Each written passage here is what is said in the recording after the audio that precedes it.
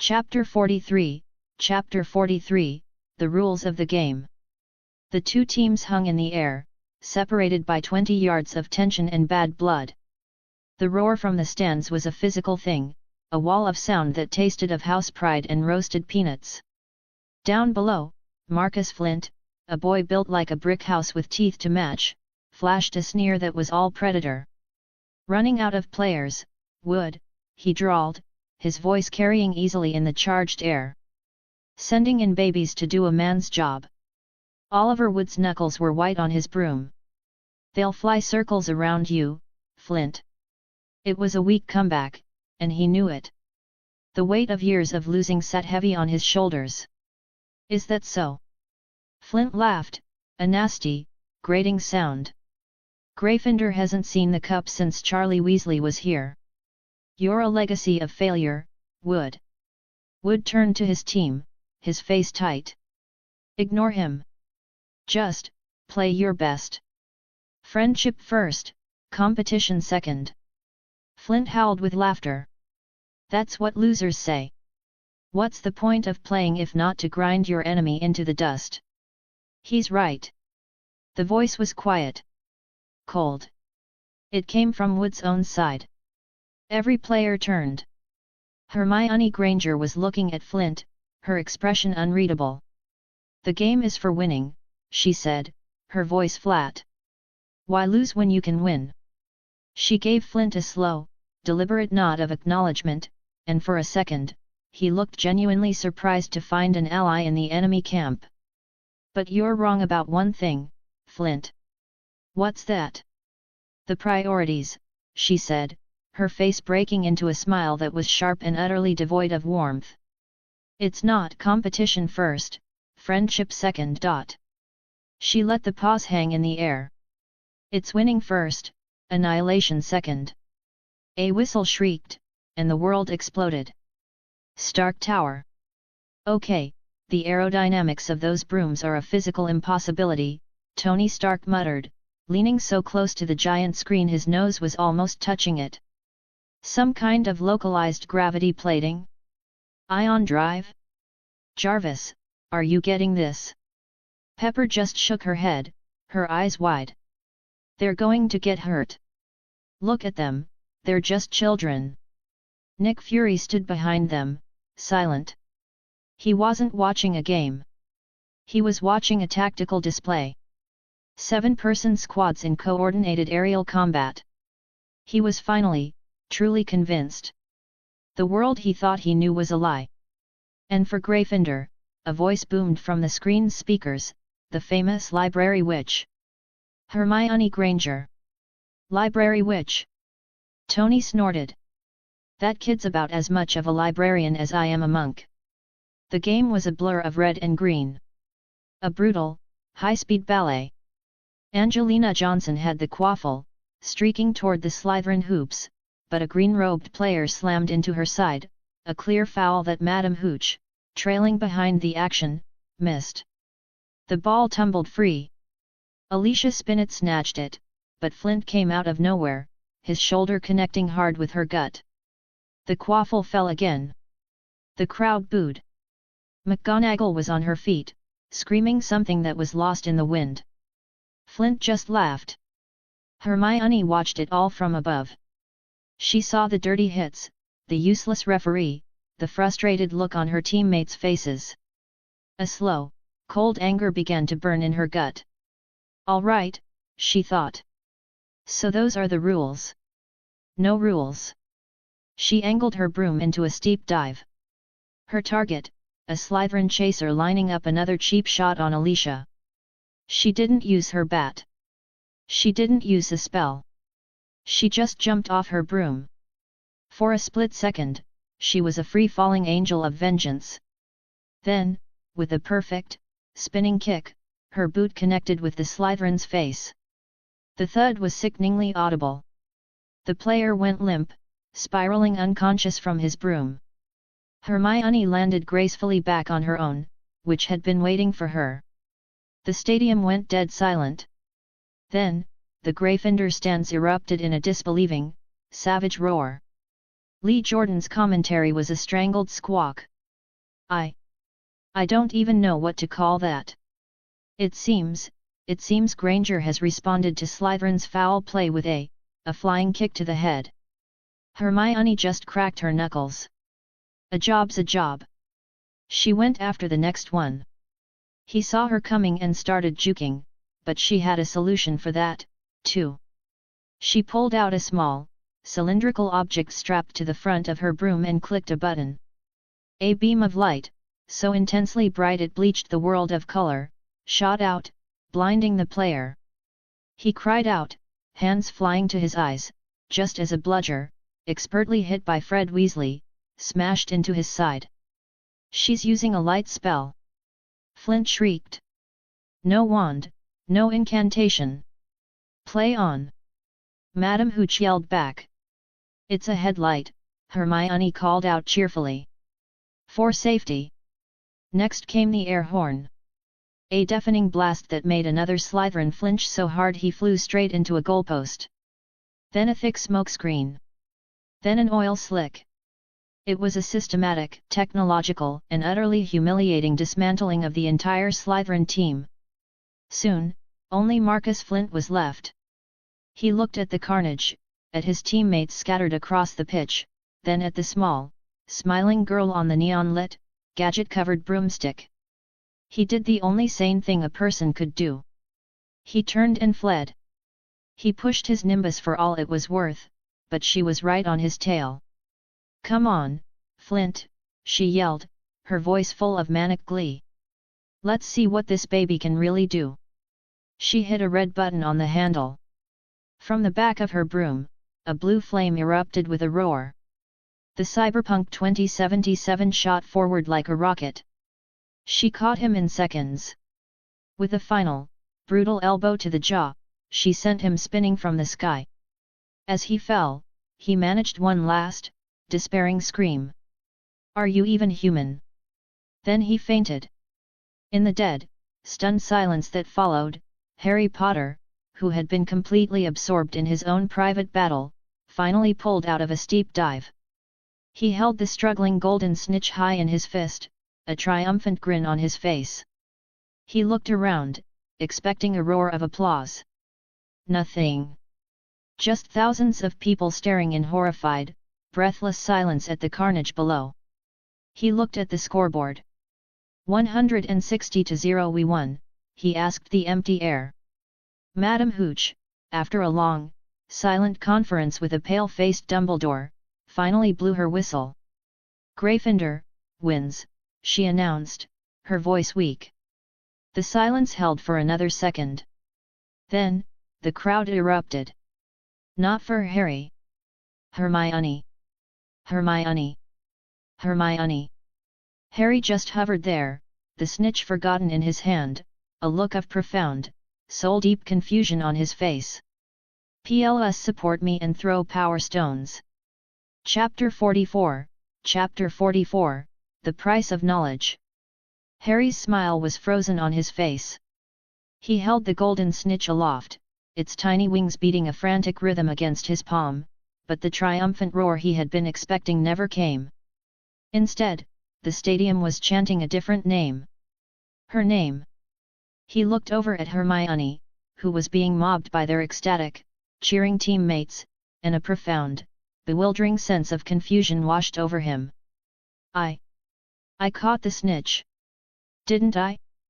In the teacher's stand, Professor McGonagall was beaming, a rare, openly joyous expression on her face. Gryffindor had finally, won. Beside her, Snape looked as though he had just swallowed a lemon, though as his gaze fell on Harry, a flicker of something almost like relief passed through his dark eyes. Dumbledore, however, simply covered his old face with one hand, his expression completely unreadable. The cheers from the Gryffindor, Hufflepuff, and Ravenclaw stands were not just for a victory, they were a catharsis. For years, they had endured the Slytherin team's dirty tactics and arrogant gloating. Today, someone had finally given them a taste of their own medicine, and it was glorious. No one cared that Hermione's methods had been brutal, they only cared that the bullies had been beaten. Stark Tower, New York. Tony, Pepper, and Fury stared at the screen, the feed having cut out just after the final cheer. They were all silent, processing the sheer, unadulterated chaos they had just witnessed. "Well," Tony finally said, breaking the silence. "I think we can conclude that the little wizard is not, in fact, a damsel in distress." Pepper was still pale. She had watched, horrified, as the sweet little girl she'd come to adore had systematically and violently dismantled an entire team of players, some of whom were twice her size. "She was so brutal," she whispered. "Brutal, yes," Fury corrected, his voice a low, grim rumble. "But also tactical, efficient, and completely unpredictable. She used non-magical technology as a force multiplier in a magical environment. She is, without a doubt, the most dangerous 12-year-old on this planet. She asked me to build her a 6-barreled Gatling gun to mount on the front of that thing," Tony added, a strange, almost proud look in his eyes. "I thought she was joking. I'm not so sure anymore." The three of them swallowed hard at the thought. Suddenly, Fury's phone rang, a shrill, urgent sound. He answered it, listened for a moment, and his expression hardened. "My apologies," he said, already moving toward the door. "A situation requires my immediate attention." And with that, he was gone, leaving Tony and Pepper alone with the lingering, unsettling images of the game. Hogwarts, the library. A few days later, Hermione sat at a secluded table in the back of the library, a tome titled A History of Modern Magical Theory open in front of her. Across from her, Harry and Ron were fidgeting, exchanging nervous, conspiratorial glances. "Hermione," Harry finally began, his voice a hushed whisper. "We need to ask you something." "Go on," she said, not looking up from her book. Do you know who Nicholas Flamel is?" "I do," she replied, her tone flat. Harry's eyes widened in surprise. "You do? Who is he?" "He was a noted alchemist and a close personal friend of Albus Dumbledore," she said, finally looking up. "Why are you asking?" She could see the excited, detective-like gleam in their eyes. They had clearly been busy while she'd been, otherwise occupied. Harry hesitated, glancing at Ron. "Well, we found something. On the 3rd floor. It's being guarded by a massive, 3-headed dog." "Hagrid let its name slip," Ron added. "Fluffy. I will never tell you," Hermione mentally recited, perfectly mimicking Hagrid's terrible secret-keeping, that the dog Fluffy is just guarding Nicholas Flamel's Philosopher's Stone. She had to give them credit, they were putting the pieces together, clumsy as they were. "So," Harry pressed on, his voice dropping even lower, "we think Snape is trying to steal whatever the dog is guarding. We saw him, his leg was all bitten up. And we think this Flamel must have made it. Do you know what it is?" "No," Hermione lied smoothly, a perfect mask of disinterest on her face. "There's nothing in the main library about any of Flamel's notable inventions." She stood up, placing the heavy book back on the shelf. As she walked past Harry, she paused and patted him on the shoulder. "But," she added, a meaningful glint in her eye, "if it's something that important, and that secret, I doubt you'd find it out here, wouldn't you?" "Where, then?" Harry asked, his eyes lighting up. "Where do they keep all the books they don't want first-years to read, Harry?" she asked with a knowing smile. "The restricted section." With that, she turned and left them, a new, exciting plan already forming in her mind. Winter arrived, blanketing the Hogwarts grounds in a thick, silent coat of silver-white snow. The castle emptied out as most of the students went home for the Christmas holidays. One cold, dark night, a ghostly, shimmering figure slipped out of the Gryffindor common room. Hermione, wrapped in the silky, magical fabric of Harry's invisibility cloak, moved silently through the deserted corridors. Harry had received it as an anonymous Christmas gift, just as the books had foretold. In return for her help with his investigation, she had borrowed it indefinitely. The cloak, she had discovered, was a deathly hallow, a wondrous item of immense power, and her grimoire had copied its magical signature the moment she'd touched it. Her destination was the library. The anti-disillusionment charms and wards on the restricted section were powerful, but they were designed to detect human magic. They were completely blind to the otherworldly power of the cloak of invisibility. For the next several days, she lived in that forbidden place. By night, she moved like a phantom through the aisles, consuming knowledge, her grimoire humming with a constant influx of new, powerful, and often deeply forbidden magic. By day, she would slip out to eat and rest, her absence from the nearly empty castle going completely unnoticed. Her power grew at an exponential rate. Hermione Jean Granger. Magic level, LV2, 5370/10,000. Spells learned, Conf Ringo, Blasting Curse, LV2, Expulso, Explosion Curse, LV1, Legilimens, Mind Reading, LV1, Obliviate, Memory Charm, LV1. But the true treasures, the spells she had really been searching for, were found in a slim, black, leather-bound book hidden in the darkest corner of the section. Dark Arts. Imperious Curse, LV1, Control. Cruciatus Curse, LV1, Torture. Killing Curse, Avada Kedavra LV1, Death. There you are, she thought with a cold, triumphant smile. The three unforgivable curses. The ultimate tools of control, pain, and death. She felt no moral revulsion, no flicker of fear. She saw them for what they were, brutally efficient solutions to complex problems.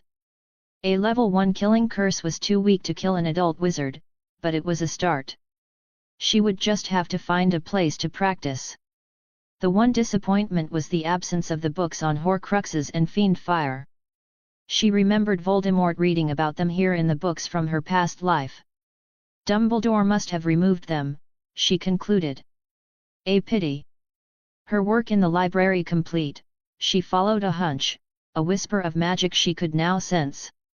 Deep in the castle, down a forgotten spiral staircase, she found an empty, disused classroom. And standing in the center of it, gleaming in the moonlight from a high, arched window, was a massive, ornate mirror. Etched into the golden frame was a strange, archaic inscription. She read it aloud, her voice a soft whisper in the silent room. Ariststra eruoid ubecafruoid on wosi. PLS support me and throw power stones. Chapter 45, Chapter 45, An Exercise in Efficiency. The Mirror of Arist. The name floated up from the depths of her past life's memory. Hermione stared at the magnificent, ornate mirror, a silent sentinel in the dusty, forgotten chamber. She knew what it was, and she knew what it was destined for.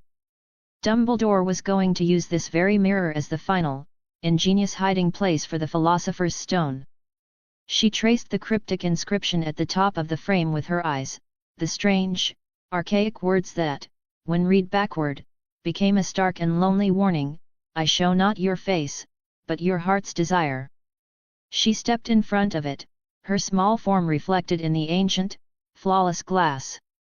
For a long moment, she just stared. The reflection wavered, shifted, and then solidified into an image that made her breath catch in her throat. It was not a vision of her parents, nor of some grand, ultimate power.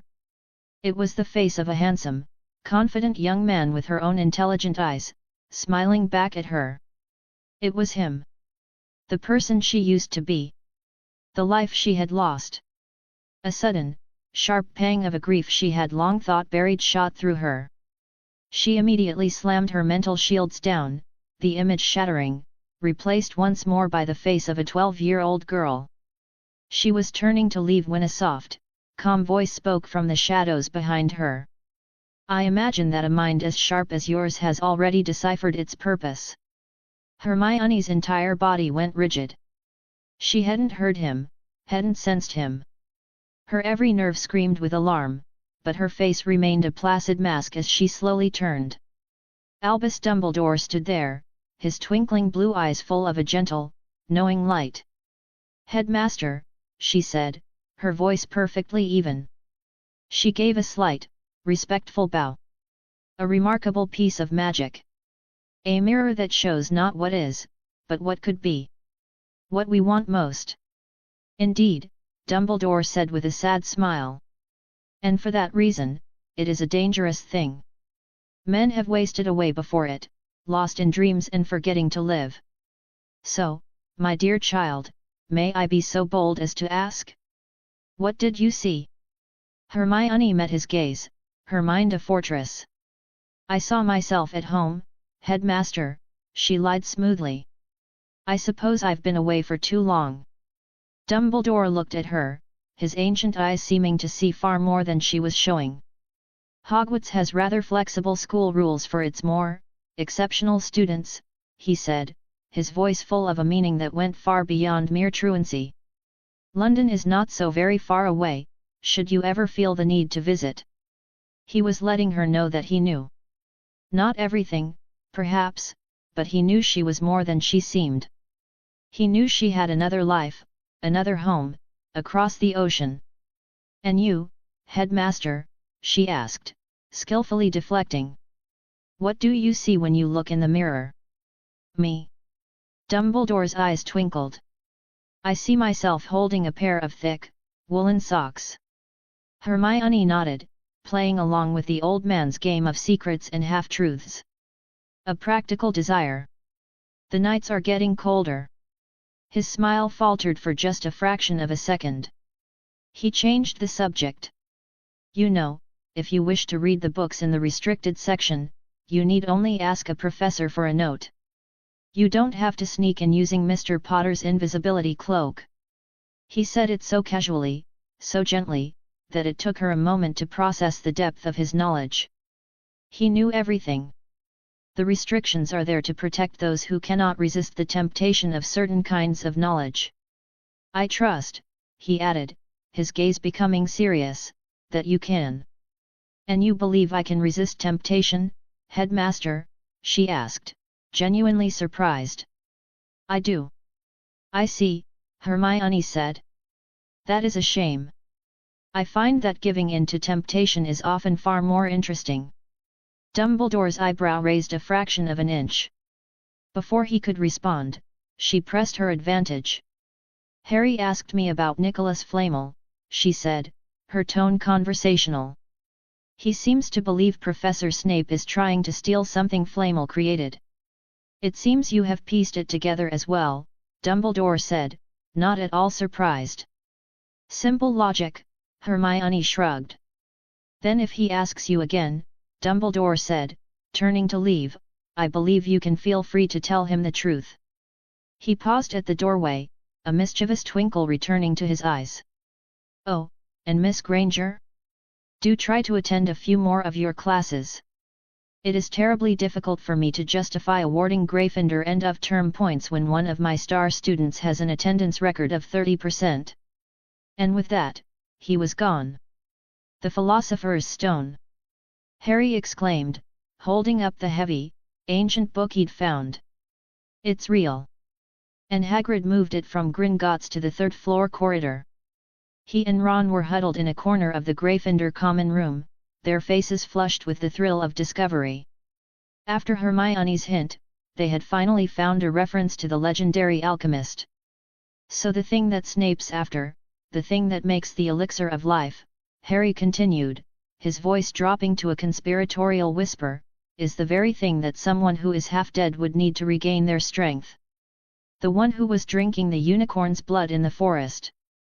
Ron, it's Voldemort. And Snape is trying to steal the stone for him." The logic, while full of holes, was convincing enough for Ron. "We have to stop him," he declared. Then he hesitated. "But, are we sure we can? I mean, we're just first years. Shouldn't we tell a teacher?" He had, after all, learned Hermione's most effective technique. They tried. But Dumbledore had been called away to the Ministry, and Professor McGonagall, her patience worn thin, had dismissed their story about Snape as a childish fantasy. "We have no choice," Harry said, his expression grim and determined. "Snape is going to make his move tonight. We have to go after the stone ourselves." Ron looked at him, then at the dying fire. "Just the two of us?" he asked, his voice weak. Harry's brave expression faltered. Then, their eyes lit up at the exact same moment. "Hermione." She listened to their breathless, flawed reasoning with an expression of polite boredom. "You blame Voldemort for everything because you have Voldemort-related PTSD," she thought. "And you're blaming the wrong professor entirely." But, she had to admit, they had arrived at the correct conclusion, even if their methods were absurd. "So," she said, her voice dangerously calm, "you confronted Professor McGonagall, a known animagus and one of the most powerful witches in this castle, with a half-baked conspiracy theory about her trusted colleague, and you're surprised she didn't believe you." Harry and Ron looked down at their shoes, suitably chastised. "Fine," she sighed. "Let's go. This will be an excellent lesson in why you should never do anything without proper planning." That night, the three of them, huddled under the magical protection of the invisibility cloak, snuck through the silent, moonlit corridors of the castle. They reached the forbidden door on the third floor. "Alohomora," Hermione whispered, and the lock clicked open. The first trial was Fluffy, the three-headed dog. It was already fast asleep, a large, enchanted harp in the corner strumming a gentle, lulling melody. "Oh no, Snape's already been here," Harry whispered urgently. "The music is how you get past it." "Right," Hermione said, unimpressed. As Harry and Ron were preparing to carefully sneak past the sleeping beast, she walked directly over to one of the slumbering heads, pulled out a small, enchanted dart, and jabbed it into the creature's thick neck. A simple, concentrated dose of the draught of living death should keep him quiet. She then lifted the massive trapdoor with a grunt. "Let's go." The dog, however, chose that exact moment to stir, a low, rumbling growl starting deep in its three chests. Its 6 eyes began to flutter open. "Now!"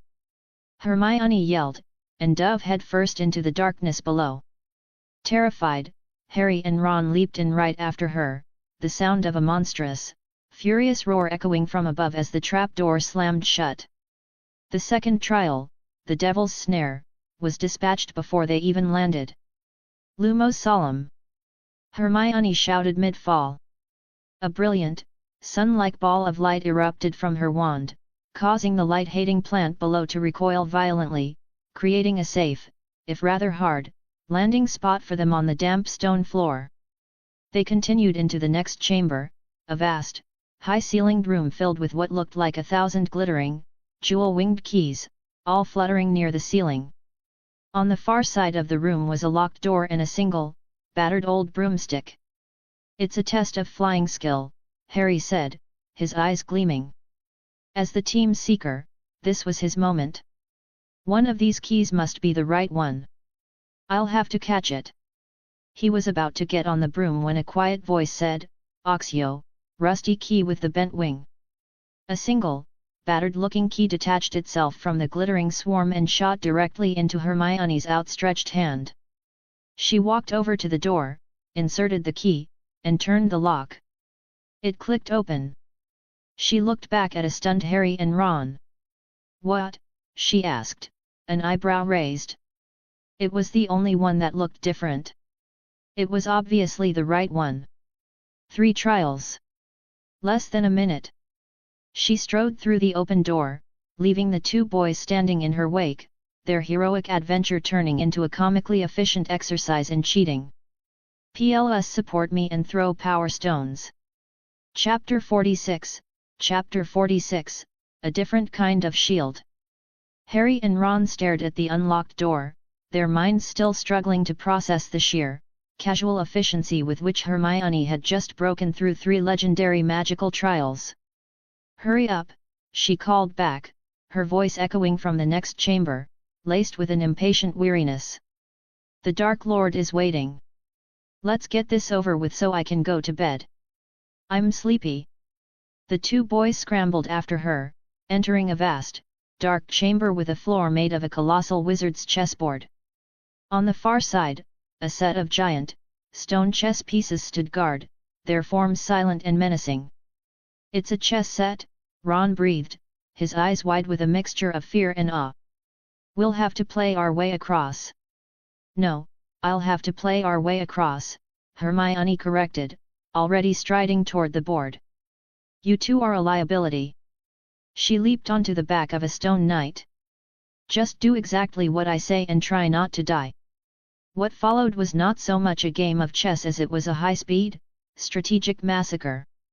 Hermione barked out coordinates with the cold, rapid-fire precision of a supercomputer. Knight to d5. The stone horse clattered across the board. The opposing queen, a towering, merciless figure, glided forward and brought her stone sword down, shattering a Gryffindor pawn. Bishop to e6. Castle to c3. Queen takes pawn. The stone pieces crashed and exploded around them, a thunderous, violent symphony of destruction. Hermione played with a ruthless, sacrificial logic, treating her own pieces and the squares her friends were occupying as completely expendable assets in the pursuit of the fastest possible victory. Finally, after a terrifying series of moves that left both Harry and Ron pale and trembling, she shouted the final command. Checkmate! Her stone king slid across the board, and the opposing king was brutally chopped into a pile of rubble. The way was clear. As they ran through the now open door, Harry turned to Ron. That was brilliant. But what about the potions riddle? I'm terrible at logic. Don't worry about it, Hermione said, her face grim. She pointed her wand at Ron. Stupefy! A jet of red light hit Ron square in the chest, and he collapsed, unconscious. Hermione, what are you doing? Harry yelled, horrified. There's going to be a fight, she said calmly, levitating Ron's limp body. His magical skill is, to be frank, abysmal. He would be a hindrance. With a flick of her wand, Ron's unconscious form floated back the way they came, a ghostly, self-piloting delivery service. He's safer this way. Harry stared at her, a new, cold fear in his heart. Her logic is flawless, he thought. But I'm not much better than Ron. Am I next? It was too late to turn back now. He gritted his teeth and followed her into the final chamber. Inside, a single, huge, ornate mirror stood in the center of the room. It was the mirror of Arist. And standing before it, his back to them, was not Snape. It was the timid, stuttering, turban-wearing Professor Quirrell. You! Harry gasped, his mind reeling. It was you all along. The prejudice in the human heart, Hermione thought, hiding near the doorway, truly is a mountain. Quirrell turned slowly, a strange, triumphant, and utterly insane smile on his face. He began to explain his evil plan, the classic villain monologue, detailing his servitude to his great master, Lord Voldemort. He had been thwarted at every turn, by Snape's meddling and Dumbledore's protections. But now, the final prize was within his grasp. Dumbledore had enchanted the mirror. Only a person who wanted to find the stone, but not use it, could retrieve it. Now, Potter, Quirrell hissed. Come here. Look in the mirror and tell me what you see. Harry, forced by Quirrell's wand, stood before the mirror. He looked into the glass, and to his utter astonishment, his reflection smiled, pulled a blood-red stone from its pocket, and then placed it into Harry's real-life pocket. He could feel the weight of it. He had the stone. What do you see? Quirrell demanded. Harry, in a desperate attempt to stall for time, began to talk. And talk. And talk. He talked about his Quidditch prospects. He asked Quirrell if he'd had a nice day. The conversation was so absurdly, painfully mundane that Quirrell's patience finally snapped. A cold, high, hissing voice that seemed to come from nowhere echoed in the room. He lies. Let me speak to him, face to face. Quirrell, his face a mask of terror, began to unwrap his purple turban. As the last of the fabric fell away, Harry saw it. On the back of Quirrell's head, where a face should not be, was another face. It was chalk white, with red, glowing, snake-like eyes and slits for nostrils. It was the face that had haunted his nightmares for 10 years. The sight of it sent a searing, white-hot agony through the scar on Harry's forehead. He cried out and collapsed, unconscious. The stone is in the boy's pocket, Quirinus, the face hissed. Get it. Just as Quirrell's hand reached for Harry's pocket, a calm, almost cheerful voice came from the doorway. Recovering well from our little chat in the forest, are we, Professor? Hermione stepped into the room, a lazy, confident smile on her face. You! Quirrell shrieked, recognizing her instantly. This was the girl with the strange, fire-spitting metal stick. The Quidditch maniac. A deep, burning hatred filled his eyes. You'll pay for that. He raised his wand. Stand down, Quirinus. Voldemort's voice commanded. Quirrell trembled, a look of pain on his face. The face on the back of his head turned its red eyes to Hermione. A girl of such talent. Join me. Serve me.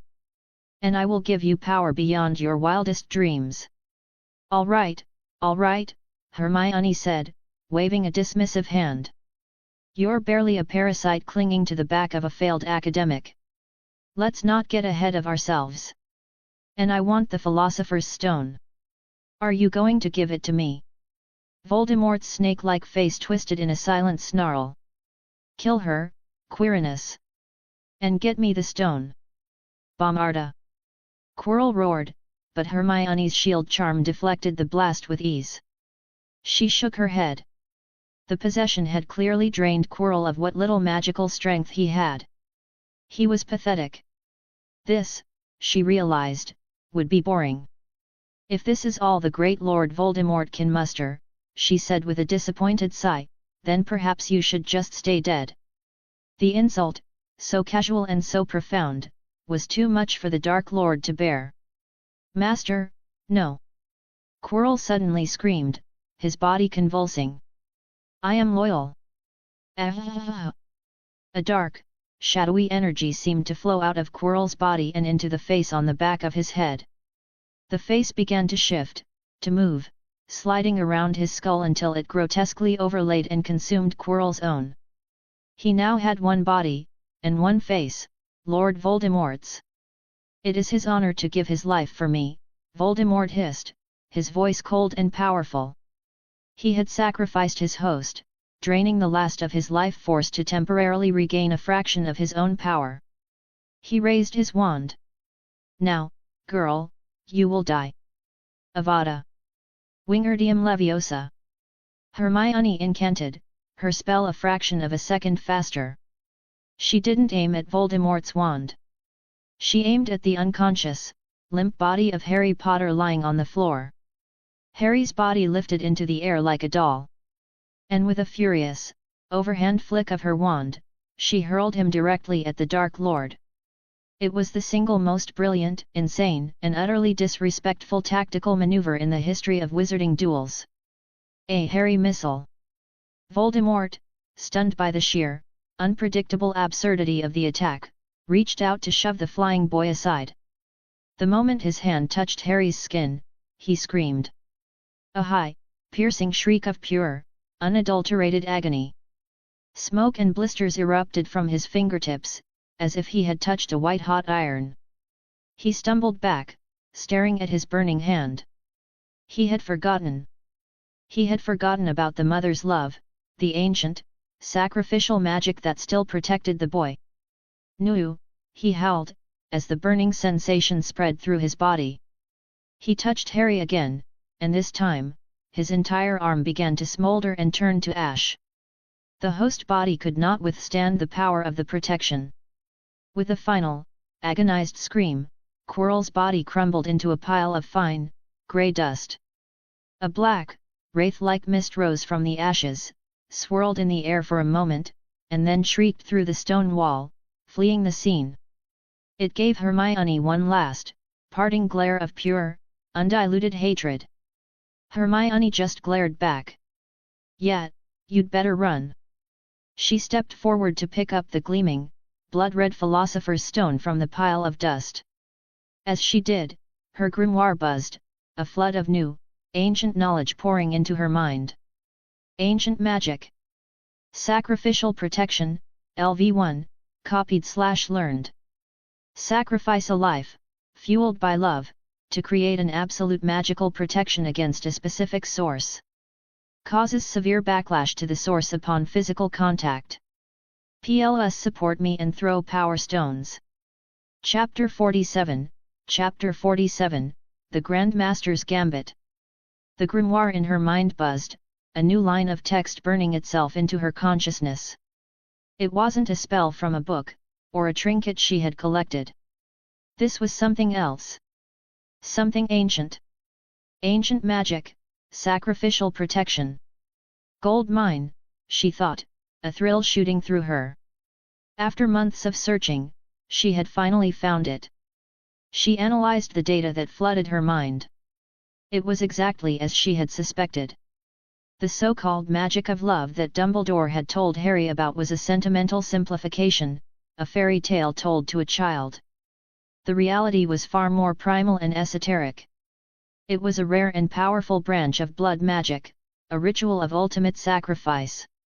Lily Potter must have had some knowledge of these ancient arts. It was the only explanation. The world was full of mothers willing to die for their children, but their love, however powerful, didn't automatically rebound killing curses. Lily's sacrifice had been the catalyst, but her knowledge had been the key that turned love into an absolute, unbreakable weapon. A purely defensive, single-target, passive-activated weapon, Hermione corrected herself with a cynical sneer. Useless. What good was a magic that only worked if you died? What good was a shield you could only forge for someone else? She wanted a sword, a tool of proactive, overwhelming force. This was not a weapon for a warrior, it was the last, desperate gambit of a martyr. Let the heroes have their noble sacrifices, she thought. I'll stick to the spells that ensure I'm the one who walks away. She dismissed the new acquisition and turned her attention to the real prize. There, in the center of the pile of fine grey dust that had once been Professor Quirrell, lay a lumpy, blood-red stone. It pulsed with a soft, internal warmth, feeling almost alive in her hand.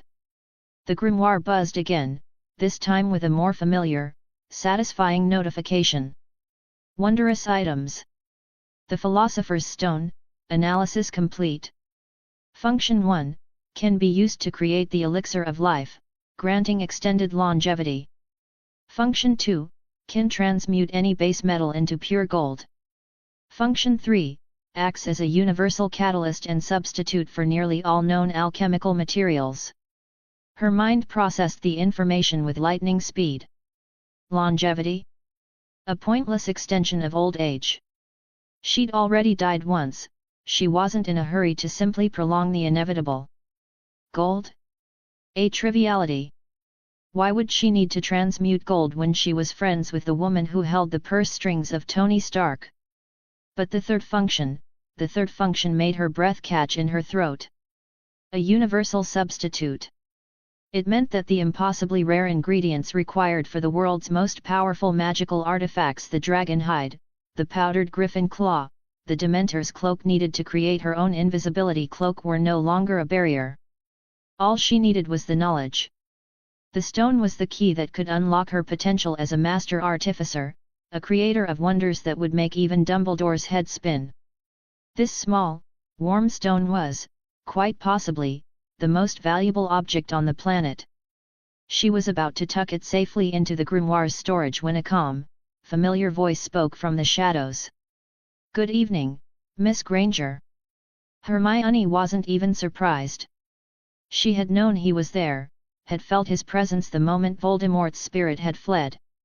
The entire, elaborate series of trials had been nothing more than a stage, a theatrical production designed by the man who now emerged from the darkness, his half-moon spectacles glinting in the faint light. "Good evening, Headmaster Dumbledore," she said, her voice a mask of polite formality. She immediately launched into her prepared alibi. "I know we have violated school rules by trespassing, but Harry discovered Professor Quirrell's plot. As his friend, I felt it was my duty to accompany him, to ensure he did not come to any harm." The spin was perfect, it had nothing to do with her, she was just an innocent, helpful friend. Dumbledore just smiled, a gentle, knowing expression that told her he saw right through her beautifully crafted lie. "There is no need to explain, my dear girl," he said, his eyes twinkling. "As for the Philosopher's Stone, here it comes," she thought, preparing her next line of defense. She would claim a purely academic interest, a desire to study the work of the great Nicholas Flamel. She would play the part of the knowledge-hungry student. It was a flawless, in-character argument. But the words that came out of Dumbledore's mouth were not the ones she was expecting. "The Philosopher's Stone," he said, his smile widening, "was always intended for you." The world seemed to tilt on its axis. Hermione's mind, always 10 steps ahead, went completely and utterly blank. "What?" she finally managed to stammer, her carefully constructed composure shattering into a million pieces. "He's giving it to me? Just like that? But why? This made no sense. This was a priceless artifact of immense power. People didn't just give away power. It was a test. A trap. A trick. He was trying to indebt her to him, to make her one of his pawns." Her mind raced, trying to calculate his angle, but for the first time, she came up with nothing. If she didn't know better, she would have thought he was one of those creepy American priests from the movies, offering candy to a little girl before luring her into a van. The thought sent a genuine, unpleasant shiver down her spine. Ignoring her wary, suspicious stare, Dumbledore reached into the pocket of his robes and pulled out a small, worn, leather-bound book. It was clearly ancient, its pages soft and yellowed with age. "My old friend, Nicholas Flamel, is tying up his affairs," Dumbledore said, his voice taking on a sad, distant tone. "He and his wife have chosen to move on. He is a great admirer of brilliant young minds, and he heard tales of a remarkable new student at Hogwarts. He held the book out to her. He asked me to pass this on to you. It is his personal alchemical notebook." Hermione stared at the book, then at Dumbledore, her confusion warring with a deep, primal suspicion. First the stone, now the instruction manual from the man who created it. This wasn't a gift. This was an anointment. This was a succession. "Why?" she asked, her voice a raw whisper. "Why me?" Dumbledore's eyes twinkled with a light that was both ancient and full of a strange, almost mischievous glee.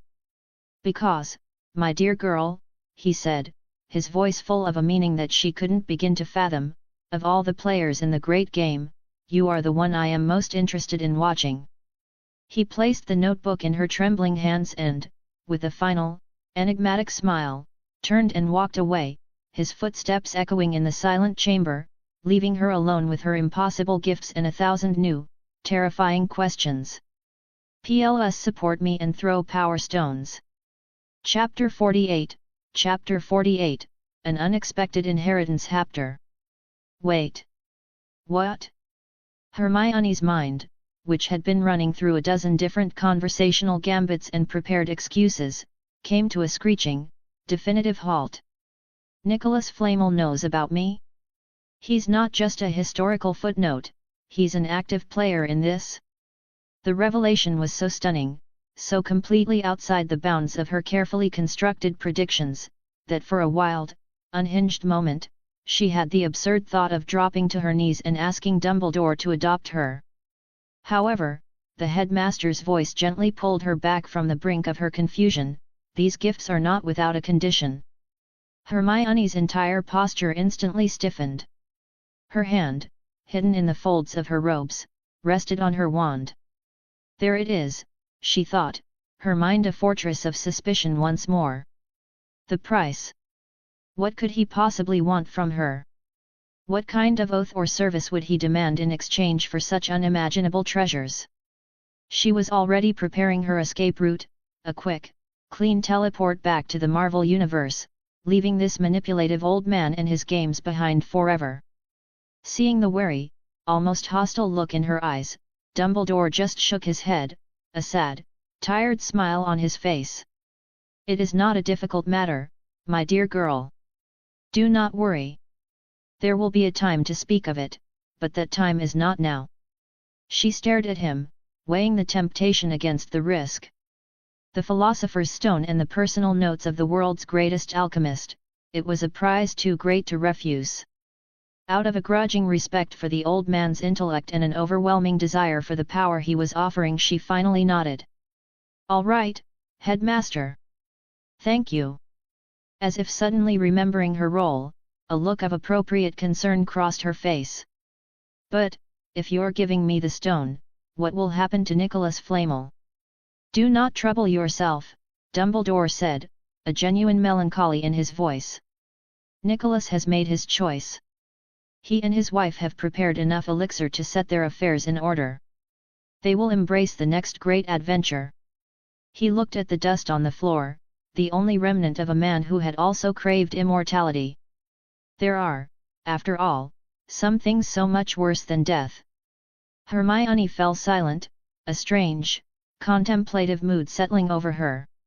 If it were her, she wondered, would she be able to let go so easily? She didn't know. It seems you understand the nature of the protection on Harry, Dumbledore said, changing the subject as he glanced at the boy's unconscious form.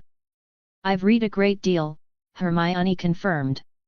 And based on what Harry told me of his past, I inferred it was a form of ancient magic. A sacrifice. Indeed, Dumbledore said. A magic his mother, Lily, gave him. She was, like you, a remarkably brilliant and inquisitive witch. During her time here at Hogwarts, she took a keen interest in the castle's deepest secrets, and seemed to have certain magical experiences that few others have. A look of profound regret passed over his face. A pity. So much knowledge, lost to time. Hermione felt a pang of genuine regret herself. To think of the secrets Lily Potter might have been able to share, secrets that were now gone forever. Hogwarts, the Great Hall. The end-of-year feast was in full swing. The hall was a joyous, chaotic sea of celebrating students, the house banners of Slytherin having been magically replaced by the triumphant scarlet and gold of Gryffindor. But Harry Potter was in no mood to celebrate. This feast, this victory, was just a painful reminder of what he was about to lose. In a few short hours, he would be back on the train, heading back to the Dursleys, back to the cupboard under the stairs.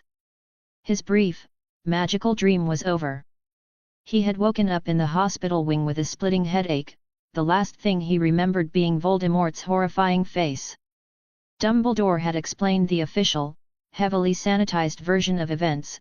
Professor Quirrell, with evil intent, had been defeated in a wizard's duel by Miss Granger, and had died from a magical backlash. When the news had spread through the school, Hermione's reputation had transcended from mere genius to living legend. A first-year student had killed a professor. The thought was so scandalous, so utterly terrifying, that it only made her more popular. Hermione, however, was not enjoying her newfound fame. Dumbledore's announcement had painted a massive target on her back. She could no longer operate in Harry's shadow, picking up scraps of opportunity. Now, the surviving Death Eaters, and Voldemort himself, knew her name. But then she remembered the Dark Lord's parting glare of pure, undiluted hatred. It doesn't matter, she thought with a cold, ruthless resolve. He already remembered me. Let them come. Give me a year or two to develop, and I'll make them all kneel. She picked up the brand new Nimbus 2000 that was leaning against the bench beside her and tapped Ron on the shoulder. He turned, his mouth full of chicken. Hermione had explained to him that he'd been knocked unconscious by a stray curse from Quirrell during the fight. He had believed it without question. As far as he was concerned, he had bravely accompanied his friends on a dangerous mission and come out a hero. He'd even caught the eye of Lavender Brown. Life was good. "This is for you," Hermione said, tossing the broom into his lap. "What, this is?" Ron stared at the magnificent, gleaming broomstick, his mind struggling to catch up. Then he remembered her promise, after the troll incident. You were serious." The broom was a thing of beauty, a priceless artifact he had only ever dreamed of touching. He hesitated, his joy warring with a deep-seated sense of inadequacy. I can't take this, Hermione. It must have cost a fortune." "Don't worry about it," she said with a dismissive wave of her hand. "I made it myself. A little alchemical experiment." You made it?" Ron's eyes widened. Then his expression settled into one of familiar, resigned awe. Of course she had. This was Hermione. At this point, he wouldn't have been surprised if she'd told him she'd invented a new planet over the weekend. "Hermione," he exclaimed, his face alight with pure, unadulterated joy. "You're the best. I love you." He lunged forward to give her a hug. The tip of her wand was suddenly pressed against his forehead. "Don't," she said, her voice dangerously quiet, a murderous look flashing in her eyes. Ron laughed awkwardly and sat back down, his enthusiasm slightly dampened. Hermione slowly retracted her wand. Putting everything else aside, she had to admit, she admired Ron. He wasn't the brightest, or the most skilled, but he had a core of pure, Gryffindor steel. A boy who would willingly sacrifice himself in a game of wizard's chess at age 11 was a boy with potential. And she remembered from the books that, in the future, he would have no qualms about killing a Death Eater to protect his friends. His logic had been simple, brutal, and to her, deeply appealing. If we don't kill him, he'll kill us when he wakes up. Yes, Ron had potential. His childish crush, however, was a tactical annoyance that would have to be managed. PLS support me and throw power stones. Chapter 49, Chapter 49, Orientation Day. The Great Hall was a sea of green and silver. Slytherin banners hung from the enchanted ceiling, their serpentine crests seeming to sneer down at the other houses. The mood at the Gryffindor table was funereal. They were in last place, a fact the Slytherins were thoroughly enjoying. Then, Dumbledore stood up. A hush fell over the hall. The headmaster, his eyes twinkling with a light that seemed far too mischievous for a man of his age, began his end-of-year announcements. "Another year, gone," he began, his voice echoing through the hall. "And now, as I understand it, the House Cup needs awarding." He gestured to the banners. In fourth place, Gryffindor, with 312 points. In third, Hufflepuff, with 352. In second place, Ravenclaw, with 426 points. And in first place, with an impressive 472 points, Slytherin House. A thunderous, arrogant cheer erupted from the Slytherin table. The Gryffindors sank lower in their seats. They knew it was their own fault. Harry's constant clashes with Snape, Ron's occasional temper, and Hermione's flagrant disregard for class attendance had cost them dearly.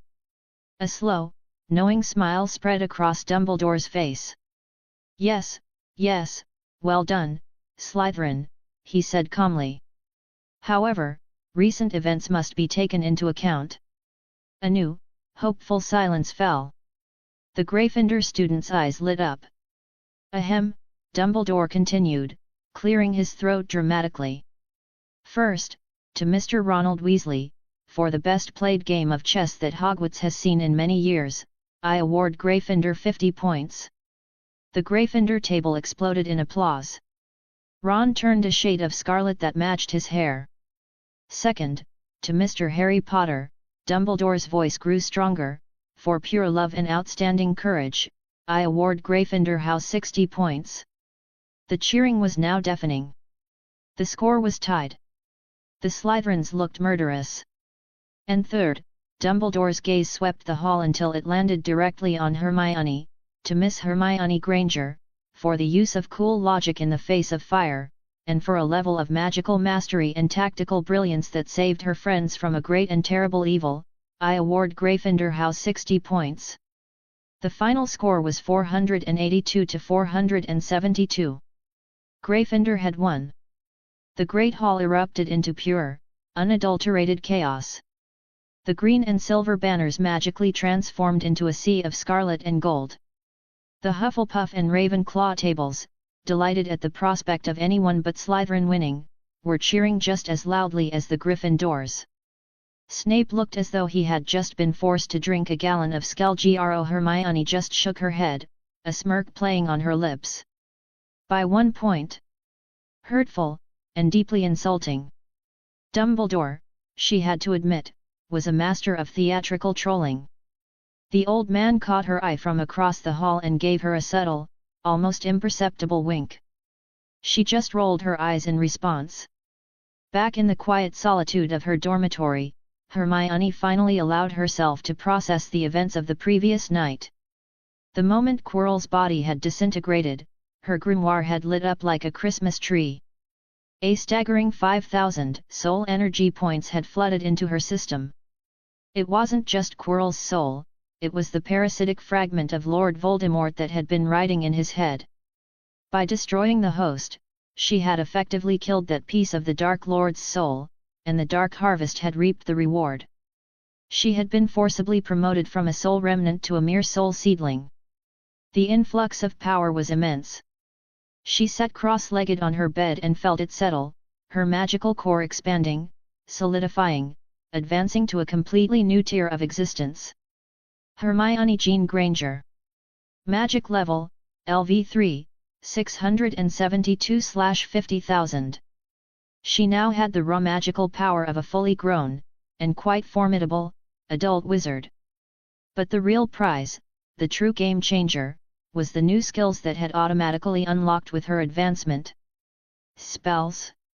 Silent spell casting, LV1, 1/1000. Wandless casting, LV1, 1/1000. Hermione's heart hammered against her ribs with a thrill of pure, unadulterated glee. These were the true magical arts, the skills that separated the masters from the students. She knew the greatest weaknesses of any wizard: take their wand, or silence their voice. With these two skills, those weaknesses were gone. Even at level 1, they were applicable to every spell she knew. She could now be disarmed, bound, and gagged, and still be the most dangerous person in any room. She imagined it, an enemy thinking they had her cornered, and then her hand simply stretching out, 5 silent, wandless killing curses erupting from her fingertips.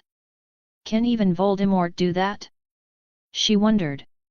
She was now, without a doubt, a monster. A wonderful, terrifying, and utterly unstoppable monster. Shield Triskelion, Marvel Universe. Hermione stood in a vast, white, and completely sterile training room that was the size of an aircraft hangar. Lined up before her, in a neat, military formation, were the students Nick Fury had chosen for her.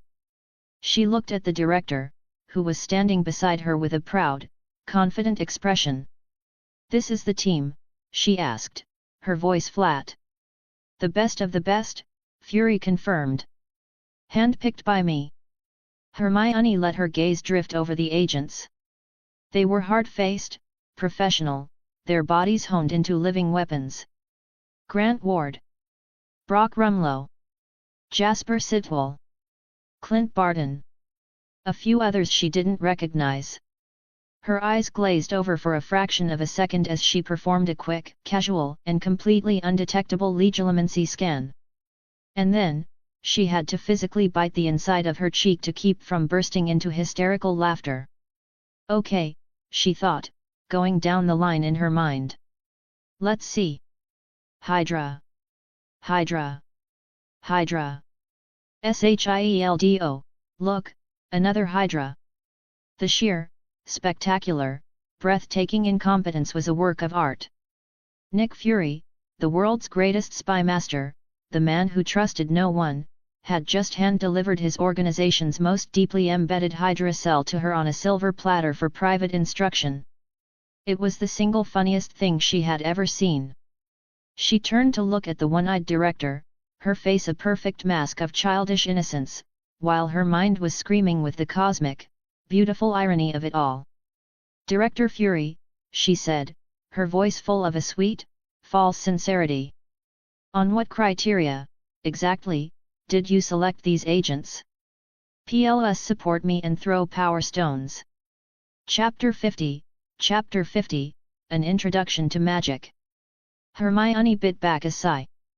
Fine. Whatever. It wasn't her spy agency, and it wasn't her funeral when Hydra eventually blew it up from the inside. Fury, of course, had his reasons. Natasha and Coulson were her established handlers, their relationship was already forming. Using them for this initial, introductory phase would be a waste of their specialized skills. More importantly, they, along with Maria Hill, were his most trusted operatives, his right and left hands. They had their own missions, their own fires to put out across the globe. He couldn't spare them to babysit a group of students, no matter how important the subject matter. The agents themselves were a picture of professional confusion. 1 minute, they were being pulled from active duty for a top-secret, eyes-only briefing. The next, they were standing in a cavernous training room, being told their new instructor was a 12-year-old girl in a strange, theatrical costume. From today forward, Fury's voice boomed, echoing in the sterile, white room, "You are the inaugural class of S.H.I.E.L.D's new division of Arcane and Esoteric Studies. You will form the backbone of our future response team for supernatural and mystical threats." He gestured toward Hermione. "This is your instructor, Consultant Granger. For the duration of this class, her authority is absolute. She has been granted provisional level 9 clearance. You will address her as professor and you will obey her every command without question. Is that clear?" A wave of stunned, disbelieving silence was his only answer. Level 9? That was Hill's level. It was a rank that put this child on par with the deputy director of SHIELD. It was insane. Seeing their confusion, Fury elaborated. "She is going to show you another side of the world. She is going to teach you about magic." If they were stunned before, they were utterly flabbergasted now. Magic? They were soldiers and spies, men of science and steel. They dealt with super soldiers and alien technology, things that, while extraordinary, still operated within a recognizable, if advanced, set of physical laws. Magic was the stuff of fairy tales and cheap stage shows. "Hello, everyone," Hermione chirped, waving a cheerful little hand. "My name is Hermione Granger. I'm a witch, and I've been invited by the boiled egg here to be S.H.I.E.L.D's new consultant on all things mysterious." She gave a little bow. "It's a pleasure to be your teacher." Fury's one good eye twitched violently at the nickname.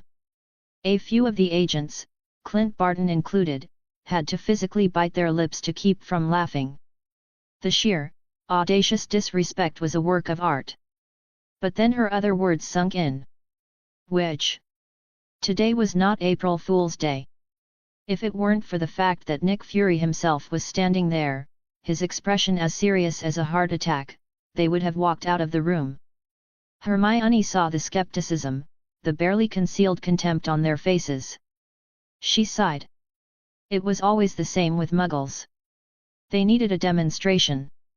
Without a word, she made a slow, deliberate clenching motion with her hand. Gravitas. The effect was instantaneous and absolute. It felt as if the planet's gravity had suddenly multiplied by a factor of 10. The 6 elite, highly trained agents were slammed to the floor as if struck by an invisible hammer. They hit the reinforced concrete with a series of sickening, bone-jarring thuds. Brock Rumlow, a man who could bench press a small car, grunted, the veins on his neck bulging as he tried to push himself up. It was useless. It felt as if a mountain had been dropped on his back. The pressure intensified, and the air was filled with the horrifying, creaking sound of their own skeletons protesting under the immense, unnatural weight. A slow trickle of blood began to seep from their noses. "Consultant!" Fury yelled, a note of genuine panic in his voice. He needed them intimidated, not pulverized. "Humph," Hermione grunted, and with a flick of her wrist, the spell was lifted.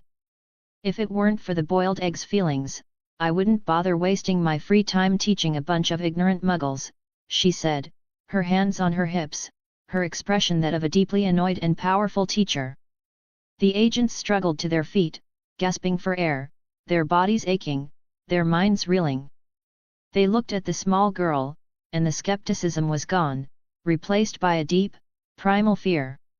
One moment, they were the most dangerous men in the room. The next, they had been utterly, effortlessly incapacitated by a child's gesture. The bald man, Jasper Sitwell, a creature of pure, sycophantic opportunism, was the first to recover. He quickly straightened his suit, wiped the blood from his nose, and gave Hermione a low, respectful bow. "Professor," he said, his voice laced with a newfound sincerity, "it is an honor to be in your class. We were ignorant. Please, forgive our presumption." Hermione looked at the small, bald man with the gold-rimmed glasses and nodded, a look of satisfaction on her face. "See?" she thought. "Hydra agents have much better manners." "Not bad, Agent Yi," she said, patting his shoulder. My name is Jasper Sitwell, Professor." "I know, Agent Yi," she replied with a sweet smile. Fury just sighed.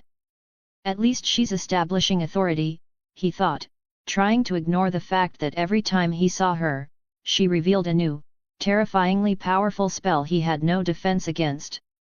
"Right then," Hermione said, her tone all business. "I'll be giving you 2 textbooks. Read them thoroughly. There will be a test."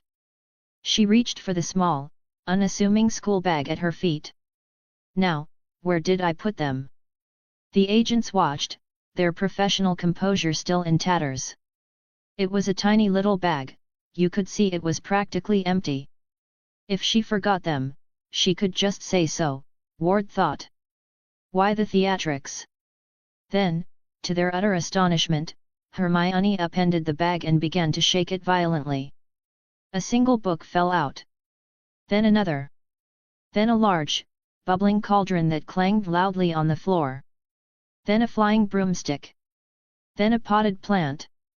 Then a pillow, a chessboard, a stack of clothes, and a dozen clinking glass vials.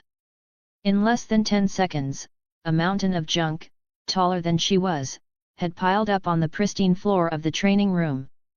Fury, who had seen her do impossible things all day, just stared, his mind finally, truly broken. Is that a 4-dimensional pocket? And why does she keep a cauldron in her school bag? Wee-woo. A muffled sound came from the pile. Hermione's entire upper body had disappeared into the mountain of her own possessions, only her 2 legs kicking wildly in the air. Just as Clint was about to step forward to help, she struggled free, gasping for air, her hair a mess. "Phew," she said, wiping her brow. "Almost suffocated." Then, she raised 2 slim, leather-bound books high in the air, a look of pure, triumphant joy on her face. "Found them!" Chapter 51, Chapter 51, A Lecture on the Nature of Reality. Seeing the dust-covered but triumphant smile on Hermione's face, the room full of elite secret agents was rendered completely and utterly speechless. This girl, this consultant, was a walking paradox of terrifying power and baffling, childish chaos. "It's a simple space expansion charm," Hermione said, dusting off her robes with a dismissive wave of her hand. "Standard stuff. Don't make such a fuss." "A fuss?" Coulson thought, his mind still trying to process the mountain of junk that had just been birthed from a tiny school bag. She calls this a fuss? The world they knew, with its neat, predictable laws of physics, was being systematically dismantled before their very eyes. Hermione raised her hand, and 2 of the leather-bound books from the pile floated through the air, drifting gently into the hands of her new students. Faced with this casual, effortless display of magic, the agents quickly and silently opened their textbooks. With things finally on the right track, Fury felt a sliver of his professional composure return. As long as we can create a team that understands these new threats, he thought, all of this insanity will be worth it. After a few minutes of intense, silent reading, the bald agent, Jasper Sitwell, raised his head. "Professor," he began, his voice a low, respectful whisper, "I've finished the first section. If I may, I have a few questions." Hermione looked up from the apple she was now munching on, a little surprised. The others were still reading, their brows furrowed in concentration. She had expected the quiet, observant one, Barton, to be the first. But it was the sycophant. "He's a weasel," she thought, a brief, dark memory of his future fate flashing in her mind thrown into traffic by the Winter Soldier. "But he's a smart, fast-reading weasel." For a moment, a strange, pragmatic thought crossed her mind. Maybe I should protect him. A good sycophant is hard to find. "Go ahead, Agent Yi," she said, magnanimously. Sitwell beamed, a proud look on his face. "Professor, the text mentions 3 primary classifications of magic users: wizards, mystic mages, and dimensional mages. Could you elaborate on the distinctions?" "An excellent, relevant question," Hermione said, pointing her half-eaten apple at him like a scepter. 5 points, to Hydra House," she added under her breath. Aloud, she said, 5 points for Agent Yi. She stood and began to pace before them, her entire demeanor shifting from that of a slightly chaotic child to a confident, knowledgeable lecturer. "Wizards, like myself," she began, "are born with it. Our power is innate, a part of our very biology. We use incantations and wands as a medium to focus our internal magic and reshape reality according to our will. One cannot become a wizard, you either are one, or you are not. We generally live apart from your world, hidden in plain sight." Next, she spoke of the second type.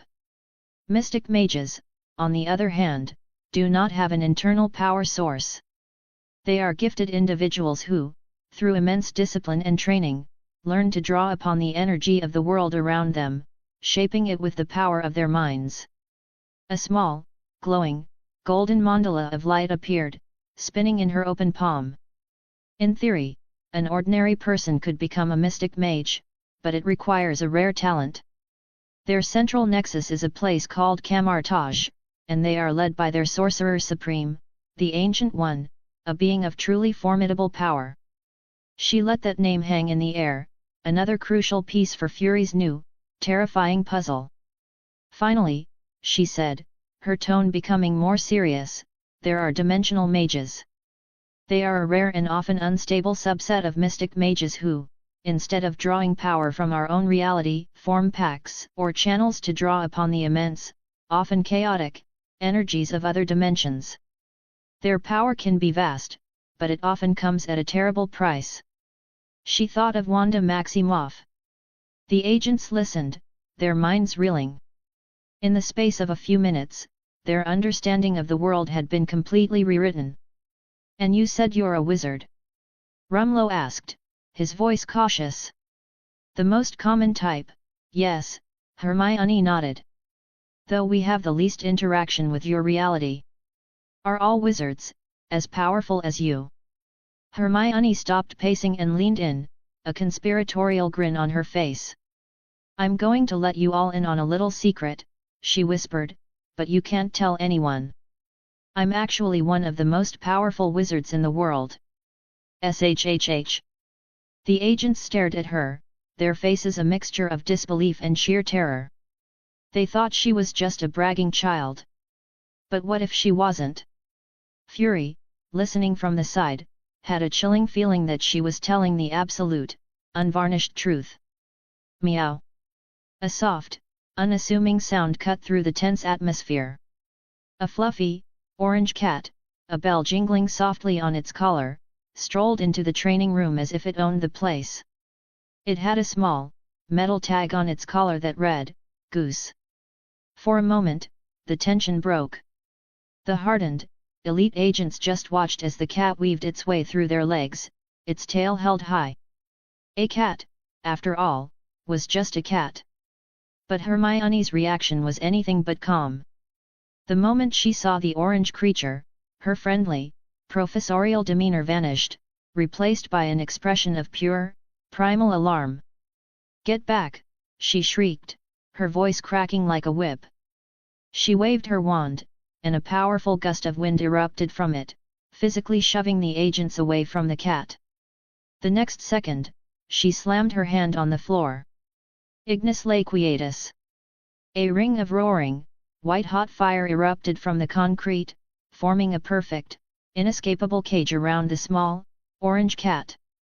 The heat was so intense it made the air in the vast room shimmer.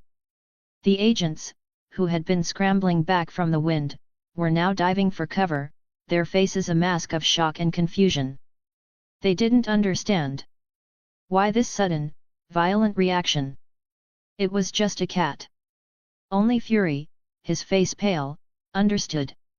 He knew what Goose was. But he had no idea how she knew. "Professor," he said, his voice strained as he approached the wall of fire. "Goose means no harm. Please, take back the flames." Hermione glared at him, her eyes burning as brightly as the fire she commanded. "This thing is a flurkin," she hissed, the name sounding like a curse. "A devourer of worlds. I know it means no harm, Director. It's a cat. It doesn't mean anything. But its instinct to swallow things that threaten it is not a matter of good or evil. It's a matter of physics." She gestured at the stunned agents. "I don't care about myself, I can get out if it swallows me. But if one of your men gets accidentally stored in its pocket dimension stomach, don't expect me to go in after them." After a long, tense moment, she finally relented, and the cage of fire vanished. The agents breathed a collective sigh of relief, their eyes now fixed on the small, purring orange cat with a new and profound level of terror. Sitwell, ever the scholar, took a hesitant step forward. He looked from Fury, to Hermione, to the cat, and asked the question that was on everyone's mind. A flurkin. PLS support me and throw power stones." Chapter 52, Chapter 52, of Cats and Curiosities. Fury was helpless. For years, Goose had been his secret weapon, a purring, unassuming alien of incomprehensible power, masquerading as a simple office cat. It was a perfect disguise. Now, this 12-year-old girl had taken one look at it and blown its cover completely, summoning a cage of hellfire in the middle of his training room. The cat, as they say, was out of the bag. "The flurkin," Hermione began, her lecture mode switching back on, "is one of the most deceptively dangerous creatures in the known universe. On the outside, an adorable terrestrial feline. On the inside," she paused for dramatic effect, "is a pocket dimension of infinite size and a writhing mass of tentacles capable of swallowing and storing entire starships." She looked pointedly at the stunned agents. "Usually, once it swallows you, the only way out is with something like, say, a cosmic cube. Or if you're a master of spatial magic. Otherwise, you're just cat food. For eternity." At the casual mention of the cosmic cube, Fury's heart skipped a beat. He shot a quick, sharp look at Hermione, but her expression was one of perfect innocence. He saw Coulson and the other senior agents in the room subtly stiffen. "She knows," he thought, a cold dread mixing with his awe. "She knows we have it." Hermione, of course, saw their micro-expressions and filed the information away. She gently scooped up the purring orange cat. Now, let's have a look at you, she cooed, scratching Goose under the chin. As the flurkin closed its eyes and began to snore, a tiny, almost invisible needle pricked its skin for a fraction of a second, drawing a single, microscopic drop of blood before vanishing. Flurkin, collected. Gotcha, she thought, a triumphant smirk flashing across her face. You're drawing its blood? Fury asked, his voice tight with a new kind of terror. Are you insane? What if it gets angry? Research, Hermione said simply, as if it were the most obvious thing in the world. She then held the purring cat up, pointing its face at a large, flat-screen monitor on the wall. All right, Goosey, she said cheerfully. Show the nice muggles the trick. The next second, Goose's mouth unhinged. It opened wider and wider and wider, stretching in a physically impossible way until it was a gaping, bloody maw filled with a writhing, wriggling forest of pink, slimy tentacles. The tentacles shot out across the room, wrapped around the 60-inch television, and violently yanked it into the cat's mouth with a crunch of plastic and glass. The mouth then snapped shut, and Goose was once again just a small, orange cat, licking his lips with a satisfied air. The television was gone. The agents stared, their faces pale, their professional composure completely shattered. They looked from the innocent-looking cat to their director, their eyes filled with a new, profound, and deeply resentful terror. You let this thing wander the halls? Their expressions screamed. It could have eaten us. Director, Hermione said, her voice bright and cheerful. Can I keep him? I'll waive my consultation fee for the next year. Fury looked embarrassed. Miss Granger, it's a highly dangerous alien organism. No, it's not, she replied, her face a mask of stubborn innocence. It's a cat. You just said it was a devourer of worlds. It's an orange cat, she insisted. They all heard you. Fury said, gesturing desperately at his agents for support. Rumlow suddenly became fascinated by a scuff mark on his boot. Sitwell was intensely studying the ceiling tiles. Barton just gave a slow, deliberate shake of his head. They were not getting on the wrong side of the witch who could summon fire and the cat that could eat televisions. Fury let out a long, slow sigh of utter, soul-crushing defeat. Fine, he grumbled. But you have to bring him back for visits. Of course, Hermione said. She placed Goose on her shoulder. You'll be coming with me from now on, understood? Meow, Goose replied, rubbing his face affectionately against her cheek, not even giving his former owner a backward glance. My own cat, Fury thought, a feeling of profound, paternal betrayal washing over him. Stolen by a child. All right, class dismissed, Hermione announced. Go read your textbooks. As the agents scrambled out of the room, eager to get as far away from the flurkin as possible, Fury stopped her. Consultant, he said, his voice now all business. One more thing. I have an object I'd like you to identify. Back in his office, Fury handed her a tablet displaying a series of high-resolution photographs. The object in the pictures was a piece of silver-grey metal, covered in strange, shifting geometric patterns. It radiated a sense of ancient, alien power, even through the screen. Hermione recognized it instantly. The obelisk. Oh, this is going to be fun. I know what this is, she said calmly. But what does item 084 mean? It's our designation for an object of unknown origin, Fury explained. Wait, you know what it is? She nodded. Of course. It's an inhuman diviner. An obelisk. What's it doing in your possession? Fury's mind raced. Inhumans? Are they another magical race? Hermione looked at him with an expression of pure, unadulterated shock. You don't know? You're the director of SHIELD, the organization responsible for protecting this planet from unknown threats, and you don't know about the Inhumans. She shook her head, a look of deep, profound disappointment on her face. Fury's dark cheeks flushed. He had been embarrassed so many times today that he was almost becoming immune to it. Alas, Hermione sighed dramatically. I'm beginning to think this partnership in justice was a terrible mistake. She decided to take pity on him. A long time ago, a nasty, blue-skinned alien race called the Kree came to Earth and did some experiments on early humans. The Inhumans are the result. They are, to put it simply, a race of human-alien hybrids. She paused. Let me guess. Everyone who has touched this thing has turned to stone, right? Fury's one eye widened. How did you know that? Because, she explained, her tone that of a bored professor lecturing a particularly slow student, that obelisk is not just an object, it's a key. It contains Terrigen crystals. Normal Inhumans are born without powers, just like you. But when they are exposed to the Terrigen mist from this diviner, they undergo a transformation, a metamorphosis that awakens their latent alien abilities. However, anyone without Inhuman genes who touches it, well, they turn to stone. She shook her head again.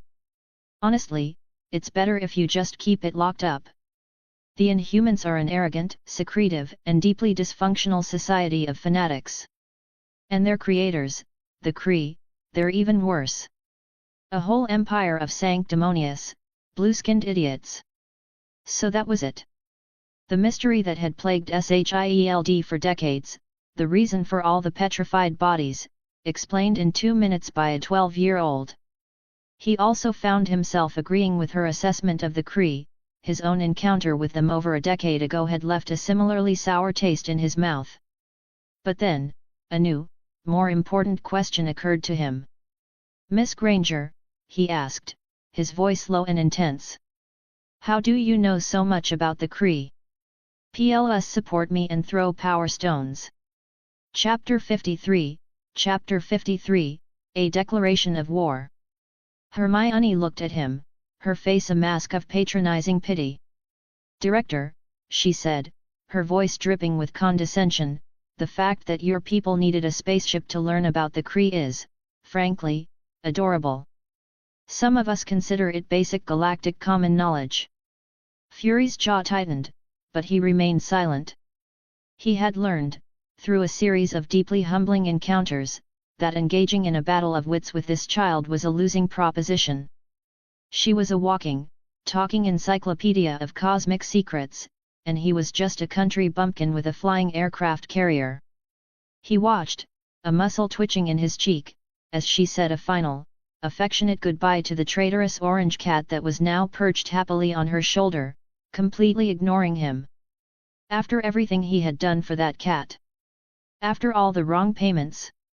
With a final, enigmatic smile, she vanished, and Fury was left alone in his office, feeling older, more tired, and infinitely less informed than he had been an hour ago. The sun was bleeding into the horizon as Hermione stepped out of the alley, casting the streets of New York in long, dramatic shadows. The air was cool, smelling of hot pretzels, exhaust fumes, and the promise of rain. She walked, her mind a whirlwind of long-term strategy. The pieces were moving. Shield was hooked, Tony was on the path to becoming a hero, and she had a new, powerful Flurkin companion. Things were proceeding according to plan. She was so lost in thought that she almost missed it. A subtle shift in the atmosphere. The street, which had been bustling with the usual evening rush, had become unnaturally quiet. The distant sound of traffic seemed to fade, replaced by a heavy, watchful silence. She stopped. The hairs on the back of her neck prickled. She could feel it. The weight of unseen eyes. An ambush. A sharp, almost silent thwip, followed by the supersonic crack of a sniper round, ripped through the quiet. A faint, shimmering ripple appeared in the air an inch from her face as the bullet flattened against her shield charm and clattered harmlessly to the pavement. Lumos Maxima. A brilliant, sun-like orb of light erupted from her wand, turning the dusky street into a landscape of stark, unforgiving daylight. And in that light, she saw them. Dozens of them. Black-clad, heavily armed mercenaries, emerging from alleys, dropping from fire escapes, their forms previously cloaked in shadow, now exposed. Drones, like mechanical wasps, buzzed in the air above, their red optical sensors all fixed on her. The men closest to the flash cried out, clawing at their ruined night vision goggles, their eyes seared by the sudden, magical daylight. Target is hostile. All units, engage. Engage, a voice crackled over their comms. The world erupted in a deafening, thunderous roar of automatic weapons fire. The street became a hailstorm of lead and fire, hundreds of bullets converging on her position. The air around her shimmered and sparked as the rounds impacted her shield, each one creating a small, spider-webbed ripple on the surface of the invisible barrier. She just stood there, her expression one of bored annoyance. Really? She thought. This is your plan? The Hydra team leader watched from a nearby rooftop, his jaw tight with a mixture of disbelief and dawning horror. They had been told the target was a potential superhuman. They had not been told she was a god. An entire elite assault team was unleashing enough firepower to level a city block, and she wasn't even flinching. Keep firing, he roared into his comms. Her shield can't last forever. RPG team, on my mark. Several soldiers on adjacent rooftops shouldered rocket launchers. With a fiery whoosh, a volley of explosives streaked across the sky, converging on Hermione's position. Boom! Boom! Boom! The street erupted in a series of massive, fiery explosions that shattered windows for blocks around. The mercenaries ceased fire, the sudden silence almost as deafening as the previous gunfire. They advanced slowly, their weapons raised, peering into the thick, acrid cloud of smoke and dust. The smoke gradually cleared. And she was still there. Standing in the center of a blackened crater, completely untouched, without so much as a speck of dust on her black robes, an expression of profound disappointment on her face. "Is that it?" she asked, her magically amplified voice echoing in the silent, ruined street. "How boring!" She sighed. It wasn't her nature to be passive. And frankly, she had been wanting to cut loose for a very, very long time. "My turn." She raised her wand. And then, the symphony began. Bombarda Maxima. A concussive blast of pure force erupted from her position, throwing a squad of mercenaries like rag dolls. Diffindo. An invisible blade shot out, severing a lamp post, which toppled over and crashed down onto a parked car, crushing it like a tin can. Incendio Tria. A torrent of white-hot, serpentine fire engulfed a SHIELD armored vehicle, turning it into a molten slag heap in a matter of seconds.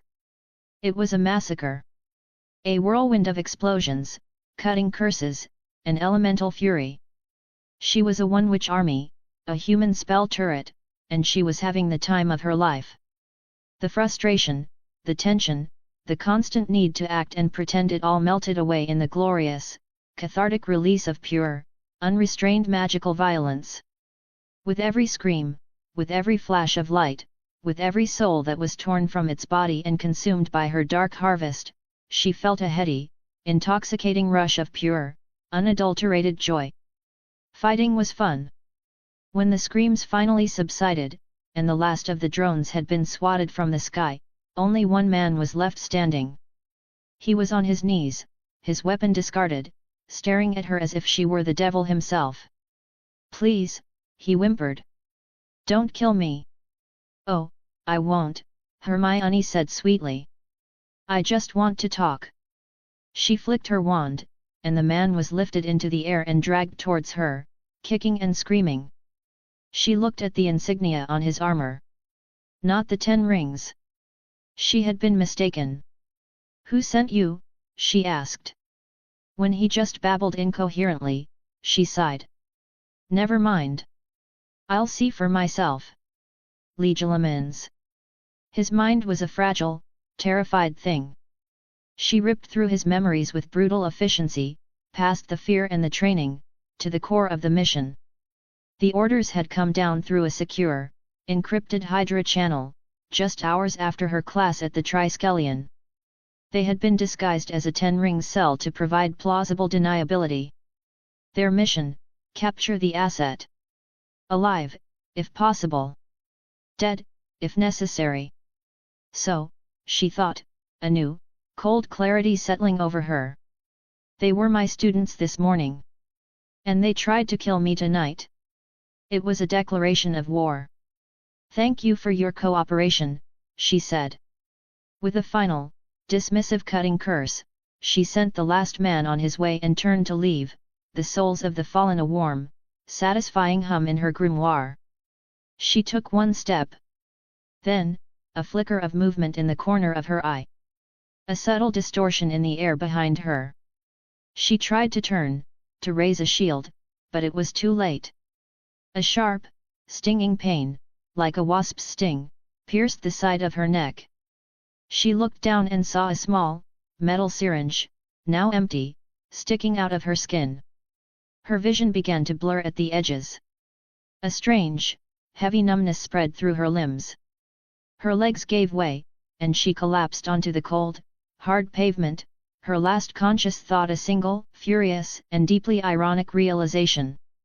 After all her power, all her magic, she had been taken down by a simple, stealthy and very human attack. Plus support me and throw power stones. Chapter 54, Chapter 54, The Ghost and the Witch. The syringe was inches from her neck. Time seemed to slow to a crawl. Hermione's mind, honed by battles with trolls and dark lords, registered the threat not as a thought, but as a pure, primal scream of instinct. Before the needle could even break her skin, she acted. There was no incantation, no wave of a wand. There was only a violent, wrenching twist of reality and a deafening crack that shattered the silence of the night. The space where she had been standing was suddenly empty. The attacker, thrown off balance by the sudden disappearance of their target, stumbled forward, the syringe stabbing uselessly into the empty air. A moment later, with another gut-wrenching crack, Hermione reappeared in the exact same spot, as if she had never left. That, she said, her heart hammering against her ribs, her voice a little shaky, was a close one. Apparition without a destination was a fool's gambit, a one-way ticket to getting splinched across a city block. But her grimoire, it seemed, had a built-in safety feature, defaulting her back to her point of origin. A useful, if dizzying, trick. She finally got a good look at her assailant. The figure was clad in a light grey, high-tech combat suit, the design almost spectral. Their face was hidden behind a white, featureless mask, and they moved with a silent, fluid grace that was deeply unsettling. The masked woman, clearly shocked that her perfect ambush had failed, didn't hesitate. She lunged again, a blade now appearing in her hand. "Oh, no you don't," Hermione snarled. "Depulso." A powerful, invisible wave of force shot from her wand. But instead of slamming into the attacker, it passed right through her. The woman's form flickered, becoming hazy and translucent for a moment, like a bad hologram. Bombarda. Hermione tried again, a bolt of explosive energy erupting from her wand. It, too, passed harmlessly through the woman's intangible body, exploding against a distant brick wall. The woman continued her silent, inexorable advance, her body flickering in and out of solidity. Hermione's mind raced, processing the data with cold, frantic speed. Not invisibility. Not an illusion. Intangibility. Quantum phasing. The concept, a staple of the science fiction from her past life, was now a terrifying reality. She apparat again, appearing a safe 20 feet away, her mind scouring her vast magical knowledge for a solution. How do you fight a ghost? Then, it clicked. A half-forgotten piece of magical theory from a dusty tome in the restricted section. A spell designed not to attack, but to define. To anchor. Firmer corpus, she incanted, her voice ringing with a newfound authority. A web of faint, golden light erupted from her, spreading outwards in a silent, shimmering wave. When it washed over the masked woman, her flickering, intangible form suddenly snapped into sharp, perfect focus, as if a blurry image had been corrected. The woman froze, looking down at her own solid hands in utter, profound shock. She tried to phase, to become a ghost again, but nothing happened. She was trapped in reality. Seeing Hermione raise her wand again, a panicked, feminine voice, muffled by the mask, finally spoke. "Wait. Petrificus totalis." The woman's body went instantly, unnaturally rigid. Her arms snapped to her sides, her legs locked together, and she toppled over like a tin soldier, hitting the pavement with a hard, unyielding clang of armored plates. "Fancy," Hermione said, her voice a low, unimpressed murmur as she walked over to the paralyzed assassin.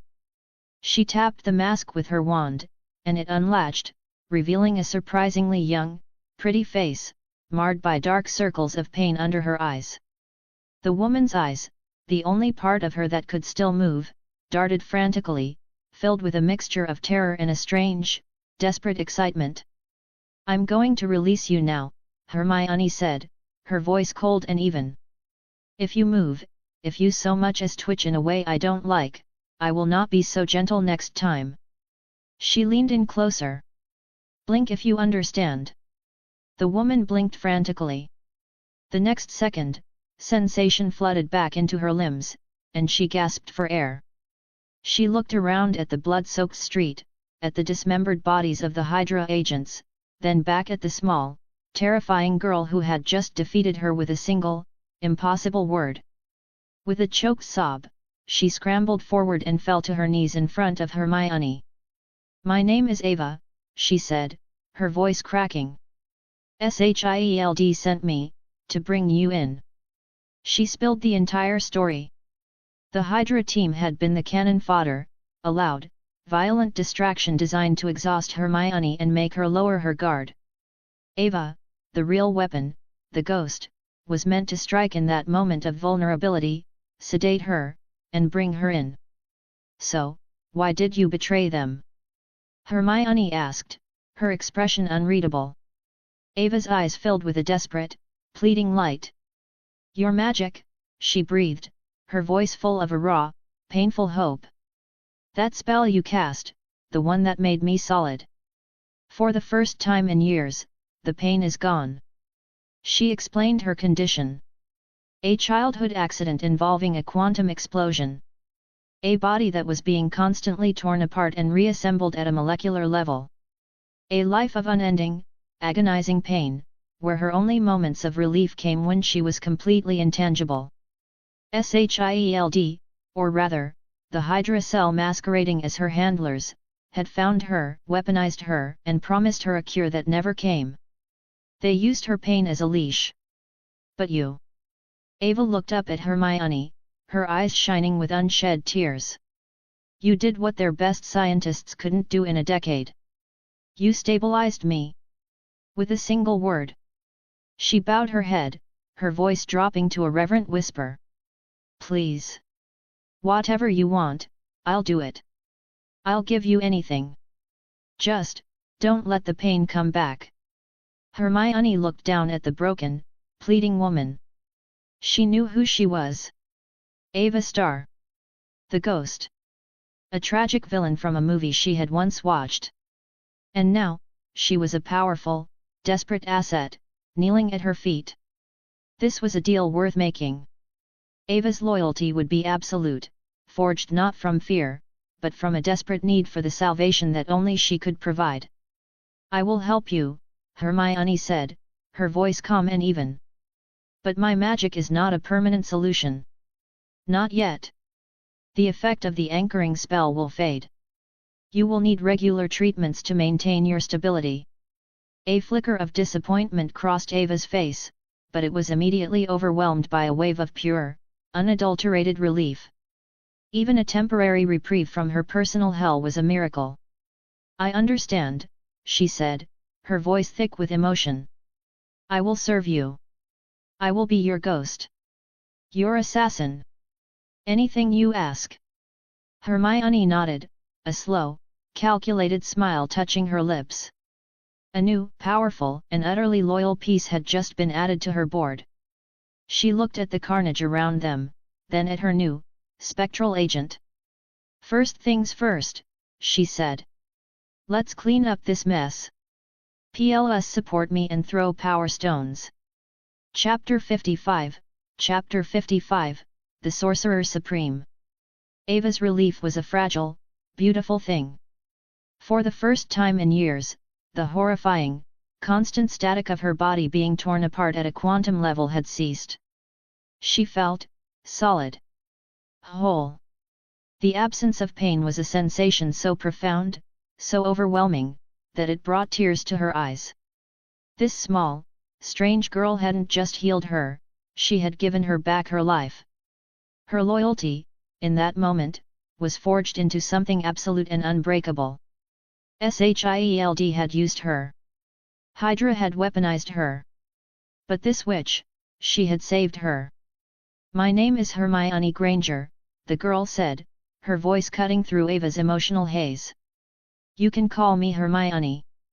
And please, none of that master wizard nonsense. It's tacky. She was already one of them. She was already on the inside. But she was a blade that needed to be aimed. Ava, Hermione said, her tone shifting from friendly to all business. I need you to go back to Shield. What? Ava asked, the hope in her eyes instantly replaced by a flash of fear. You're not abandoning me. Of course not, Hermione said with a reassuring smile. But you're no use to me out here. You're my agent now. My ghost. I need you to go back and be my eyes and ears inside that nest of spies. Report on Hydra's activities. Tell me everything they know, everything they think they know, about me. Ava's fear vanished, replaced by a new sense of purpose. A mission. But my powers, your magic has suppressed them. I can't face. They'll know something is wrong. I've already thought of that, Hermione said. She reached into her ridiculously small school bag and, after a moment of rummaging, pulled out a simple, dark grey cloak. It was made of a strange, soft fabric that seemed to drink the light. This is a replica invisibility cloak. My own creation. It can't fool magical detection, but against Muggle technology and the naked eye, you'll be a ghost once more. Ava took the cloak, her fingers tracing the strange, cool fabric. It felt like nothing she had ever touched. She put it on and, with a thought, her body vanished from sight. It was a perfect illusion. Go, Hermione said. I'll be in touch. Just as Ava disappeared into the shadows, the world shattered. It wasn't a sound. It was a feeling. The grimy, blood-soaked New York street fractured like a pane of glass, the edges of reality folding in on themselves into a dizzying, crystalline kaleidoscope of impossible geometry. The distant sirens, the city lights, the very air itself, it was all gone, replaced by a silent, strange, and deeply unsettling duplicate of the world. The mirror dimension, Hermione breathed, her heart seizing with a new, cold dread. Her reaction was pure instinct. With a sharp, violent crack, she apparat, trying to force her way back into the real world. But instead of the familiar, nauseating squeeze of teleportation, she felt a sickening, bone-jarring smack as she collided with an invisible, unyielding barrier at the edge of the space. The failed spell threw her back, and she landed in a heap on the fractured pavement, her nose throbbing with a sharp, fiery pain. She was trapped. She rubbed her bruised nose, tears of pain and frustration welling in her eyes. She knew, with a sinking certainty, who was responsible. She slowly got to her feet and turned around. Standing not 10 feet away, in the center of the silent, crystalline world, was a bald woman in a simple, elegant yellow robe. Her expression was serene, her eyes ancient and calm. Hermione's mind raced, cycling through a dozen different strategies. Her usual tactics: overwhelming force, condescending intellect, playing the cute child, all felt utterly useless in the face of this woman.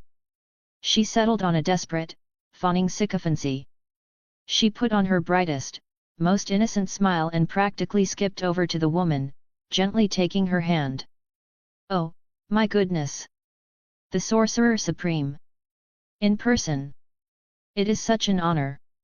My name is Hermione. I've admired your work for ages." The Ancient One looked down at the small girl holding her hand, a faint, knowing smile on her lips. "Then why," she asked, her voice calm and melodic, "were you trying to run away?"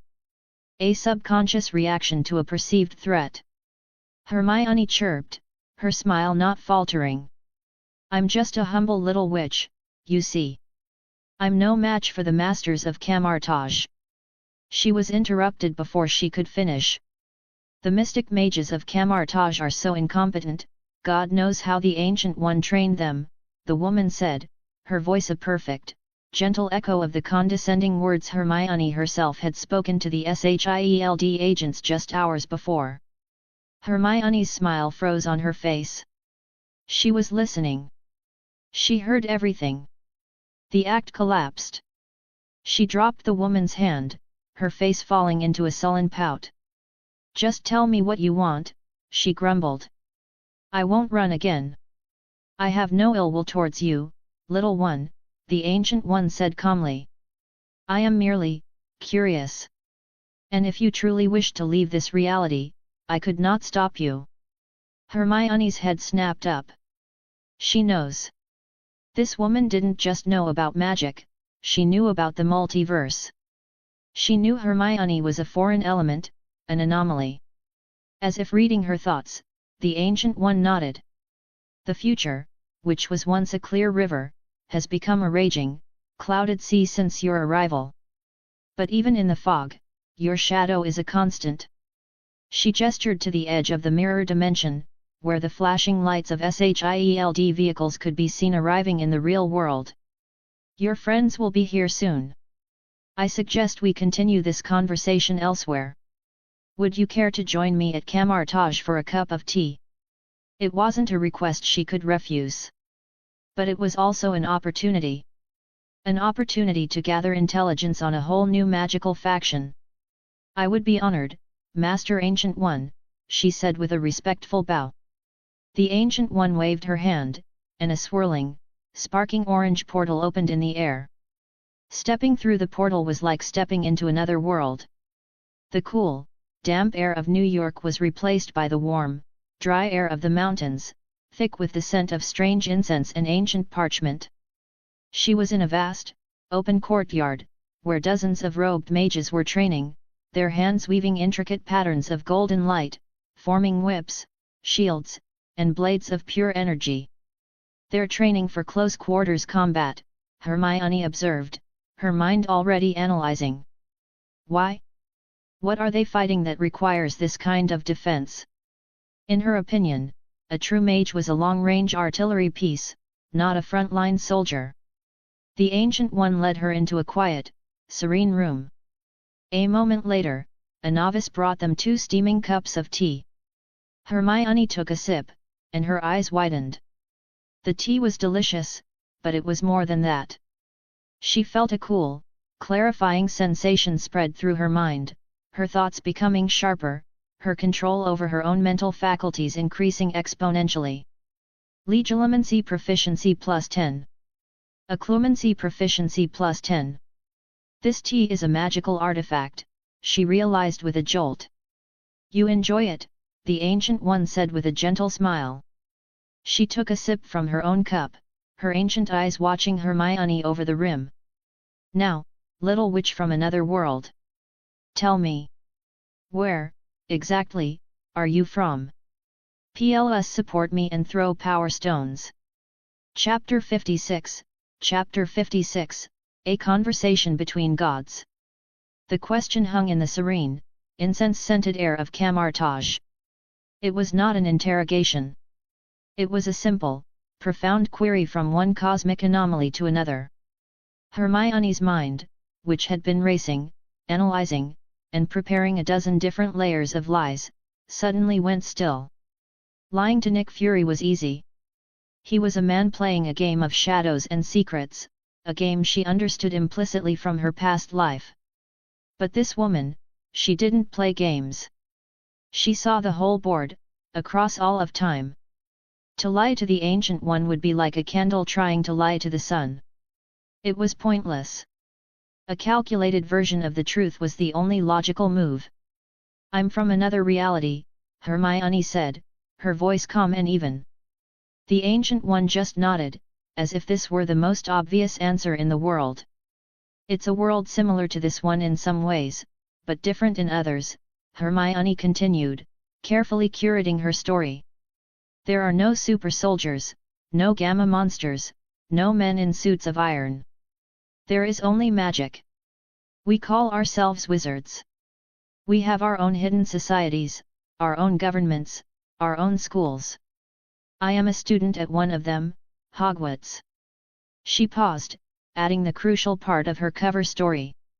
"I was experimenting with a piece of forbidden, dimensional magic I shouldn't have been touching. There was an accident. It created a passage, a stable tier between my world and this one.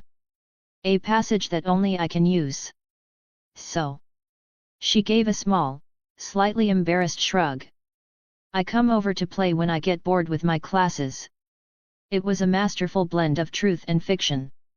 It explained her existence, her power, and her mysterious comings and goings, all while neatly concealing the true nature of her reincarnation and the grimoire. "I see," the Ancient One said, her faint smile never wavering. It was, Hermione realized, pretty much what she had already guessed. "Thank you for your honesty. You are, of course, welcome to visit Camartage whenever you wish." "That's it?" Hermione asked, genuinely confused. She had been prepared for a lecture, a warning, an ultimatum. She had not been prepared for a casual open-door invitation. "Of course," the Ancient One replied, a flicker of amusement in her ancient eyes. "What else did you expect? Did you think I would try to cast you out? To declare you a threat to our reality?" "Well, yes, actually," Hermione thought. As if hearing her, the Ancient One continued, "The passage between worlds exists within you. I could no more stop you from coming here than I could stop the sun from rising. Besides, I am quite certain you are a human child, not some plain devouring demon from the dark dimensions. Why would I treat you as an enemy?" She took a sip of her tea, her gaze turning distant, thoughtful. "And, there is the matter of the future. Your arrival has shattered the timeline.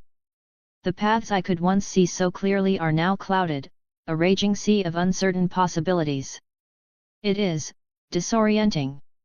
However," she said, her eyes focusing on Hermione again, "though the future is now a blur, I can be certain of one thing. Because of you, many people who were meant to live will die.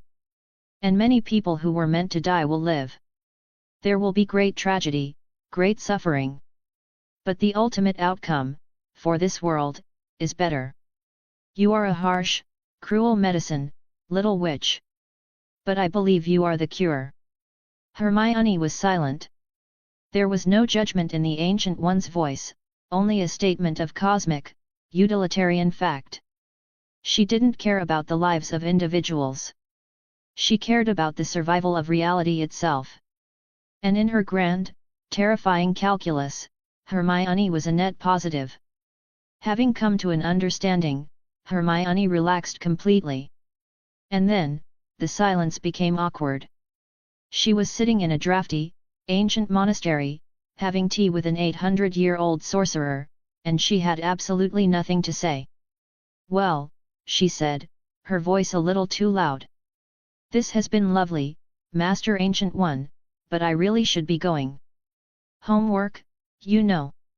It never ends." The Ancient One nodded and stood, waving a hand to open a swirling orange portal. Through it, Hermione could see the familiar rooftop of Stark Tower. She turned and stepped toward the exit, then paused, an idea sparking in her mind. She popped her head back through.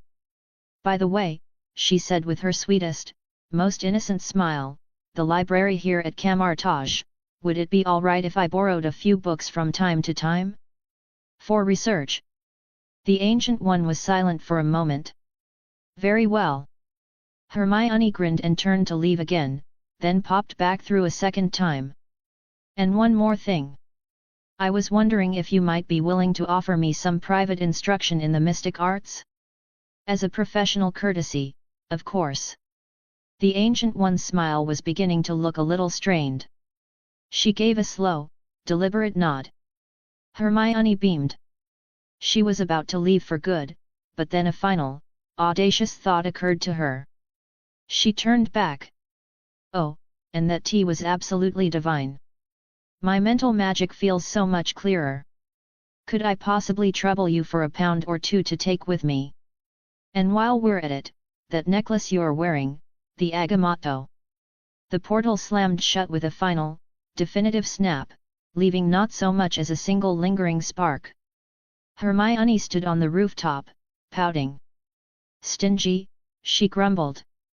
But as she checked her grimoire, her pout vanished, replaced by a smile of pure, unadulterated glee. The brief exposure to the Ancient One's magic had been enough. Spells. Magic transformation, constructs LV1. Portal creation, LV1. Mirror dimension, LV1. It was a massive, game-changing haul. The portal was useful, but the mirror dimension, that was a magical skill of the highest order. A private prison, a personal training ground, an inescapable battlefield that she could control completely. It was a perfect, all-in-one tool. The power consumption was astronomical, she realized, but the potential was limitless. She had gotten what she came for from Camartage. For now, it was time to deal with the other item on her agenda.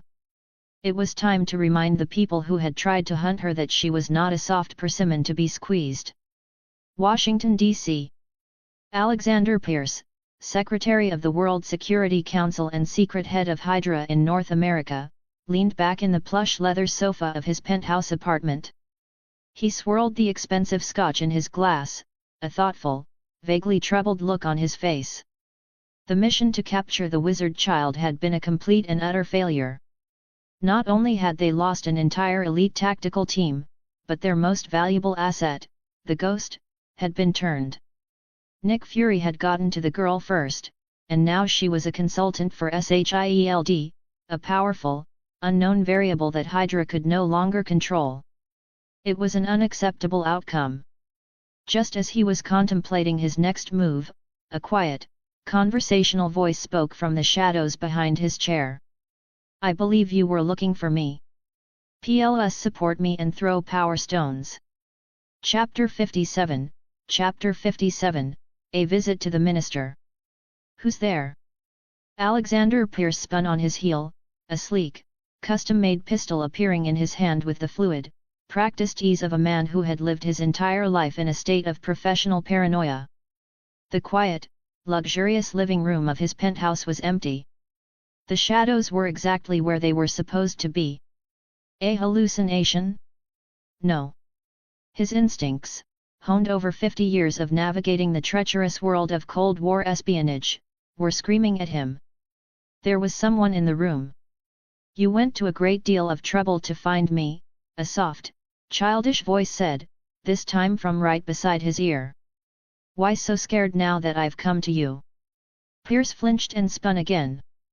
Faint, shimmering ripples distorted the air next to his expensive sofa, and from that distortion, a small girl in a pitch-black robe slowly resolved into view, as if stepping out of a heat haze. His pupils contracted. The face was unmistakable from the file. "The wizard." "You," he breathed. Despite the situation, his hand was steady, the barrel of his pistol aimed directly at her heart. "Put that down," Hermione said, her voice calm, almost bored. "It's useless against me." Miss Wizard, Pierce said, his voice a smooth, placating baritone, ignoring her command. To what do I owe the pleasure of this late-night visit? She just shook her head, a look of profound, weary disappointment on her face. You muggles and your little metal toys. You never learn. Expelliarmus. Miss. A flash of scarlet light, and the gun was ripped from his grasp with the force of a physical blow. It flew across the room and clattered uselessly against the far wall. Pierce's hand stung, his breathing quickening as he felt the raw, undeniable touch of her magic for the first time. He slowly raised his hands in a gesture of surrender. All right, Miss Wizard, he said, his mind racing. My apologies. A professional habit. You understand.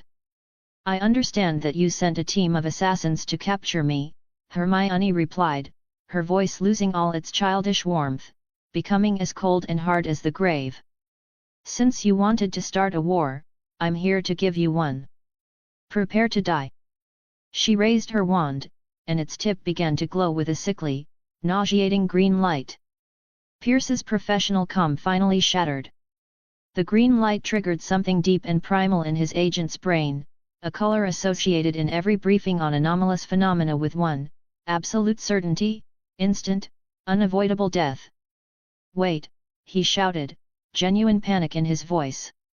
This child is insane. She's not negotiating, she's just going straight for the kill. He had a dozen lies, a dozen contingency plans, but they were all useless if he was dead. I admit it, he blurted out, his mind scrambling for a plausible narrative. I sent them. But I did it to protect you. To protect the wizarding world. The green light at the tip of her wand dimmed slightly. She tilted her head, a flicker of curiosity in her eyes. Explain. She's listening, Pierce thought, a wave of relief washing over him. He launched into the most important sales pitch of his life. Nick Fury is a reckless, dangerous man, he began, his voice taking on a tone of grave sincerity. He sees you, he sees your world, as a weapon to be exploited. He wants to expose you, to militarize your magic. I know how he operates. Once he has all the information he wants, he will betray you. I, on the other hand, he continued, understand the need for secrecy. The balance. I sent my men to bring you in, yes, but only to get you away from Fury's influence. To have a discreet conversation, to warn you before you revealed too much and started a war between our worlds that no one could win. It was a brilliant, masterful lie, woven from threads of truth and fear. He watched her face, looking for a sign that she was buying it. She had a thoughtful, troubled look on her face. It's working, he thought, a surge of triumphant pride cutting through his fear. Okay, Hermione said finally, looking up at him with wide, innocent eyes. I believe you. You're right. I'll be more careful around Director Fury from now on. I won't tell him any more secrets. Success. The thought had barely formed in his mind before it was followed by a new, horrifying realization. Wait. If she doesn't tell Fury any more secrets, she won't be telling me any more secrets either. His brilliant lie had just permanently cut off Hydra's only potential source of magical intelligence. He had played himself. Miss Wizard, he asked, trying to keep the desperation out of his voice, how did you know it was me? Your men told me, of course, she said with a shrug. Pierce frowned. Impossible. His men were brainwashed fanatics. They would die before they talked. You're a wizard, Mr. Pierce, Hermione said, seeing his confusion. Don't you know what a wizard can do? She decided it was time for a demonstration. Imperio. The world dissolved. Alexander Pierce's consciousness, the very core of his identity, the will of the man who secretly commanded one of the most powerful and insidious organizations on the planet, was snuffed out like a candle flame. He was a passenger, a helpless ghost trapped behind the eyes of his own body, which now belonged to her. Let's see, Hermione's voice said, both outside and inside his head. "Tap dance for me." "Yes, Professor," a voice he recognized as his own replied, his body moving with a strange, puppet-like grace. He began to dance. A clumsy, frantic, and utterly humiliating tap dance. He couldn't stop. He danced until his lungs burned and his legs ached, until he was drenched in sweat, a silent, screaming prisoner in his own skull. With a flick of her wand, she released him. The world snapped back into focus. He collapsed onto the floor, gasping for air, his heart hammering against his ribs, not from the exertion, but from the sheer, soul-deep terror of having been so completely and utterly violated. "Mind control," he breathed, staring at her with a new, horrified respect. "The imperious curse," she corrected him cheerfully. "Very useful. One of your men was quite talkative after a bit of persuasion. He mentioned a group called Hydra. Is that some kind of special SHIELD department?" She was looking at him with a child's innocent curiosity, but her eyes were as cold and sharp as a surgeon's scalpel. He knew, in that moment, that she already knew the answer. "An internal secret," he managed to say, his voice hoarse. "I see," she said. "He also mentioned that one of your agents got away. A woman who can walk through walls. A ghost." This was the real test. She was feeding him a piece of disinformation, and she wanted to see if he would take it. Pierce's eyes moved slightly, a flicker of calculation. The ghost is still loyal, he thought. Good. A valuable asset. "As for your earlier lies," Hermione said, her voice turning hard again, "it's time for your punishment. Sectum sempra." The curse was a whisper. Pierce felt a sudden, cold draft on the side of his head. He reached up, and his hand came away wet and sticky with blood. He looked down and saw his own severed ear lying on the expensive Persian rug. A searing, white-hot pain exploded in his head. "That is a warning," Hermione's voice said. She was gone. The air where she had been standing was empty. "Don't ever send your men after me again, Mr. Pierce. Next time, I won't be so gentle." Alexander Pierce was left alone in his silent, luxurious penthouse, bleeding on the floor, his mind a wreck of terror, humiliation, and a new, all-consuming, and obsessive desire. He had to have that power. He had to control it. "Plus support me and throw power stones." Chapter 58, Chapter 58, A Conversation Between Kings. From her perch on a gargoyle atop a distant skyscraper, Hermione watched, invisible, as Alexander Pierce scrambled around on his penthouse balcony, trying to retrieve his own severed ear. A quiet, cold satisfaction settled over her. The attack tonight had been a necessity. The Hydra assault had been a probe, a test of her capabilities. A simple, brutal retaliation against the soldiers would not be enough, it would only make their masters more determined, more cautious. It would be seen as a tactical problem to be solved. But this was different. To bypass his entire security network, to enter the sanctum of his home, to mutilate him and then vanish without a trace, that was not a tactical problem. That was a statement.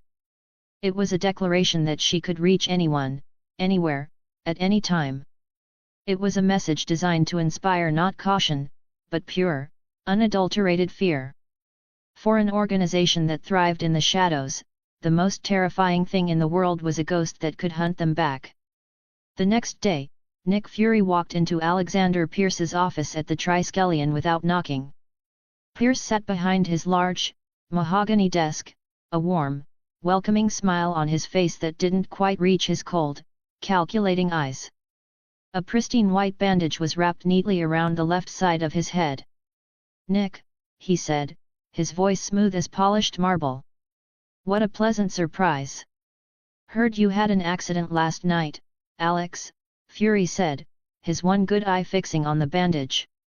"Came to see if you were all right." Pierce gave a dismissive, self-deprecating chuckle. "It's nothing. A clumsy fall at home." You know how it is.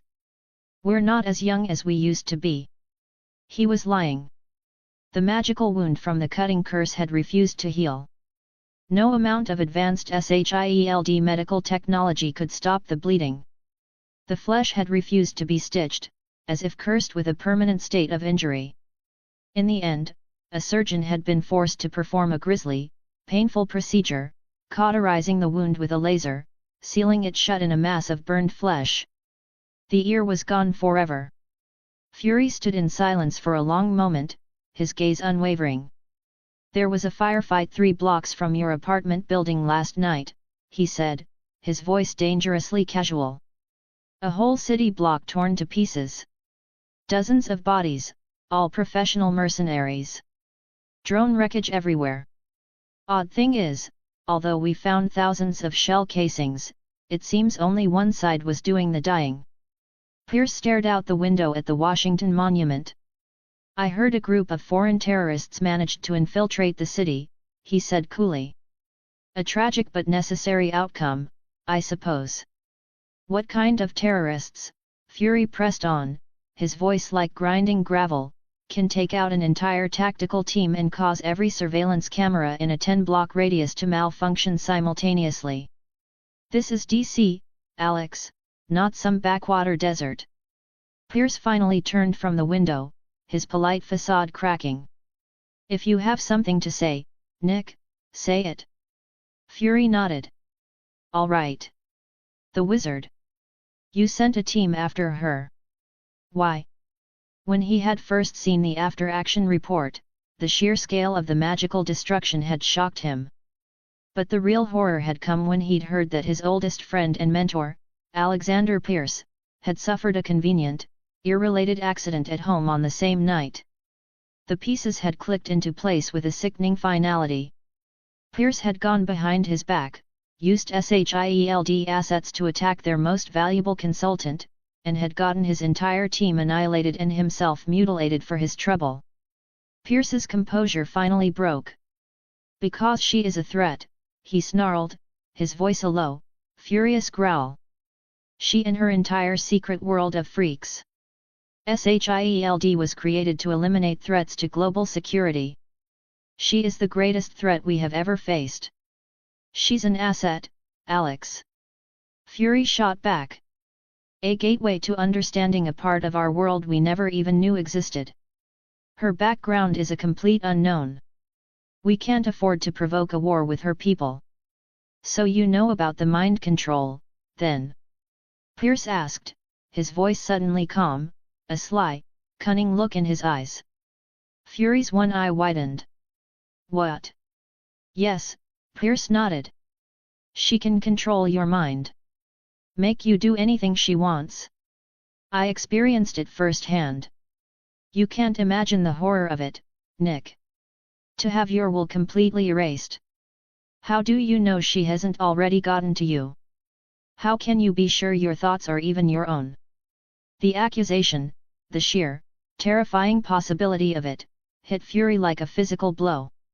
He thought back to his conversations with her, to her strange, childish logic that had so easily disarmed him. Had it been logic, or a subtle form of compulsion?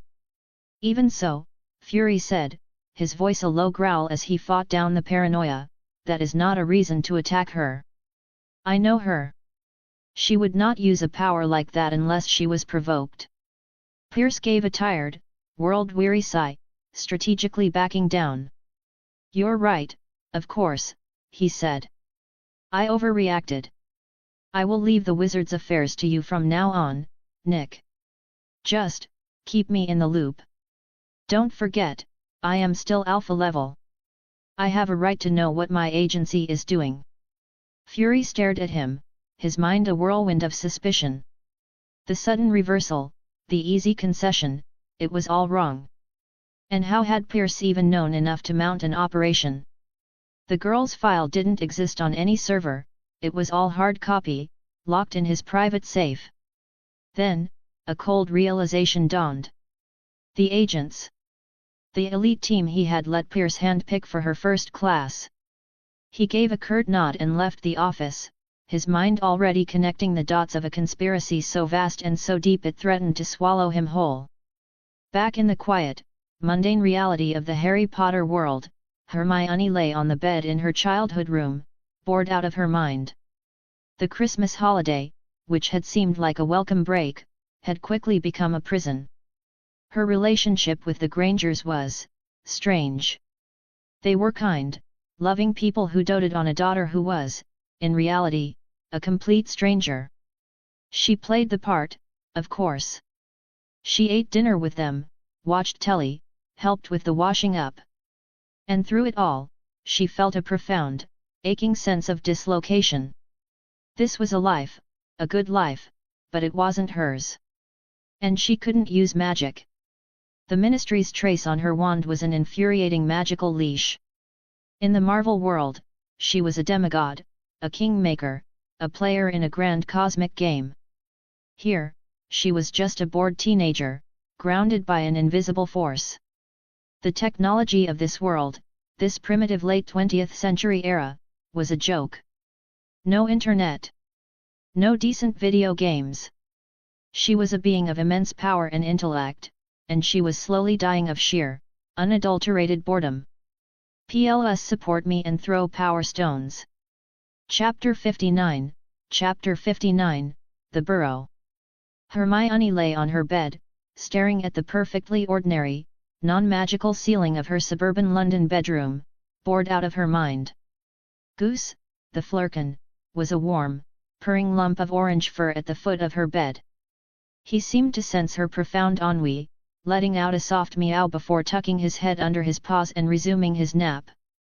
After kidnapping the creature from Fury, she'd been pleasantly surprised to find that her grimoire's magical creatures collection feature worked as a form of cross-dimensional transport for them. So, when she'd returned to the wizarding world for the holidays, Goose had come with her.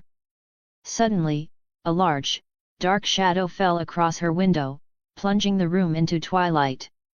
Her reaction was instantaneous. Years of a different life, a life of constant paranoia and violence, took over.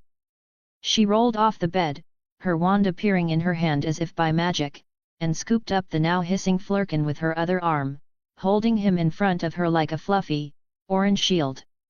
"Whoa, whoa, easy there," a panicked voice yelped from outside. Hermione peered through the window. Hovering there, in a beat-up, turquoise Ford Anglia that was somehow, impossibly, flying, was Ron Weasley, his hands raised in a gesture of absolute surrender. Fred and George were crammed in the car with him, all three looking terrified of the wand pointed at their faces. "Hi, Hermione," George managed, giving a weak, nervous wave. "The Weasleys?" she thought, her battle-ready posture slowly relaxing. "What in the world are they doing here? Could you, maybe, put the wand down?" Ron asked, his voice trembling slightly. "And the cat? Why are you pointing a cat at us? Is it going to eat us?" After a brief, shouted conversation through the glass, Hermione finally understood. Harry, it turned out, had been the victim of a rogue house elf's misguided protection detail. The Ministry had sent him an official warning for underage magic he didn't perform, and Dobby, the elf in question, had been intercepting all his mail. Mr. Weasley, having heard about the warning at work, and Ron, worried sick after not getting a single reply to his letters all summer, had put two and two together. They'd concluded Harry was being held prisoner by his horrible Muggle relatives and had decided to stage a jailbreak. "We just figured, since you weren't answering your letters either, we'd come and check on you, too," Ron explained.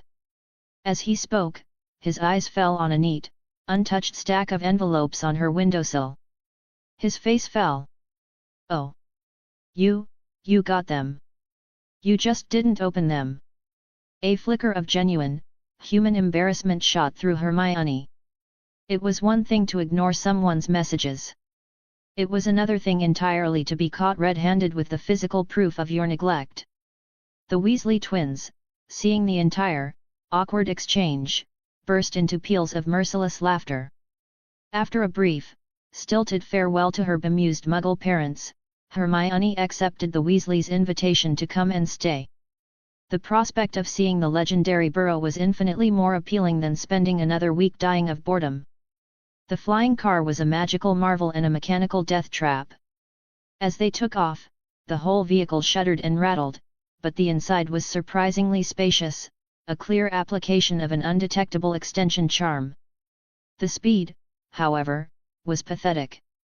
Her magically and technologically enhanced Cyberpunk 2077 could fly circles around this rust bucket. After nearly an hour of chugging through the clouds, a strange, crooked building came into view, a patchwork tower that looked as though it had been built by a child with too many building blocks and a complete disregard for the laws of physics. It was the burrow. Hermione. The moment she stepped through the door, Harry Potter shot up from his seat at a long, cluttered kitchen table, a wide, relieved grin on his face. "Have you eaten?" Hermione asked, the standard social pleasantry from her past life slipping out automatically. "Not yet," Harry replied, taking the question literally. "Mrs. Weasley is making lunch. She says we'll eat soon." "Oh," Harry continued, his expression turning serious, "about the letters. It wasn't me. I didn't get any. A house elf named Dobby was stealing them." "It's fine," Hermione shrugged. "I didn't write any." Harry's happy expression faltered. What? He had imagined, for weeks, that she, like Ron, had been trying to reach him. The boat of their friendship wobbled precariously. Ron, seeing Harry's crestfallen look, clapped him on the back. "Don't feel bad, mate," he complained loudly. "She didn't even open my letters. Just left them in a pile to gather dust. She's a menace." The two boys shared a look of mutual, long-suffering understanding. Being friends with Hermione, they were beginning to realize, was a unique and often frustrating experience. As Hermione looked around the chaotic, warm, and utterly magical kitchen, Ron's face fell again, a familiar flush of shame on his cheeks. It's not much, I know," he mumbled, glancing at her secretly. "Not like your parents' house." Hermione just patted him on the shoulder. "Are you kidding me, Ron?" she said, and to his surprise, her voice was full of a genuine, undisguised awe. "A house held together by magic, filled with enchanted objects and a garden full of gnomes? This place is 1,000 times more valuable than any boring Muggle villa. It's real." Ron's face broke into a wide, relieved grin. The Weasley twins, watching from the doorway, had to stifle their laughter at their little brother's obvious pride. "Hermione, dear. It's so wonderful to see you." A plump, kind-faced woman with fiery red hair bustled into the room. Molly Weasley enveloped Hermione in a fierce, bone-crushing hug that smelled of flour and cinnamon. "I've heard so much about you," she said, finally releasing her. Thank you for looking after my boys. If you hadn't been there, who knows what would have happened with that horrible Professor Quirrell." She then spun on Ron. "And you? I hope you've learned your lesson about running off after trolls and dark wizards. Honestly, the recklessness." "But Mum, it was Harry who..." Ron began to protest. "Don't you talk back!" Molly snapped, then her face softened as she looked at Harry. "And you, Harry dear, so brave. Facing down a dark wizard at your age. We're all so proud of you." Hermione just watched, a flicker of amusement in her eyes. It was a classic, timeless scene of maternal logic that was, in its own way, as magical as the house itself. Ron was the gifted wand, and Harry was the biological son. After thoroughly scolding Ron, Molly's attention returned to Hermione. She fussed over her, grabbing her hands, her eyes full of a powerful, maternal affection that made Hermione deeply uncomfortable. Just as she was beginning to feel restless, a thumping sound came from the stairs, and a small, red-headed girl in pajamas ran into the room. She stopped dead in her tracks, her eyes widening as she saw the people in the kitchen. Her gaze landed on Harry Potter. A deep, scarlet blush crept up her neck. She let out a small, terrified squeak, then turned and fled back upstairs. Plus support me and throw power stones. Chapter 60, Chapter 60, A Muggle Kind of Magic. Harry stared at the empty staircase where Ginny Weasley had just been, a look of pure bewilderment on his face. Was it something I said? Ron let out a long, suffering sigh, as if bearing the weight of the world on his shoulders. My sister, he explained, his voice full of a deep, fraternal annoyance. She hasn't shut up about you all summer. Did you know Harry Potter has green eyes? Did you know Harry Potter is so brave? It's been a nightmare. Harry's ears went red. He was slowly, uncomfortably, getting used to the fact that he was famous in this world. This kind of fanish devotion, however, was still deeply strange. Just as the food was served, the back door of the burrow creaked open, and a kind-faced, red-headed man in slightly rumpled ministry robes walked in. Arthur Weasley's tired face lit up the moment he saw his family and their guests. Harry, he said warmly. He then turned to Hermione, his eyes wide with an almost starstruck admiration. And you must be Miss Granger. It is an absolute honor. The stories we've been hearing at the ministry, remarkable. He shook his head in disbelief. Defeating a full-grown wizard in your first year a professor, no less. And a star beater for the Gryffindor team. It's all anyone is talking about. It is? Hermione thought, genuinely surprised. She had assumed the incident would be a 9-day wonder within the school, not headline news at the Wizarding World's seat of government. She had, it seemed, underestimated the impact of her actions. Well, she said, trying for a modest tone, Professor Quirrell wasn't exactly at his best. Nonsense, dear, Molly Weasley cut in, beaming with a proud, maternal glow as if Hermione were her own daughter. And don't forget the Quidditch Cup. Ron told us all about your creative tactics. She then looked at her own son. And your final exams. I heard Miss Granger was the only one in her year to get full marks. And you, Ronald, not a single outstanding on your report. Ron, who had been happily stuffing a chicken leg into his mouth, choked, his face a picture of innocent betrayal. Harry, who hadn't gotten any outstandings either, suddenly found the wood grain of the table incredibly fascinating. Hermione just pretended not to notice, and for a moment, the kitchen was filled with the happy, chaotic atmosphere of a real family dinner. When the meal was over, Arthur cleared his throat, a boyish, excited look on his face. He pulled a dusty, cardboard box from his briefcase. Now, Hermione, he began, Ron told me you gave him that magnificent broomstick. I heard you have a talent for alchemy, so I used a few connections at the office to pull some things from the evidence locker. Confiscated materials. I thought you might find them useful. He opened the box. Inside, nestled on a bed of cotton wool, was a collection of rare and strange alchemical ingredients.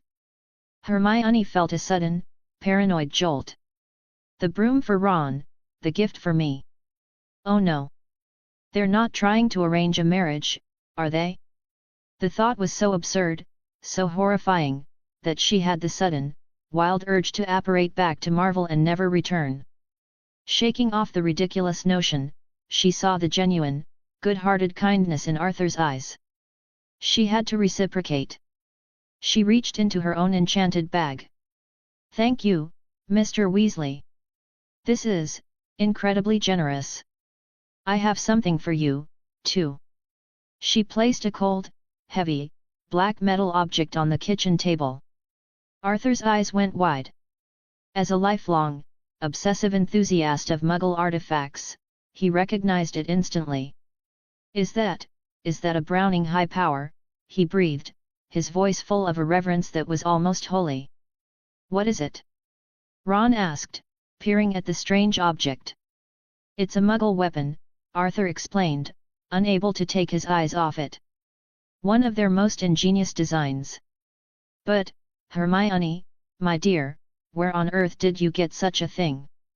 Found it, she said simply. I thought you might appreciate it. What kind of magic does it do? Ron asked, his eyes alight with curiosity. A muggle wand. Hermione looked at him, her expression completely deadpan. Avada Kedavra, she said calmly. A shocked, horrified silence fell over the room. Ron, Ginny, and the twins all took an instinctive step back. Hermione! Molly gasped, her hand flying to her chest. It's not quite that powerful, Arthur stammered, trying to de-escalate, though he himself looked a little pale. But it is dangerous. We shouldn't touch it. It's fine, Hermione said, picking up the pistol with a casual ease that was deeply unsettling. I'll make it safe. What followed was a display that left the entire Weasley family in a state of stunned, silent shock. With a series of swift, economical, and practiced movements, she ejected the magazine, cleared the chamber, and field-stripped the entire weapon on their kitchen table. The clicks and clacks of the metal parts were alien sounds in this house of creaking wood and gentle magic. She held up the empty frame. See? Perfectly safe now. Arthur and Harry stared at her, their minds struggling to reconcile the image of the brilliant, bookish schoolgirl with this child soldier who could disassemble a firearm with the ease of a seasoned commando. Molly and Arthur exchanged a long, worried look. Are we absolutely certain her parents are dentists? Molly's look seemed to say. The next morning, Hermione was up before the sun. She had shared a room with Ginny, a space filled with colorful posters of the holy head harpies and smelling faintly of girlhood dreams. It was a strange, intimate experience. She slipped out into the cool, misty dawn of the Weasleys' backyard. Here, surrounded by the constant, chaotic thrum of a dozen different magical signatures, she could finally practice. The Ministry's trace didn't detect who was using magic, it only detected that magic was being used near an underage wizard. In the magical silence of her Muggle parents' home, any spell would be a blaring alarm. But here, at the Burrow, her own magic was just a drop in an ocean of noise. She drew her wand, the familiar weight a comfort in her hand. It was time to get back to work. PLS support me and throw power stones. Chapter 61, Chapter 61, An Unscheduled Detour. The loophole in the Ministry's trace was, Hermione thought, a perfect encapsulation of the wizarding world itself, ancient, powerful, and riddled with charmingly idiotic security flaws. It was this flaw that allowed her, in the crisp, early morning air of the Weasleys' backyard, to finally practice her craft without restraint. She moved through the complex somatic components of a dozen new spells, her wand a blur, the air crackling with silent, controlled power. Absolutely beautiful spell work, my dear. Molly Weasley's warm, proud voice made her start. The older witch was standing by the back door, a basket of laundry on her hip, a beaming smile on her face. Silent casting. Molly continued, her eyes wide with admiration. You're a true prodigy, Hermione. To have such mastery at your age, and to be so diligent with your practice, it's no wonder you're at the top of your class. Hermione felt a strange, unfamiliar warmth spread through her chest. Praise from a teacher was one thing, it was a grade, a metric of success. But this felt different. It was genuine, maternal pride, and it was deeply disarming. Thank you, Mrs. Weasley, she said, a little flustered. She was, of course, holding back. If Molly was impressed by silent spells, a technique many skilled adult wizards could manage, she would have a full-blown conniption if she witnessed true wandless casting.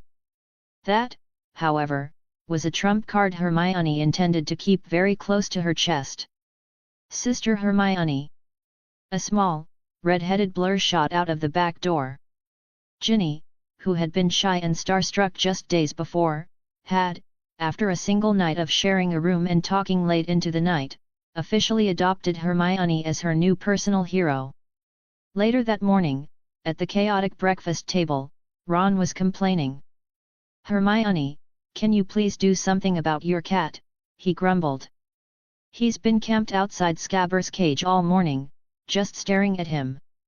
Poor Scabbers is terrified. He won't even come out to eat." Hermione glanced into the corner. Goose was sitting in a perfect, loaf-like position, his unblinking feline eyes fixed on the rat cage. Scabbers, a fat, mangy-looking rat with a missing toe, was huddled in the furthest corner of his cage, shivering violently, an expression of what looked like pure, intelligent terror in his beady black eyes. Hermione had to suppress a smirk. "You should be scared, Peter," she thought. A normal animagus wouldn't be so terrified of a simple cat. But Goose wasn't a cat. He was a flurkin. A walking, purring pocket dimension. Peter Pettigrew, the traitor who had spent 12 years hiding as a rat, was now face to face with a creature that could literally swallow him, cage and all, and deposit him in a dimension at the ass end of the universe. The irony was delicious. "Goose," she called out sternly. The orange cat turned, gave the cage one last, reluctant look, and then hopped gracefully onto Hermione's shoulder, purring as if nothing had happened. After a few more days of the warm, chaotic bliss of life at the burrow, it was finally time to go to Diagon Alley for school supplies. Right then, Molly announced cheerfully, holding up a flower pot filled with a fine, glittering grey powder. "Who's first for the flu?" Hermione looked at the dark, soot-stained fireplace and felt a surge of deep, profound reluctance. "Are we absolutely certain," she asked, her voice laced with trepidation, "that there are no other viable modes of transport?" The sheer, uncontrolled, and frankly, filthy nature of the flu network offended her every modern sensibility. "Nonsense, dear," Molly said with a smile. "It's the fastest way to get there. Now, Ron, you first. Speak clearly." Ron stepped confidently into the fireplace, grabbed a handful of fluid powder, and, with a clear, loud shout of Diagon Alley, threw the powder down. With a roar of emerald green flames, he was gone. "All right, Harry dear, you're next," Molly said. Harry stepped into the fireplace, looking nervous. He grabbed a handful of the powder, took a deep breath, and shouted a choked, panicked, soot-filled word that sounded distinctly like "diagonally." With another roar of green fire, he vanished. The Weasleys stared at the empty fireplace in stunned, bewildered silence. "What did he just say?" Fred asked. "I think," George replied, a slow grin spreading across his face, "he said diagonally. Hermione just buried her face in her hands. Honestly, she thought, leaving a terrified, magically inexperienced child to use a transportation system with a zero margin for error voice command. What could possibly go wrong? After a brief, panicked discussion, the Weasleys decided to go on ahead and try to find Harry. Hermione, however, had no intention of waiting. The experience of fluid travel was a violent, disorienting, and deeply unpleasant cyclone of spinning green fire and fleeting, nauseating glimpses of other people's living rooms. As she tumbled out of the fireplace into the leaky cauldron, she took a moment to steady herself, her mind already working. Harry mispronounced the name. A diagonal path from the leaky cauldron, there's only one place he could have ended up. Ignoring the Weasleys, she strode out into the bright, bustling Diagon Alley and took a sharp left, heading straight for the dark, twisted entrance to Nocturne Alley. The moment she stepped into the narrow, shadowed street, the atmosphere changed. The cheerful, magical energy of Diagon Alley was replaced by a cold, oppressive gloom. The air was thick with the smell of dark potions, decay, and desperation.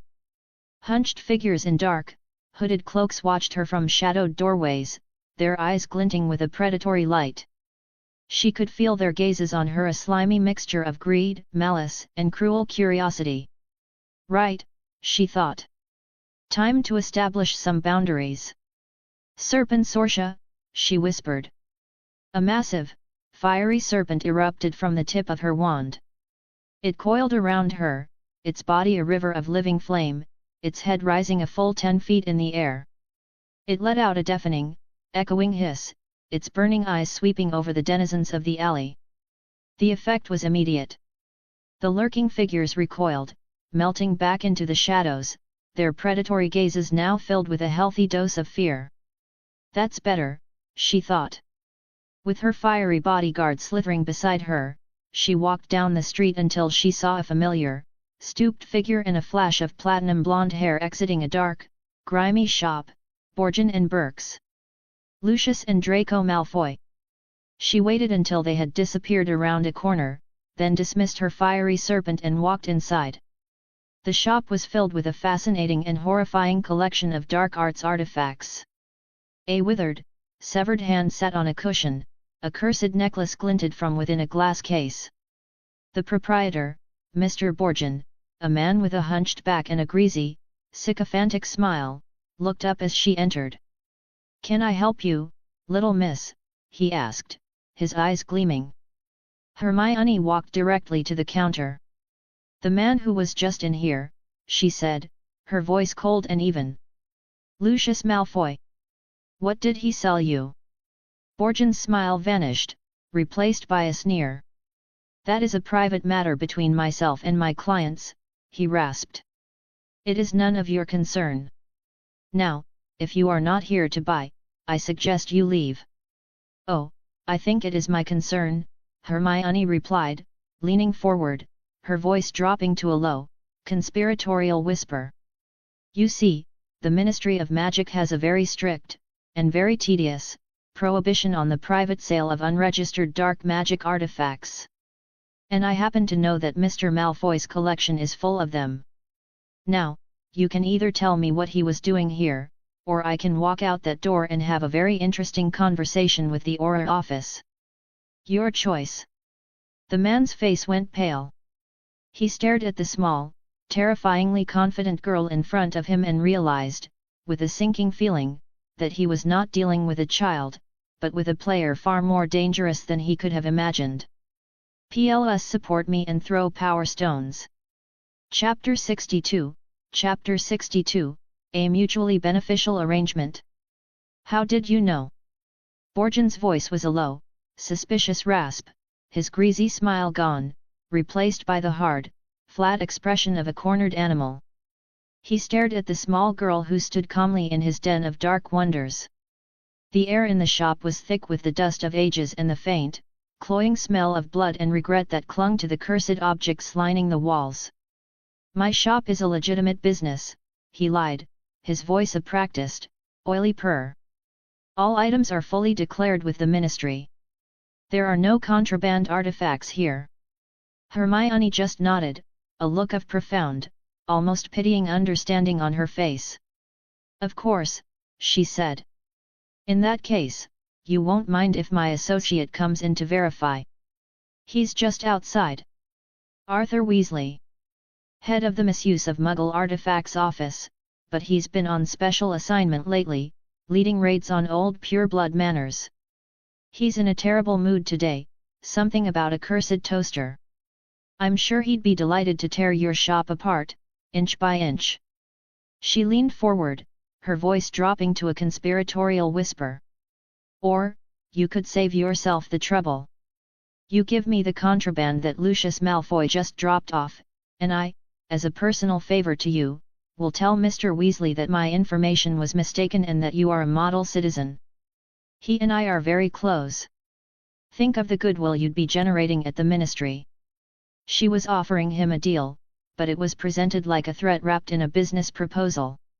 It was, in its own way, a work of art. Borgin's eyes twitched. He knew the Weasley name. He knew of the raids.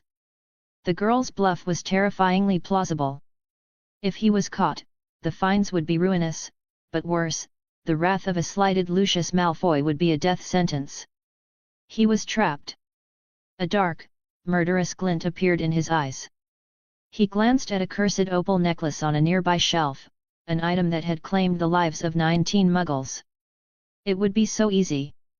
Hermione saw the look and didn't even flinch. "I wouldn't," if I were you," she said, her voice as calm as a frozen lake. "At least 20 people in this alley saw me walk into your shop. I am a second-year student at Hogwarts. A Gryffindor. If I were to vanish from this place, who do you think would come looking for me first?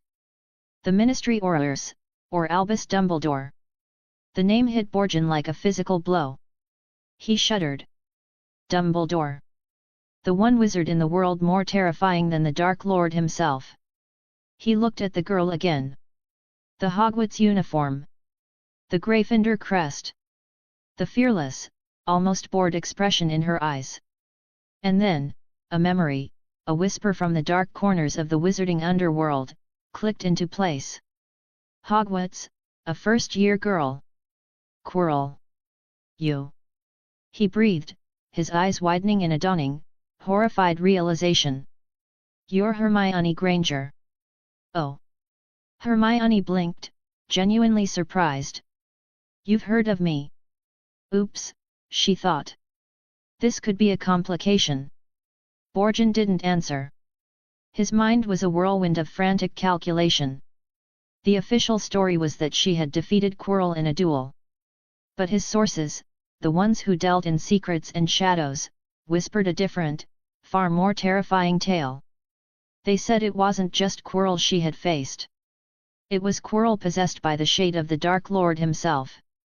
And she had destroyed him. In that single, profound moment of clarity, Borgin's entire business philosophy underwent a radical transformation. He was not looking at a child. He was looking at the future.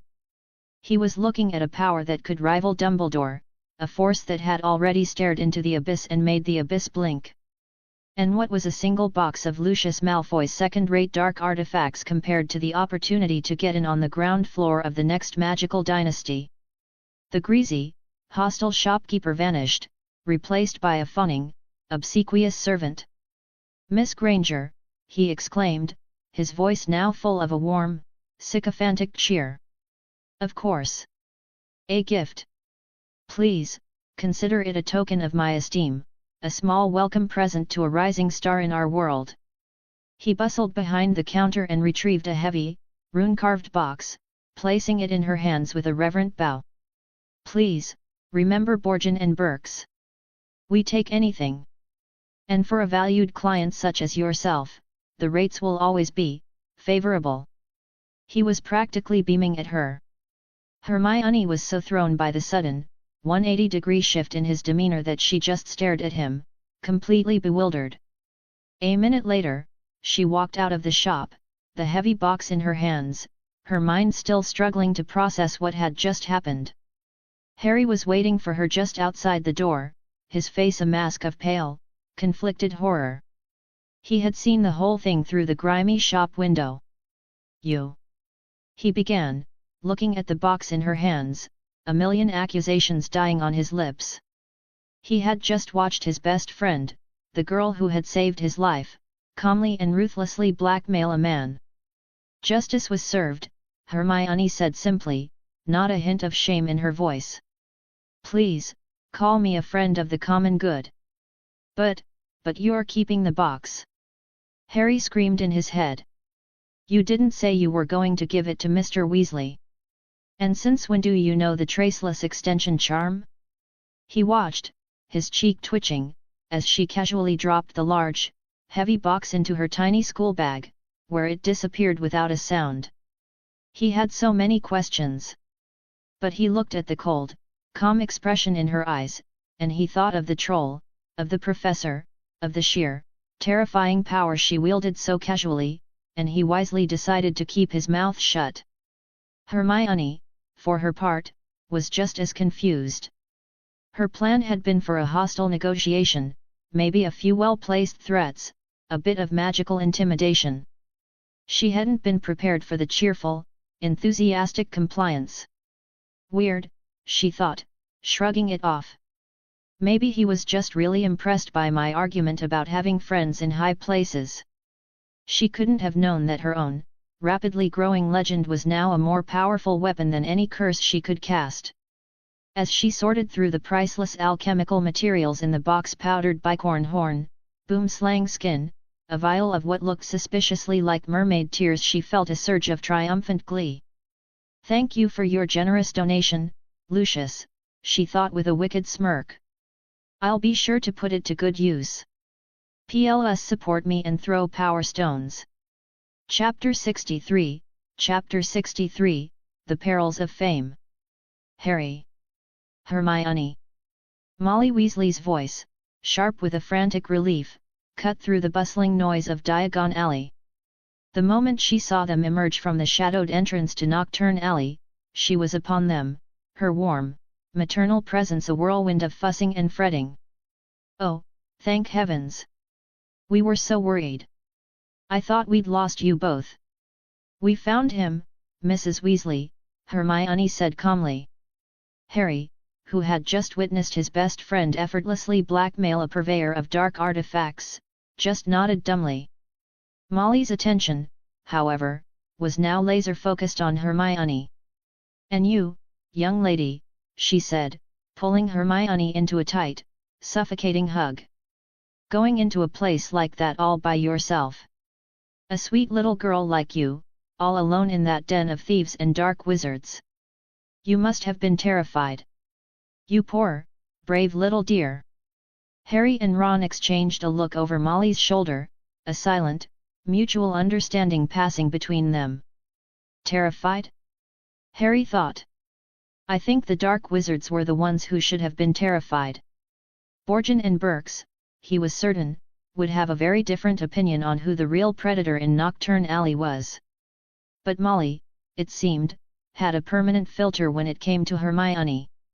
She saw a small, pretty, and brilliant girl, and her mind simply refused to compute the cold, ruthless, and terrifyingly powerful reality that lay beneath. After Molly had thoroughly tortured Hermione with affection, she finally released her. On the way to the bookstore, Hermione noticed Ginny's face was still smudged with soot from their chaotic trip through the Floo network. She pulled out a clean handkerchief. Aguamenti, she whispered, and a small, clean stream of water flowed from the tip of her wand, soaking the cloth. She gently began to wipe the grime from Ginny's cheeks. Ginny started, surprised by the sudden, kind gesture, but stood perfectly still, a light blush on her face. There, Hermione said, finishing her work. Much better. You looked like you'd just come out of a coal mine. The small act of kindness seemed to break the last of Ginny's shyness. The two girls, the quiet, starstruck fan and the strange, otherworldly genius, had found a small patch of common ground. When they arrived at Flourish and Blott's, the bookstore was a madhouse. The air was hot, stuffy, and thick with the scent of old paper and cheap perfume. A massive crowd was packed inside, all pushing and shoving to get a better view of a large stage set up at the back of the shop. What's all this about? Harry asked, trying to see over the heads of the crowd. Gilderoy Lockhart. Molly squealed, her eyes shining with the light of a true fangirl. It's his book signing. Harry and Ron exchanged a blank look. Who? On the cover of a stack of books near the entrance was the smiling, impossibly handsome face of a man with wavy blonde hair and teeth that gleamed with a magical, toothpaste-ad perfection. The title of the book was Magical Me. On the stage, the man himself was preening for the cameras, his robes a garish shade of forget-me-not blue. He flashed his signature, 1000-watt smile, occasionally striking a dramatic pose for the furiously flashing cameras of the press. Suddenly, his eyes scanned the crowd and lit up as if he'd just discovered a galleon on the floor. It can't be, he boomed, his voice magically amplified. Is that Harry Potter? Before Harry could react, before he could dive for cover, Lockhart had leaped from the stage, plunged into the crowd, and grabbed him by the arm. He was dragged through the throng of people and forcibly pulled up onto the stage, the sudden volley of flashbulbs blinding him. Ladies and gentlemen, Lockhart announced grandly, his arm clamped firmly around Harry's shoulders. What a moment! The famous Harry Potter, come to buy my autobiography. He leaned in and whispered in Harry's ear, his breath smelling of mint and self-satisfaction. Smile, Harry. Together, you and I are worth the front page. Harry, trapped and humiliated, could only manage an awkward, painful grimace. And in a spot of other news, Lockhart boomed, "It is my distinct pleasure to announce that, at the special request of Headmaster Dumbledore, I will be taking up the post of defense against the dark arts professor at Hogwarts this year." A horrified groan went through Ron. "No way," he muttered. "He's our new teacher?" "Hermione, did you hear? Where'd she go?" He looked around, but Hermione had vanished. Lockhart, however, had excellent hearing. "Hermione? Did you say Hermione Granger?" His eyes scanned the crowd again, and a look of pure, ecstatic joy spread across his face. This was a publicity goldmine. The girl who defeated Quirinus Quirrell? The genius of her generation? Is she here? Following Ron's gaze, he spotted her, trying to hide behind a towering stack of advanced potion making. "Miss Granger," he called out, waving her over. "Don't be shy. Come, come. A photo of the three of us. It will be a picture for the ages." Hermione stepped out from behind the books, her expression unreadable. "My apologies, Professor," she said, her voice calm and clear. "But I am camera-phobic. I have a severe, violent, and magically unstable reaction to flash photography." She leaned forward, as if sharing a secret. "The last time someone surprised me with a flash, I accidentally transfigured their camera into a rather aggressive badger. It was a terrible mess. I wouldn't want to disrupt your book signing."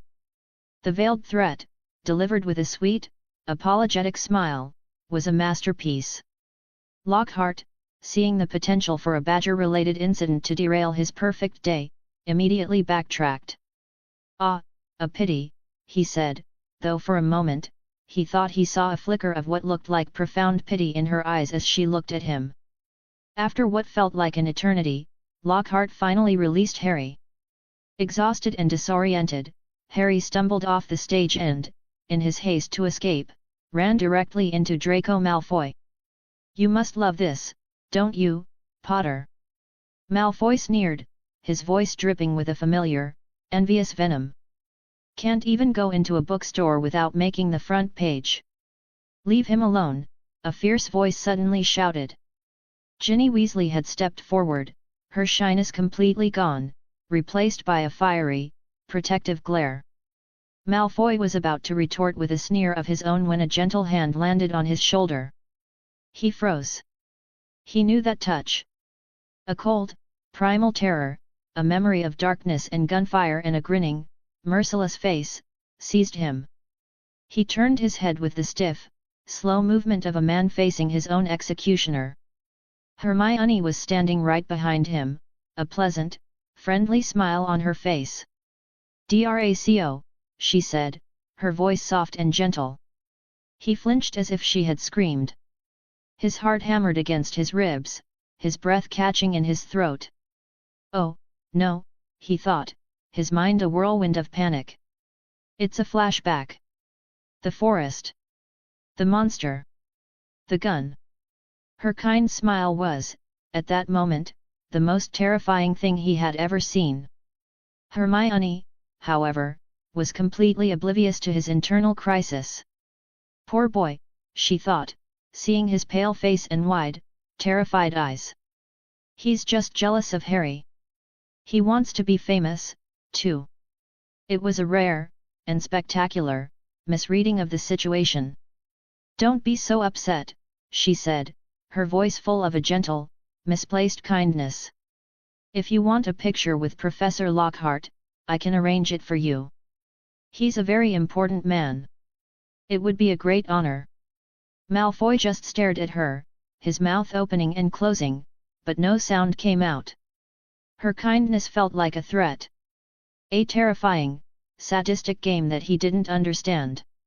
"Wait right here," she said, and before he could protest, she had walked over to Lockhart and was whispering something in his ear. Lockhart's eyes lit up, and he nodded eagerly. She returned to the still frozen Malfoy. "It's all set," she said cheerfully. "The moment he heard you were the heir to the noble Malfoy family, he was thrilled to take a photo with you." She gestured to the stage. Malfoy didn't move. Hermione frowned, genuinely confused now. "Well," she asked. "Are you going, or not? Plus support me and throw power stones." Chapter 64, Chapter 64, The Malfoy Legacy. "Go on, then." The words were squeezed from Malfoy's throat, a strangled whisper of surrender. The raw, primal terror he felt in Hermione's presence was, at that moment, just barely outweighed by the intoxicating, desperate allure of the spotlight. For his entire life, he had lived in Harry Potter's shadow. Now, he finally had a chance to share the stage. He practically ran towards Lockhart, a wide, brittle smile plastered on his face. Hermione just shrugged, a look of profound pity in her eyes.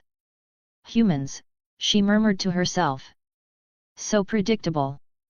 A flurry of flashbulbs later, a deliriously happy Draco Malfoy returned, clutching a stack of signed books. The world, for a moment, felt right again. He was the center of attention. He even managed to give Harry a look that was almost friendly. He walked up to Hermione, took a deep breath, and opened his mouth, a difficult, unfamiliar thank you forming on his lips. He was cut off by the sharp tap of a silver-topped cane on his chest. "Draco!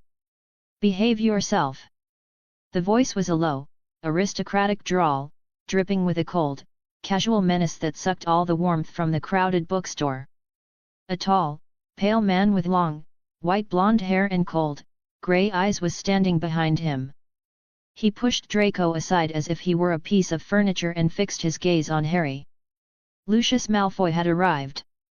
Draco's brief moment of joy evaporated, replaced by the familiar, chilling fear he always felt in his father's presence. "I was being friendly," he screamed in his head. "And now you've ruined it." "Lucius Malfoy," the man said, extending a hand to Harry. His eyes, however, were fixed on the lightning-bolt scar. Harry shook it, and Lucius's grip was surprisingly strong, pulling him a half-step closer. With the tip of his snake-headed cane, he gently brushed Harry's fringe aside, exposing the scar. "Your scar is legend," Lucius whispered, his voice a sibilant hiss that was meant for Harry but was loud enough for everyone nearby to hear. "As is the wizard who gave it to you." A collective gasp went through the Weasleys. The veiled praise of Lord Voldemort, spoken so openly, was a shocking and provocative act. They glared at him, their hands clenching into fists, but they were frozen, unsure how to respond to a threat that was wrapped in the guise of polite conversation. "Excuse me, Mr. Malfoy." Hermione's voice, bright and cheerful, cut through the tense silence. "I'm a student of recent magical history, and I found that statement fascinating." "A legend, you say? Could you possibly repeat that? I'd like to get the quote right for my notes." Lucius turned, his cold grey eyes narrowing as he took in the small, brown-haired girl. "And you must be Miss Granger," he said, his tone dripping with condescension. "Draco has told me all about you." Draco went pale. "No, I haven't. Not a word. Don't you dare associate me with her. I heard your parents were Muggles," Lucius continued, letting the word hang in the air like a foul smell. He was about to follow it up with a more direct insult, but Hermione pressed on, her smile unwavering. "You haven't answered my question, sir. The legend you mentioned? I didn't quite catch the name." She was being deliberately obtuse, a cheerful, persistent child forcing him to repeat his transgression. Lucius's jaw tightened. He was being played by a child, and a mudblood at that, but his pride wouldn't let him back down. "As I said," he repeated, his voice cold, "the wizard who gave Mr. Potter his scar, is also a legend." "Aha!" Hermione exclaimed, her expression shifting in an instant from childish curiosity to that of a ruthless prosecutor. She whipped out a notepad and a self-inking quill. "Everyone heard that," she announced to the now silent, watching crowd. She began to write, speaking her notes aloud in a clear, carrying voice. Witness statement, Lucius Malfoy. Subject refers to the Dark Lord Voldemort, a mass-murdering terrorist, as a legend. Lucius's face, which had been pale, was now turning a blotchy red.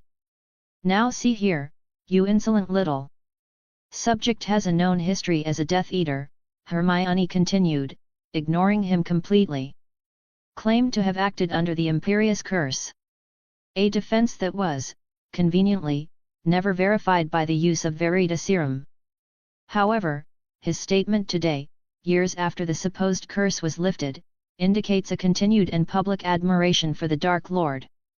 I believe this constitutes sufficient grounds for the Ministry of Magic to reopen his case. She looked up, her eyes burning with a righteous, legalistic fire. I recommend a full-scale investigation and, if found guilty of perjury, a life sentence in Azkaban. You dare!" Lucius sputtered, his aristocratic composure finally shattering.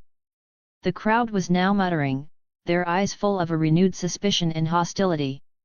"A Death Eater?" "Here," a voice boomed. Gilderoy Lockhart, smelling an opportunity for publicity, leaped back into the fray. "Hiding in plain sight. It seems even the darkest of wizards are fans of my work. But alas," he declared, striking a heroic pose. "As a recipient of the Order of Merlin, 3rd class, I have an inviolable duty to uphold justice. Stand back, everyone. I shall apprehend him myself." He was beaming. This was going to be the best book signing ever.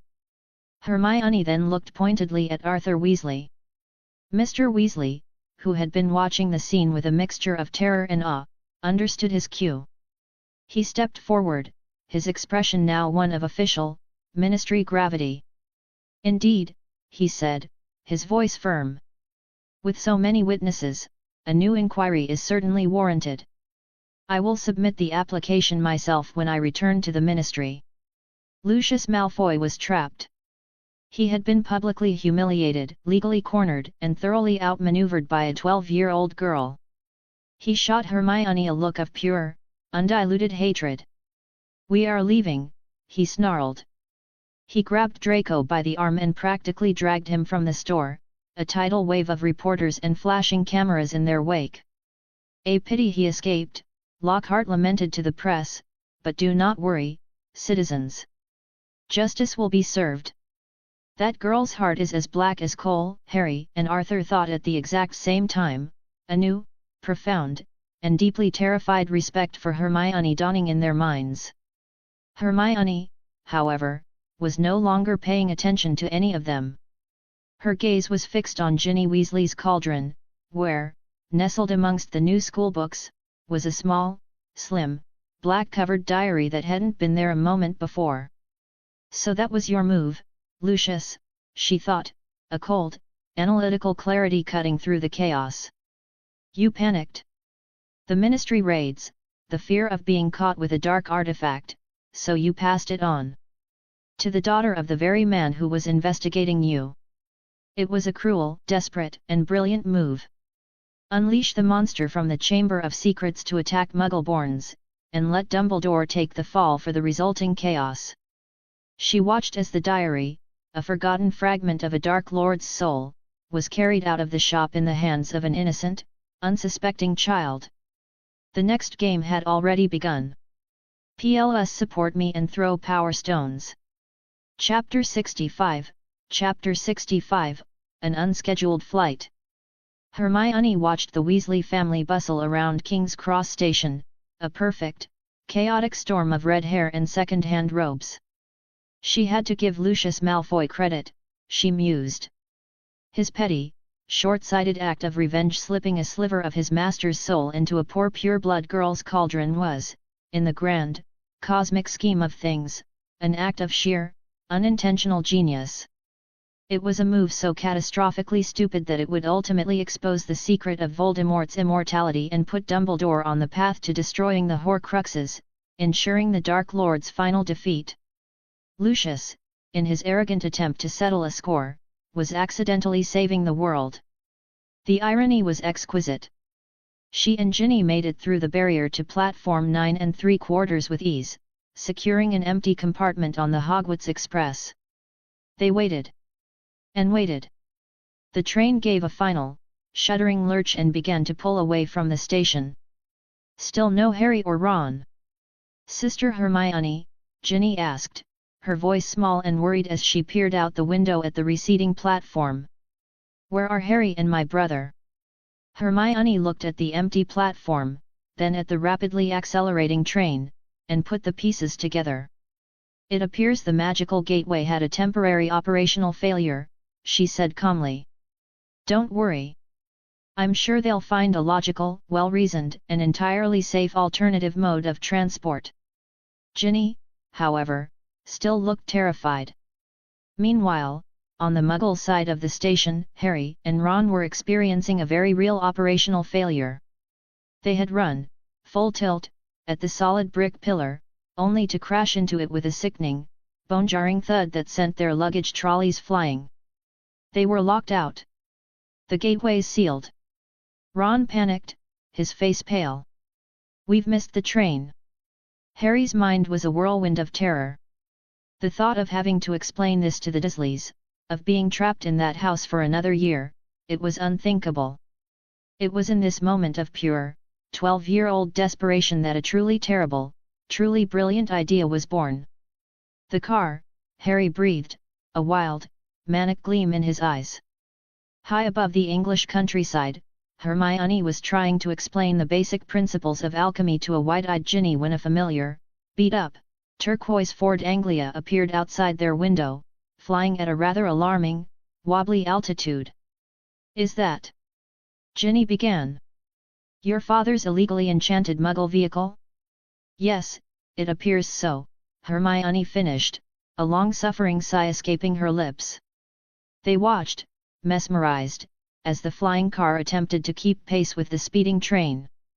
Then, the car's invisibility booster, a notoriously faulty piece of Weasley engineering, shorted out. The car lurched violently to the side, and the passenger door flew open.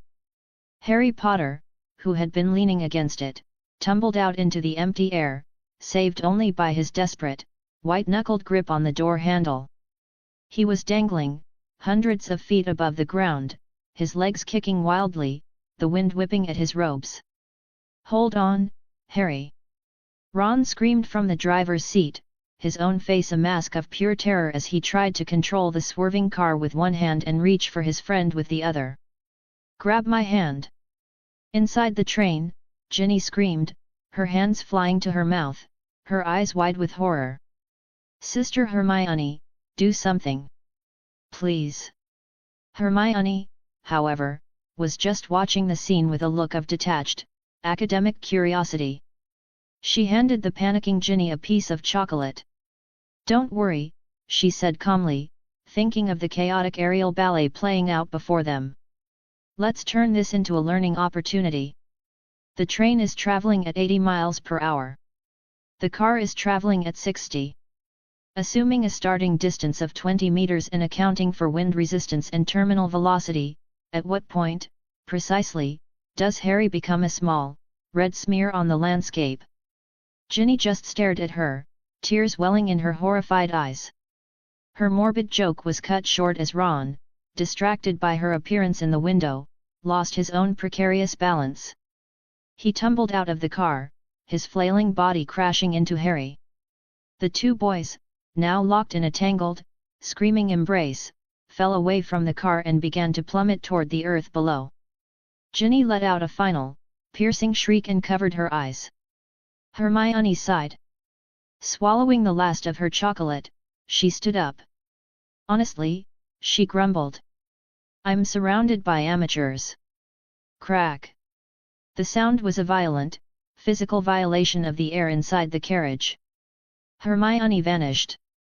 For Harry and Ron, the world was a screaming vortex of wind and rushing ground. This was it. This was the end. And then, suddenly, she was just, there. Floating in the empty air beside them, her expression one of deep, profound annoyance. She grabbed each of them by the collar of their robes with a surprisingly strong grip, arresting their fall instantly. With her other hand, she flicked her wand at Harry's birdcage, which was still tumbling through the air, and the door flew open. Hedwig shot out with an indignant hoot. With another deafening crack, the world twisted, and they were no longer falling, but standing, safe and sound, on the floor of the train compartment. Ginny stared, her eyes wide with disbelief. Harry and Ron just stood there, swaying, their minds still trying to process the fact that they were not, in fact, dead. We're safe. Harry finally managed to stammer. If it weren't for Sister Hermione operating to save you, you'd be a pair of grease stains on the tracks right now. Ginny shouted, her fear turning into a wave of angry relief. You should thank her. Thank you, the two boys mumbled in unison. Then, the real implication of what had just happened hit them. Their heads snapped up, their eyes wide. You can apparate, they shouted together. Learned it last year, Hermione said with a casual shrug. The two boys just gasped, a new, even deeper level of awe and terror dawning in their minds. Oh no! The car! Ron suddenly cried, looking out the window. They watched in despair as the flying Ford Anglia, now pilotless, plunged headfirst into the dense, dark canopy of the forbidden forest. Dad's going to kill me! He then let out another cry of despair. And Scabbers! He was in the car. Hermione just patted his shoulder. The traitorous rat, she was sure, would be just fine. They arrived at Hogwarts, shaken but on time, and successfully made it to the sorting ceremony. Hermione watched with mild interest as the new first years were sorted. A dreamy-looking girl with long, dirty blonde hair named Luna Lovegood was sorted into Ravenclaw. And then, Ginny Weasley was sorted into Gryffindor, to the loud, proud cheers of her brothers. At the end of the feast, Dumbledore stood up, his eyes twinkling. A few last-minute announcements, he began. Mr. Harry Potter and Mr. Ronald Weasley, would you please report to Professor Snape's office immediately? A wave of pitying groans went through the Gryffindor table. The sight of the flying car had, apparently, been witnessed by several students. Harry and Ron looked as though they were being marched to their own execution. And Miss Granger, Dumbledore continued, his gaze finding her, would you please come to my office? Of course, Headmaster, she replied with a calm nod. She knew exactly what this was about. Unlicensed apparition, especially in front of Muggles on the motorway below, was a serious offense. As she stood, a wave of excited, odd whispers went through the new first-year students. That's her, that's Granger. Wow, she's even prettier in person. Even Luna Lovegood, with her strange, protuberant eyes, turned to look at her, an expression of dreamy, unreadable curiosity on her face.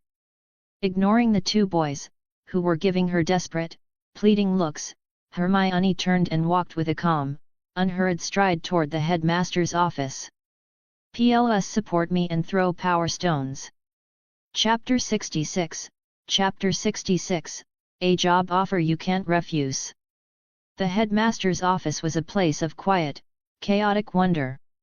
The circular room was filled with the gentle whirring and puffing of 100 strange, silver instruments.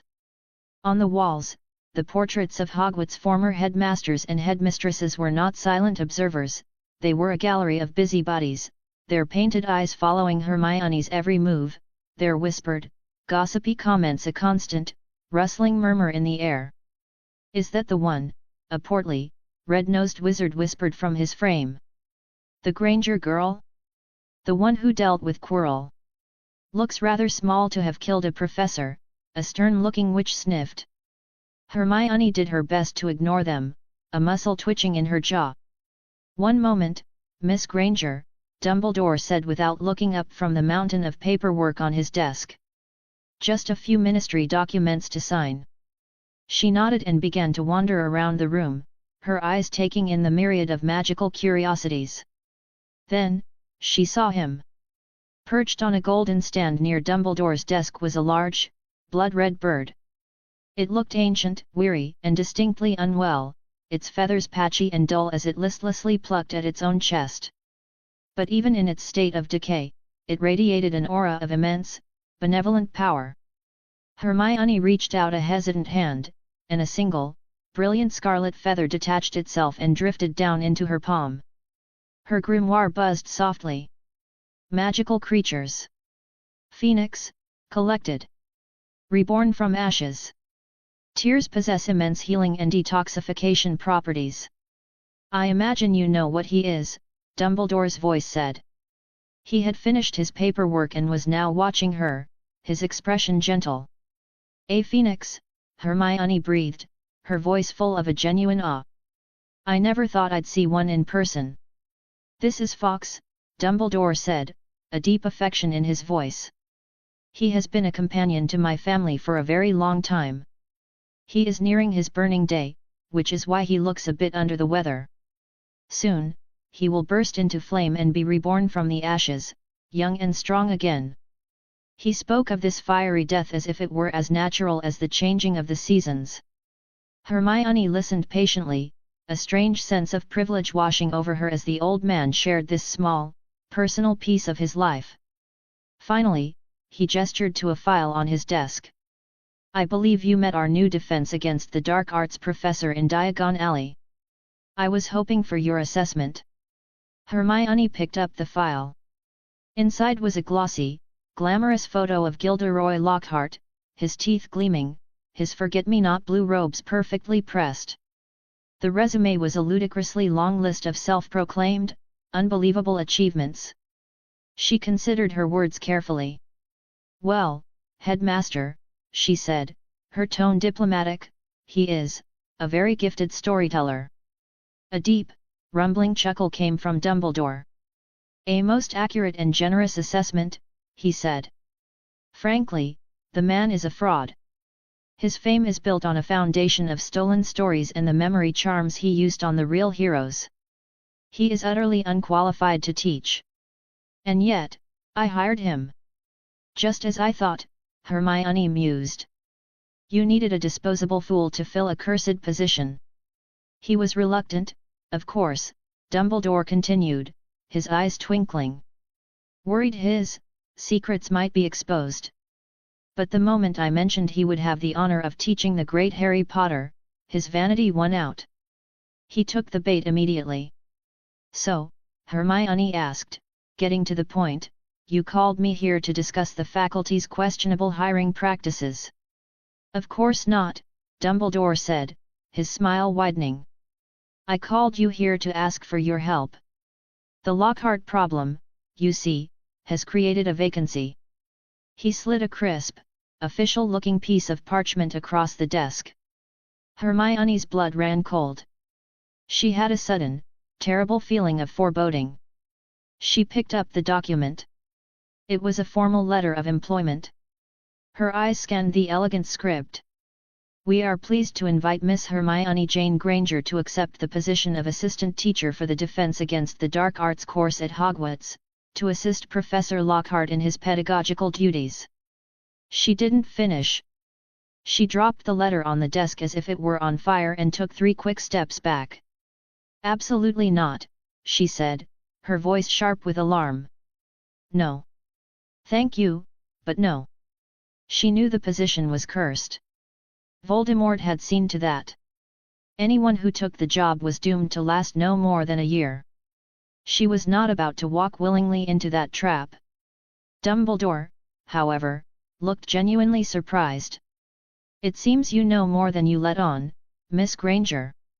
How did you deduce the nature of the curse? Hermione's mind raced. She couldn't tell him she'd read about it in a book from another dimension. She needed a plausible lie. I can sense magical auras, she bluffed, hoping it sounded convincing. I saw a dark, lingering aura around Professor Quirrell's head all last year. And when I saw Professor Lockhart in the bookstore, he had the same dark cloud hanging over him. I concluded that the position itself must be cursed. Dumbledore's eyes widened with what looked like genuine amazement. Your magical talents never cease to astonish me, he said. And you are correct. Years ago, when Tom Riddle was refused the post, he placed a powerful jinx upon it. No teacher has ever lasted more than a year since. Then why are you asking me to take it? She demanded, her voice full of an indignant anger. Do not worry, Dumbledore said with a calming smile. I would never place one of my students in such danger. The curse is very specific. It applies only to the official, full professor. It has no power over a mere assistant. He paused, his eyes twinkling with a new, sharp light. And I seem to recall you agreeing to a certain condition when you accepted the Philosopher's Stone. Checkmate. Hermione stared at him, a feeling of grudging, horrified respect dawning in her mind. He had been planning this all along. He had outmaneuvered her completely. Lockhart is a buffoon, she said, her voice a low growl of capitulation. He can't teach them anything. You need someone to actually do the job. I understand that. But why me? I will admit, I was hesitant at first, Dumbledore explained. I knew you had the knowledge. And after your duel with Quirrell, I knew you had the power.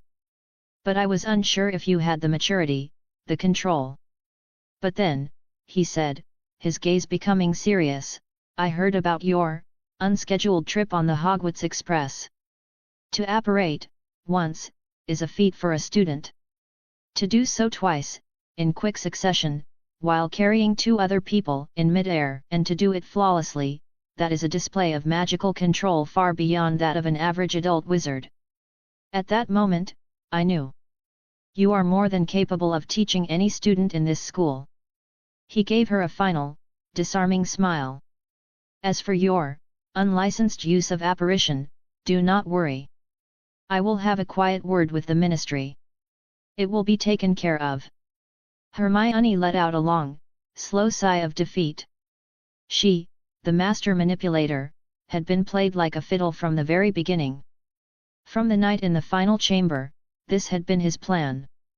Fine, she said, her voice a low grumble. I'll do it. She knew she had no choice. She had taken his gifts, she had to pay the price. And besides, she was a little curious. Teaching a class full of Hydra agents was one thing. But teaching a class full of actual, aspiring wizards? It might even be fun. PLS support me and throw power stones. Chapter 67, Chapter 67, Potions, Proposals and Poor Timing. The air in Tony Stark's workshop, usually a clean, sterile environment smelling of ozone and ionized metal, was now thick with the cloying, earthy scent of something vaguely like boiled cabbage and sulfur. In the center of the pristine lab, a small, black cauldron bubbled merrily over a magically sustained blue flame. 5 parts powdered moonstone, Hermione muttered to herself, her tongue sticking out slightly in concentration as she carefully measured the shimmering dust. 4 parts syrup of hellebore. She was so absorbed in the delicate, final stages of a calming draft that she didn't hear the workshop doors slide open. And that's final, Pepper. Tony Stark's voice, full of his usual post-congressional hearing bluster, echoed through the lab. I am Iron Man. The suit and I are one and the same. I will not be handing it over to those greedy, incompetent politicians, and I don't care how many senators I have to piss off to make that point. Tony, that's not the point. Pepper's voice was a tight, strained counterpoint of pure exasperation. No one is questioning your resolve. They're questioning your stability. You can't just go around blowing up foreign countries and expect the government not to have a few questions. With a final, dramatic thump, the door slammed open fully. Hermione yelped, startled by the sudden noise. Her hand jerked, and an entire vial of crushed frog brains, far more than the recipe called for, tumbled into the bubbling cauldron. Boom! A geyser of thick, foul-smelling, purple sludge erupted from the cauldron, splattering across a nearby holographic design table, which immediately short-circuited with a shower of angry sparks. "For Merlin's sake!" Hermione shrieked, her face a mask of pure, unadulterated fury. She spun around to face the two people standing, stunned, in the doorway. "Tony Stark!" she roared, her voice echoing with a rage that made the real Iron Man take an involuntary step back. "Has no one ever taught you to knock before entering a room? Thanks to you, 5 measures of glycerin and an entire frog's brain have gone to waste. Do you have any idea how hard it is to source fresh frog brains in this city?" Tony and Pepper just stared. One moment, they were in the middle of a world-altering corporate and political crisis. The next, they were being screamed at by a small child who was furious about wasting frog brains. Then, Tony's eyes began to take in the full scope of the scene. His eyes widened in dawning, apocalyptic horror. His lab. His beautiful, pristine, billion-dollar workshop. It was a disaster zone. The sleek, chrome surfaces were covered in a strange, sticky residue. His state-of-the-art 3D modeling table, the one he used to design his armor, was now a makeshift potion station, covered in bubbling beakers, slimy, dissected animal parts, and jars filled with things he didn't even want to identify. A rack of spare Iron Man gauntlets had been unceremoniously shoved into a corner to make room for a display of potted mandrakes. "What?" he began, his voice a trembling whisper, "have you done to my lab?" He had just spent 2 days in Washington, D.C. being interrogated by the United States government. He had come home, to his one true sanctuary, only to find it had been colonized by a medieval apothecary. "Oh, this," Hermione said calmly, pouring the ruined, smoking sludge from her cauldron onto the floor, where it began to hiss and corrode the polished concrete. "I needed a place to practice my potions, and since you weren't here, I just made myself at home." She turned back to her cauldron, completely unconcerned. "You did say I could use whatever I wanted." Tony's hand, pointing a shaking finger at her, trembled. The corners of his eyes twitched wildly. "Hermione Granger," he finally roared. His rage, however, was quickly hijacked by his own insatiable scientific curiosity. He stopped mid-shout, his eyes narrowing. "Wait," he said, his anger instantly forgotten. "Did you say, potions?" He strode over to her workbench, peering with intense interest at the rows of colorful, bubbling liquids in their glass vials. "Yes," Hermione said, annoyed but also a little proud. She picked up a small bottle filled with a shimmering, golden liquid. "This, for example, is Felix Felici's liquid luck. A single drop will make you successful in all your endeavors for 12 hours. She held up another, a dark, viscous fluid the color of midnight. "This is the draft of living death. 1 sip will put you into a sleep so deep it's indistinguishable from death." Tony stared, his mind racing, trying to deconstruct the chemical compounds, to find the scientific principles behind these impossible claims. "But the ingredients," he argued, pointing at her open textbook. "Powdered moonstone, syrup of hellebore, leeches, there's no scientific basis for this. How can you possibly create these effects from medieval witchcraft?" Hermione just gave him a look of profound, withering pity. "Muggles," she said with a sigh. "You're so adorable when you try to understand things that are beyond you. You little..." Tony began, his pride stung, but he was interrupted by his own, more pressing needs. He leaned in conspiratorially, his voice dropping to a low whisper. Okay, forget the science. Do you have anything, for a man's vitality? For health?" Hermione's head snapped up, her eyes widening in a perfect imitation of shocked, clinical concern. She looked from Tony's hopeful face to Pepper's confused one, and then back again. Then, her voice boomed through the lab, full of a loud, faux sympathetic horror. "Oh my God, Tony! You have erectile dysfunction. Cough, cough, hack. Tony nearly choked on his own tongue. What? No. That's not what I meant. I'm Tony Stark. How dare you, he sputtered, his face turning a shade of crimson that clashed horribly with his arc reactor. Pepper's own face was burning with a second-hand embarrassment so intense she looked like she was about to spontaneously combust. Humph. Forget it. Tony fumed, grabbing Pepper by the arm. Let's go. I need a drink. As they walked away, he tried to salvage the evening. Later, I'll open a bottle of champagne. Your birthday is in a few days, and I have a surprise for you. He's making you the CEO of Stark Group, Hermione called out cheerfully from behind them. Pepper froze. Tony spun around, his face a perfect storm of rage and disbelief. You did that on purpose. He had been planning it for days. A romantic dinner. A heartfelt speech. A grand, life-changing gesture. And this little gremlin had just spoiled it with the casual cruelty of a child pulling the wings off a fly. Before he could continue his tirade, Pepper covered her mouth, her eyes wide with a disbelief that had nothing to do with him. Tony, she whispered. You were really going to do that? He just nodded reluctantly. Wait, Sister Pepper, this is for you, Hermione said, her timing impeccable. A small, elegant necklace floated through the air and settled gently into Pepper's hand. It was a simple, silver locket, edged with swirling, intricate patterns, humming with a faint, magical warmth. Tisk, it's a bit tacky, Tony scoffed, a last, petty act of revenge. Pepper didn't even hear him.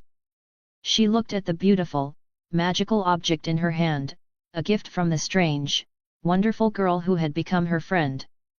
Without a moment's hesitation, she unclasped the multi-million-dollar diamond necklace she was wearing and put on Hermione's instead. It settled against her skin, feeling more precious, more real, than any jewel she had ever worn. PLS support me and throw power stones. Chapter 68, Chapter 68, The Devil You Know. She's gone to get ready, Tony said, a hint of a pout in his voice. Pepper and I are flying to Monaco for the Grand Prix. Business. The plane's waiting. He looked around his workshop, a silent warning in his eyes. You are in charge of the house. Try not to, burn it down, summon any demons, or accidentally turn the toaster into a dragon while I'm gone. Hermione, who was carefully measuring a pinch of powdered moonstone, just grunted in acknowledgement. But as he turned to leave, her head snapped up. Wait. You're going to Monaco? Yeah, why? Tony asked, puzzled by her sudden interest. She hesitated, a flicker of something dark and knowing in her eyes. The race. Vanco. The attack on the racetrack. It was a fixed point in the timeline, a trauma he was meant to endure. To warn him would be to throw a wrench into the delicate clockwork of history, with consequences she couldn't possibly predict. Nothing, she said, her expression smoothing back into one of cool indifference. Have a nice trip.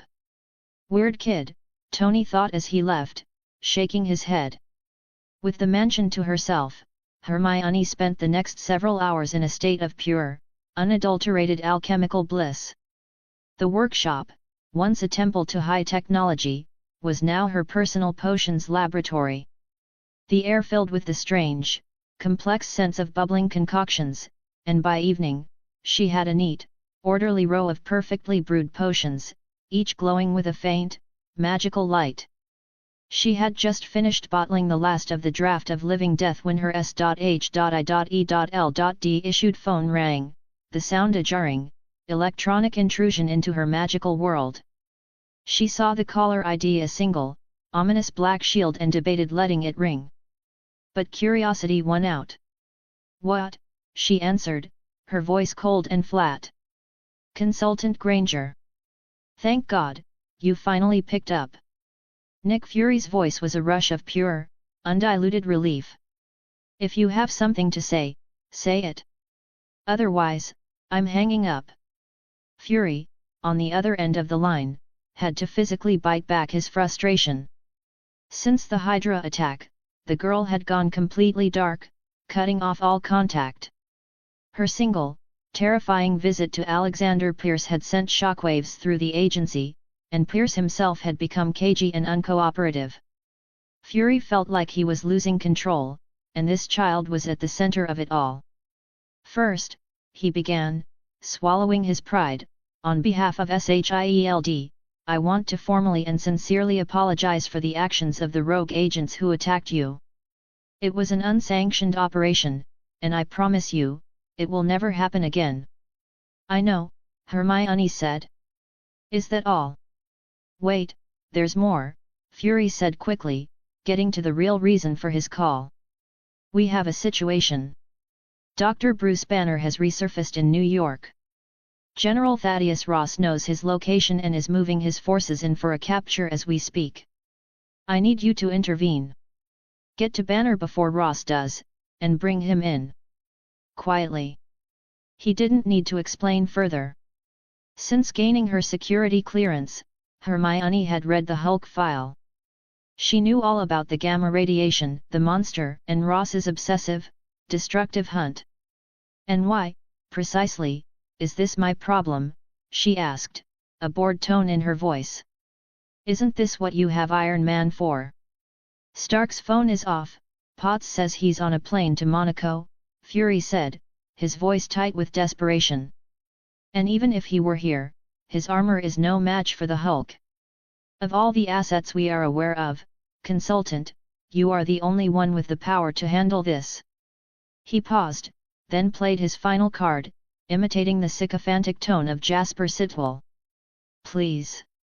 We're counting on you. A slow, cold smile spread across Hermione's face.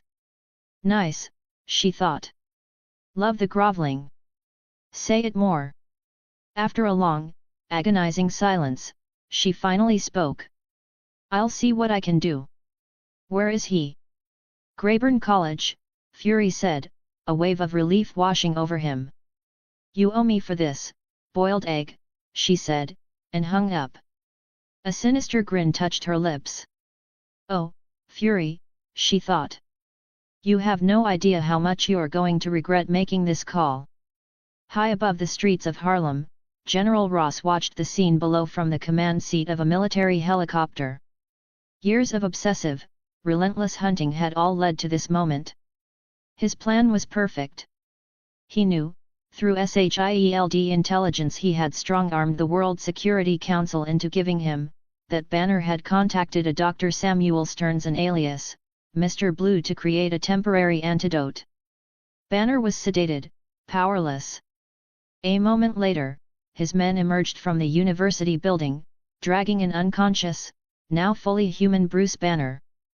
We have him, sir, a voice crackled over the comms. A grim, triumphant satisfaction settled over Ross. But it was short-lived. Blonsky, what's your status? Report, he barked into the microphone. His top soldier, Emil Blonsky, was supposed to be leading the evac. Instead, he was lingering inside Stern's laboratory. The man was a decorated soldier, a true warrior, but ever since his first encounter with the Hulk, a strange, unsettling ambition had taken root in him. Seeing Banner being loaded onto the transport chopper, Ross made a decision. He would deal with Blonsky's insubordination later. The helicopter lifted off. Not long after, Banner began to stir, his eyes fluttering open. Bruce, a woman's voice said.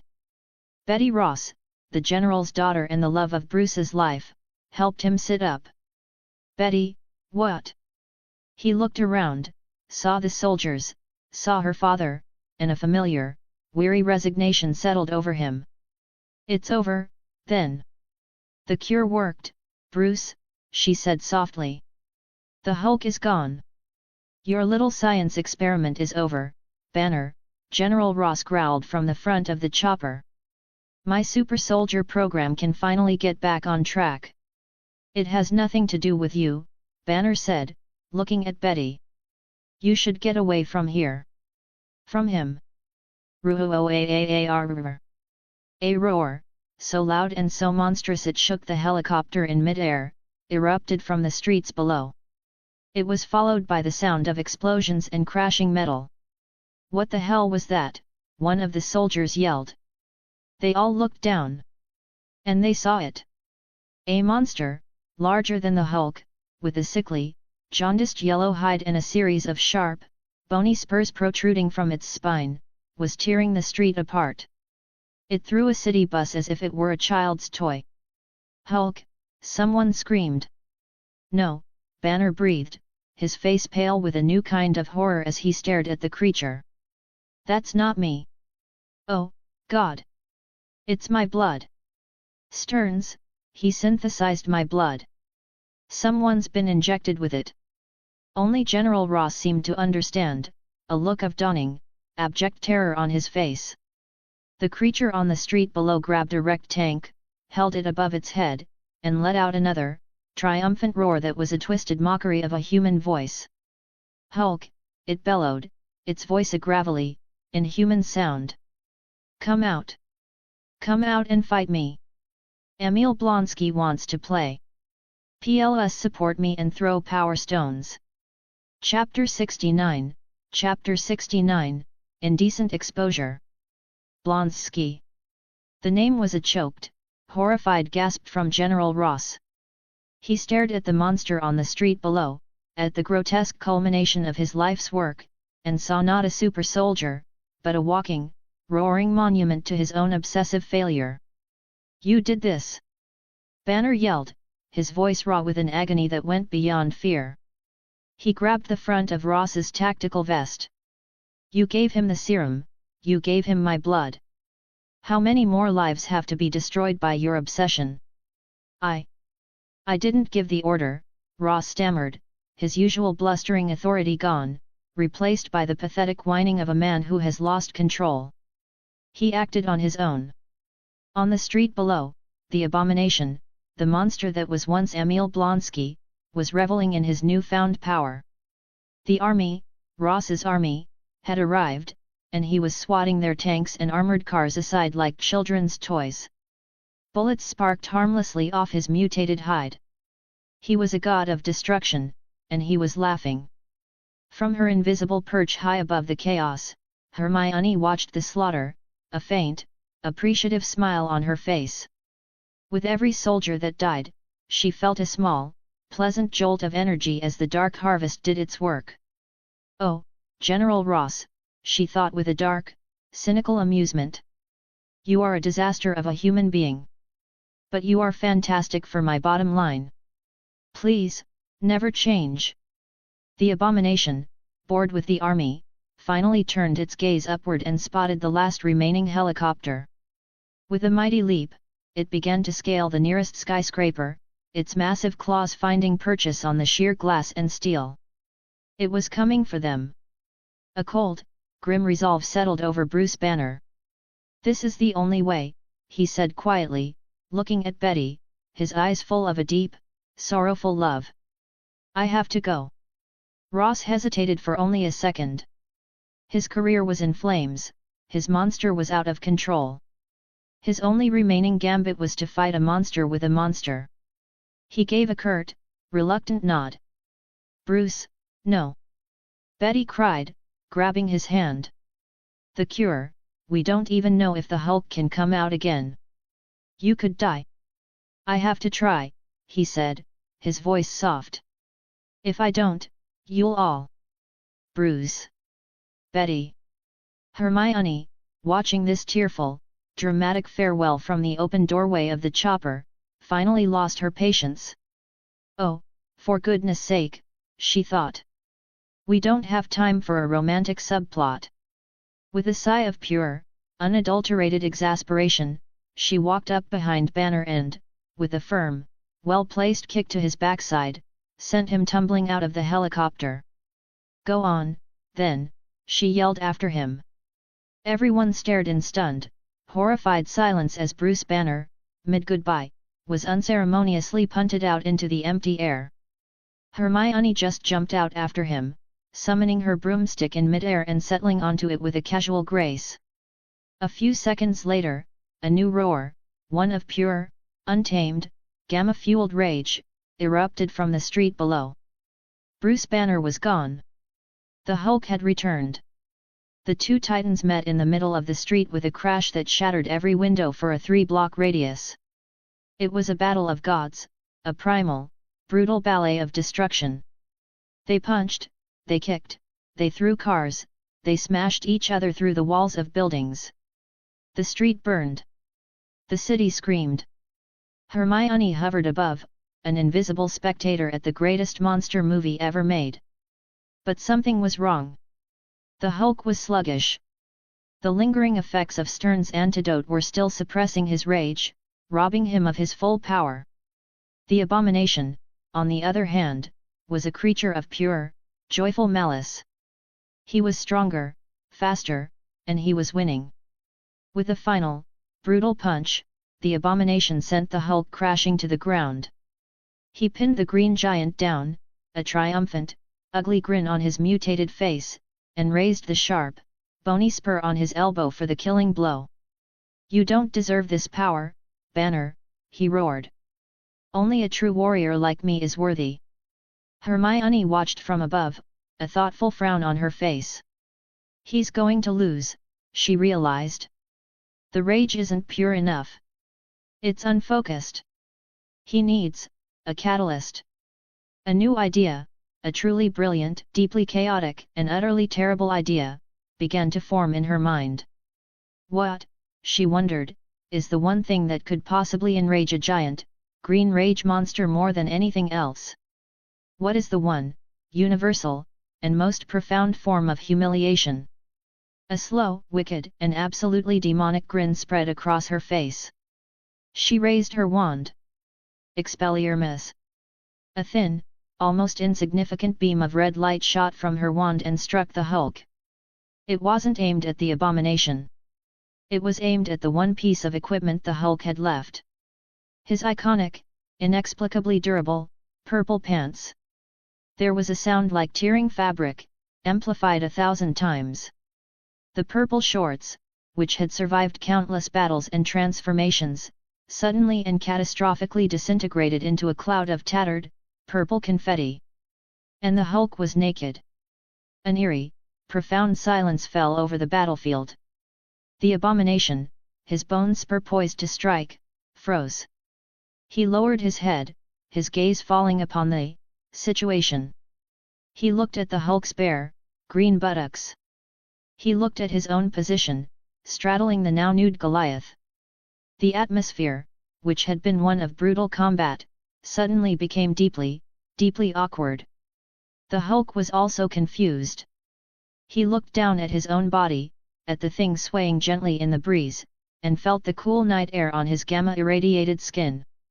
And then, his brain, a simple engine of pure rage, finally processed the absolute, total, and soul-crushing humiliation of what had just happened. A new roar started deep in his chest. It was not his usual roar of anger. It was a sound of pure, cosmic-level fury, a sound of a being whose last shred of dignity had just been violently stolen. His body began to swell, new muscle erupting as his rage found a new, infinitely deeper well to draw from. He was bigger. He was stronger. And he was very, very angry. I swear, it wasn't me," the Abomination stammered, a look of genuine terror on his face. The next second, a massive green fist, powered by a level of rage no one had ever witnessed before, smashed into his face. The rest of the fight was not a fight. It was a punishment. A brutal, one-sided, and deeply personal beatdown. The enraged, and now completely naked, Hulk pummeled the Abomination into the pavement, his roars of fury echoing through the city. Hermione watched, a look of profound, scientific satisfaction on her face. Incredible, she thought. It seems that acute, public humiliation is a far greater catalyst for gamma-mutate power levels than the death of a loved one. The data is conclusive. In the middle of the carnage, Her SHIELD phone began to ring. She glanced at the caller ID and answered. "Sorry I'm late, Director," she said cheerfully, preempting his question. "Got held up in traffic." "Never mind that," Fury's voice, tight with stress, came over the line. "What the hell is going on down there? Can you subdue both of them? We can't let them tear New York apart. PLS support me and throw power stones." Chapter 70, A Transactional Relationship. "I can't, Director," Hermione's voice came over the phone, laced with a perfect, calculated helplessness. "I'm sorry, but my hands are tied. After the unsanctioned attack on me by your own agents, I can't risk acting openly. It could damage the already fragile relationship between the wizarding world and the Muggle government. My headmaster was very clear." She was, of course, paraphrasing the lies Alexander Pierce had fed her, but now she was using them as a weapon against Fury himself. Checkmate, she thought, a vicious little thrill running through her. On the other end of the line, Nick Fury almost crushed his phone. "Pierce, you son of a bitch." The Hydra Mole's actions had not only endangered the girl, but had also given her the perfect excuse to deny them her assistance. He had been completely outmaneuvered. He took a deep, calming breath. "Miss Granger," he began, his voice a low, careful purr of negotiation, "I understand your concerns. The actions of those rogue agents were a betrayal of our trust, and I promise you, they will be dealt with. But what's happening right now, this is a crisis that threatens thousands of civilian lives. We need your help." That does sound serious," Hermione said, her voice sounding distant and distracted. A loud, crisp crunch echoed over the line. Fury froze. What was that sound? It didn't sound like a gamma-powered monster fight. "Oh, nothing," Hermione replied, her mouth clearly full. "Just an apple." "You were saying?" Crunch. Crunch. Fury closed his one good eye, a vein throbbing in his temple. He was trying to avert a citywide catastrophe, and his only hope for salvation was a 12-year-old witch who was casually snacking while watching the carnage from a safe distance. "Miss Granger," he finally said, abandoning all pretense of persuasion. His voice was a flat, weary monotone. "Tell me what you want." Hermione swallowed her apple. She dropped the core from her invisible perch, watching it bounce harmlessly off the Hulk's head. "Well," she said, her voice suddenly bright and cheerful, "since you asked. I've been reading some of S.H.I.E.L.'s files. The ones you gave me access to. And I've noticed you have a rather fascinating collection of rare and exotic botanical samples. Things you can't quite identify. I would be willing to offer my expertise in identifying them. In exchange for a few samples, of course. For my own alchemical research." Fury sighed. The price of doing business with a god. He knew exactly what she was doing. She wasn't just asking for a few plants, she was extorting him for a treasure trove of priceless, and possibly magical, materials. But he had no choice. She was a little fox, and he was caught in her trap. "Done," he gritted out. "You'll have full access to the labs. Now, will you please help us?" "Of course," she said. The deal was done. "One last question, Director. Do you want them dead, or alive?" The casual, almost bored way she asked the question, as if inquiring about his preference for takeout, sent a genuine chill down Fury's spine. He thought of the two gamma-powered behemoths tearing his city apart. "Capture them alive, if possible," he said, his voice strained. "But your own safety is the top priority, consultant. You are a far more valuable asset." More valuable than the Hulk, he thought. A god is always more valuable than a monster. "Understood," Hermione replied, and the line went dead. She cancelled the disillusionment charm, and in the fiery, chaotic landscape of the Harlem Street battle, a new, impossible player appeared. A small girl in a black robe, sitting sideways on a broomstick, hovering serenely in the air as if she were watching a particularly interesting fireworks display. Bombarda Maxima, she intoned, her voice calm and clear. 3 bolts of pure, white-hot concussive energy shot from her wand. They didn't just explode, they detonated. One slammed into the Hulk's chest, the other into the Abomination's, and the third exploded on the ground between them. The force of the blasts was catastrophic, throwing the 2 multi-ton behemoths in opposite directions as if they were children's toys. The story of their epic, homoerotic, boy-next-door wrestling match was, for the moment, over. The smoke cleared. The 2 monsters, dazed and bleeding, looked up from the craters they'd made. And they saw her. A tiny, floating dot in the sky. Their small, rage-filled brains struggled to process the new variable. What is that? The Hulk's mind seemed to rumble. Is it food? The Abomination's thoughts countered. They looked at each other, a moment of rare, tacit understanding passing between the 2 engines of destruction. It's small. It's not a threat. And with a simultaneous, guttural roar, they ignored her completely and charged at each other again. Hermione just hovered there, an expression of profound, deep, and utter disbelief on her face. Excuse me? She thought, a surge of pure, indignant fury rising in her chest. Did you 2 lumps of gamma-irradiated beef jerky just ignore me?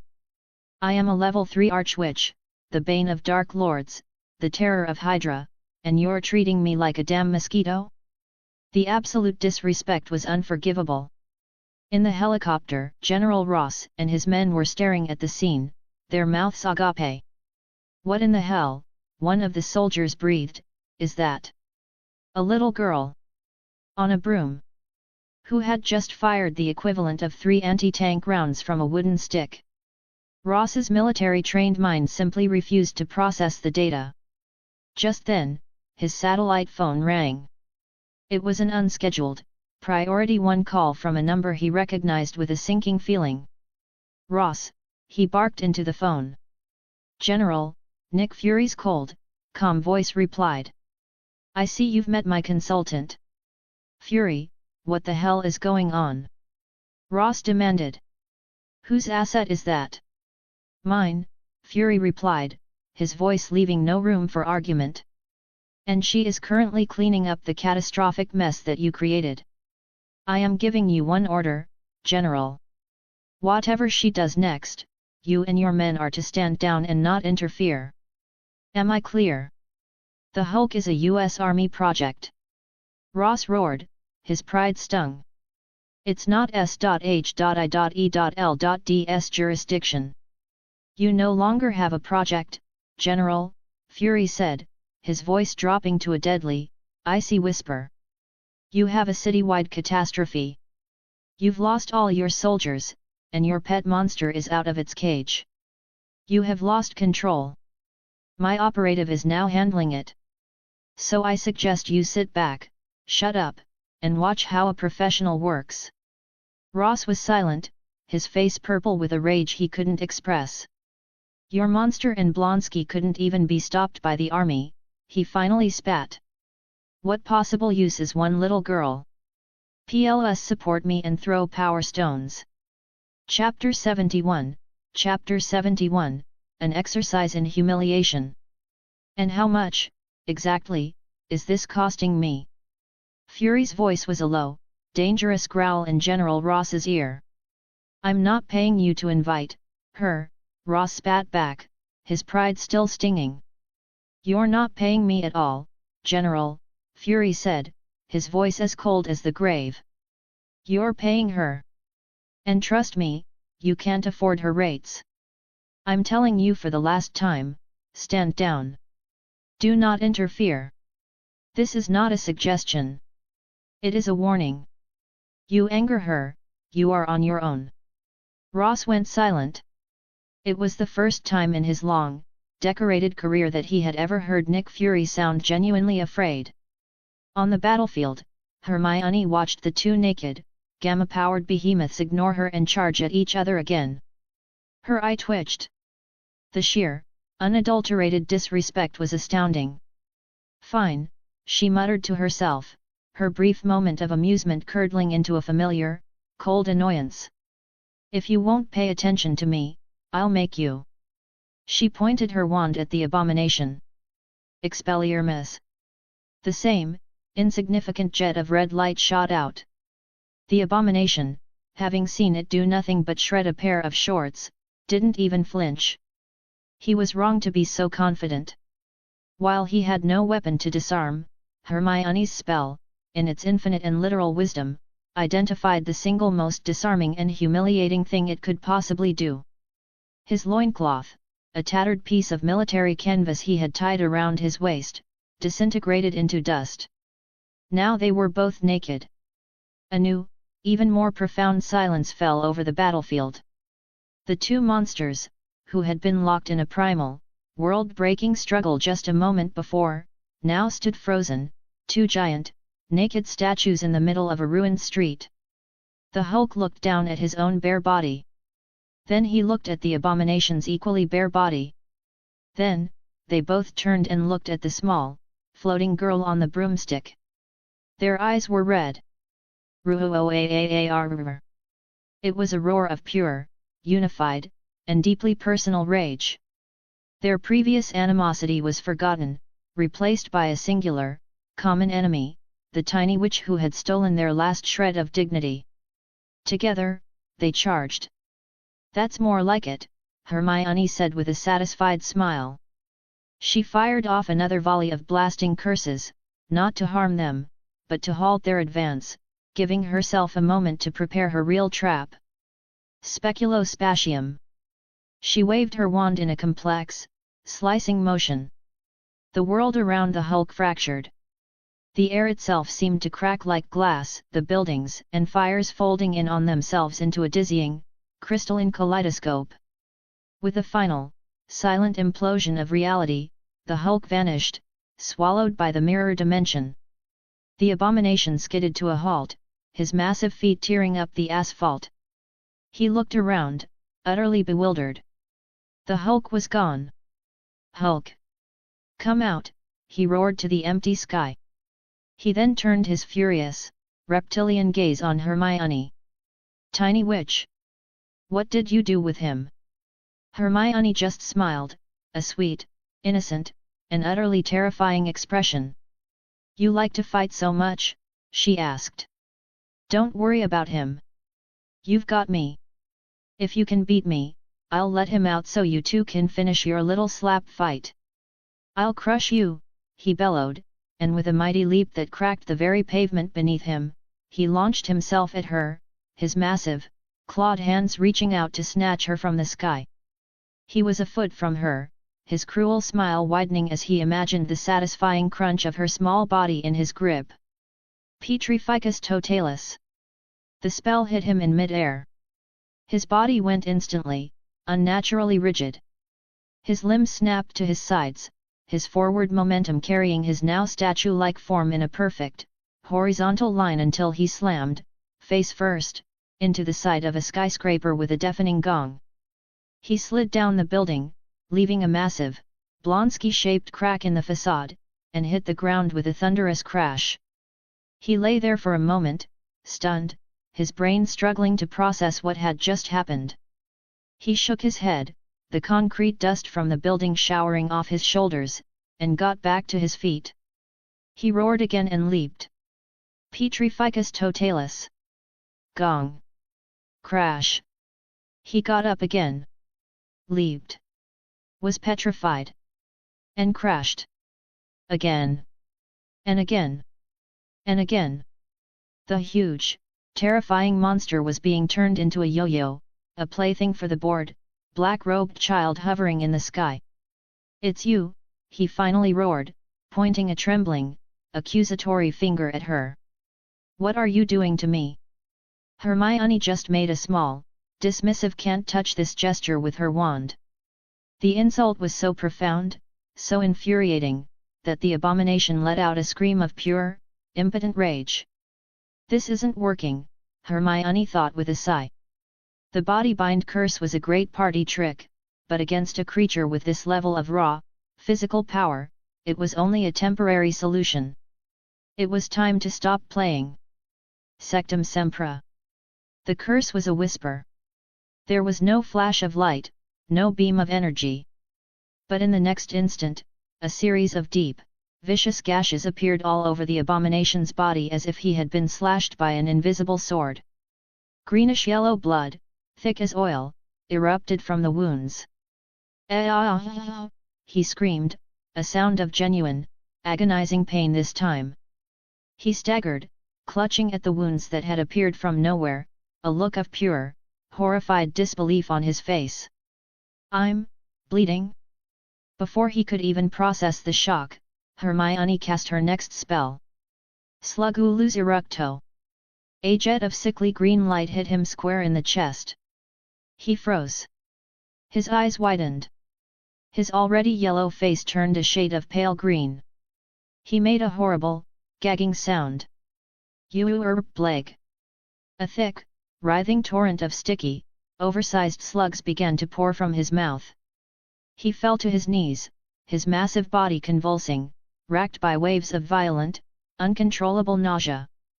As he vomited, his form began to shrink, his muscles receding, his bony spurs retracting, until the monstrous abomination was gone, replaced by the pathetic, human form of Emil Blonsky, lying naked on the ground in a pile of his own slimy ejecta.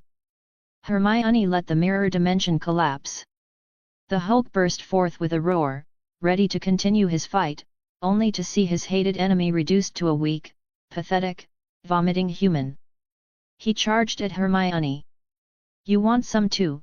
she asked with a grin. Slugulus eructo. The Hulk, for all his rage, was not immune. He too began to vomit, but his indomitable will and sheer, gamma-powered rage allowed him to keep advancing. More stubborn than the other one, she noted. She pulled a small, corked vial from her pocket and, with a flick of her wand, sent it flying directly into the Hulk's roaring mouth. He swallowed it instinctively. The effect was instantaneous. The red haze of his rage was washed away by a cold, chemical clarity. He was still the Hulk, but Bruce Banner was now in the driver's seat. And he was still vomiting slugs. The combination of the nauseating curse and the sudden, horrifying self-awareness was too much. He collapsed, the last of his strength gone. He looked over and saw Blonsky, also lying on the ground, also suffering the same, grotesque fate. Their eyes met, two former titans, two brothers in abject, slimy humiliation. "Brother!" Banner's eyes seemed to say, "Hold on." "Wow," they both moaned, and then vomited a final, sympathetic slug at the same time. "Plus support me and throw power stones." Chapter 72, Chapter 72, A New World Order. From the command helicopter, General Thaddeus Ross stared down at the ruined street, his mind a wasteland of disbelief.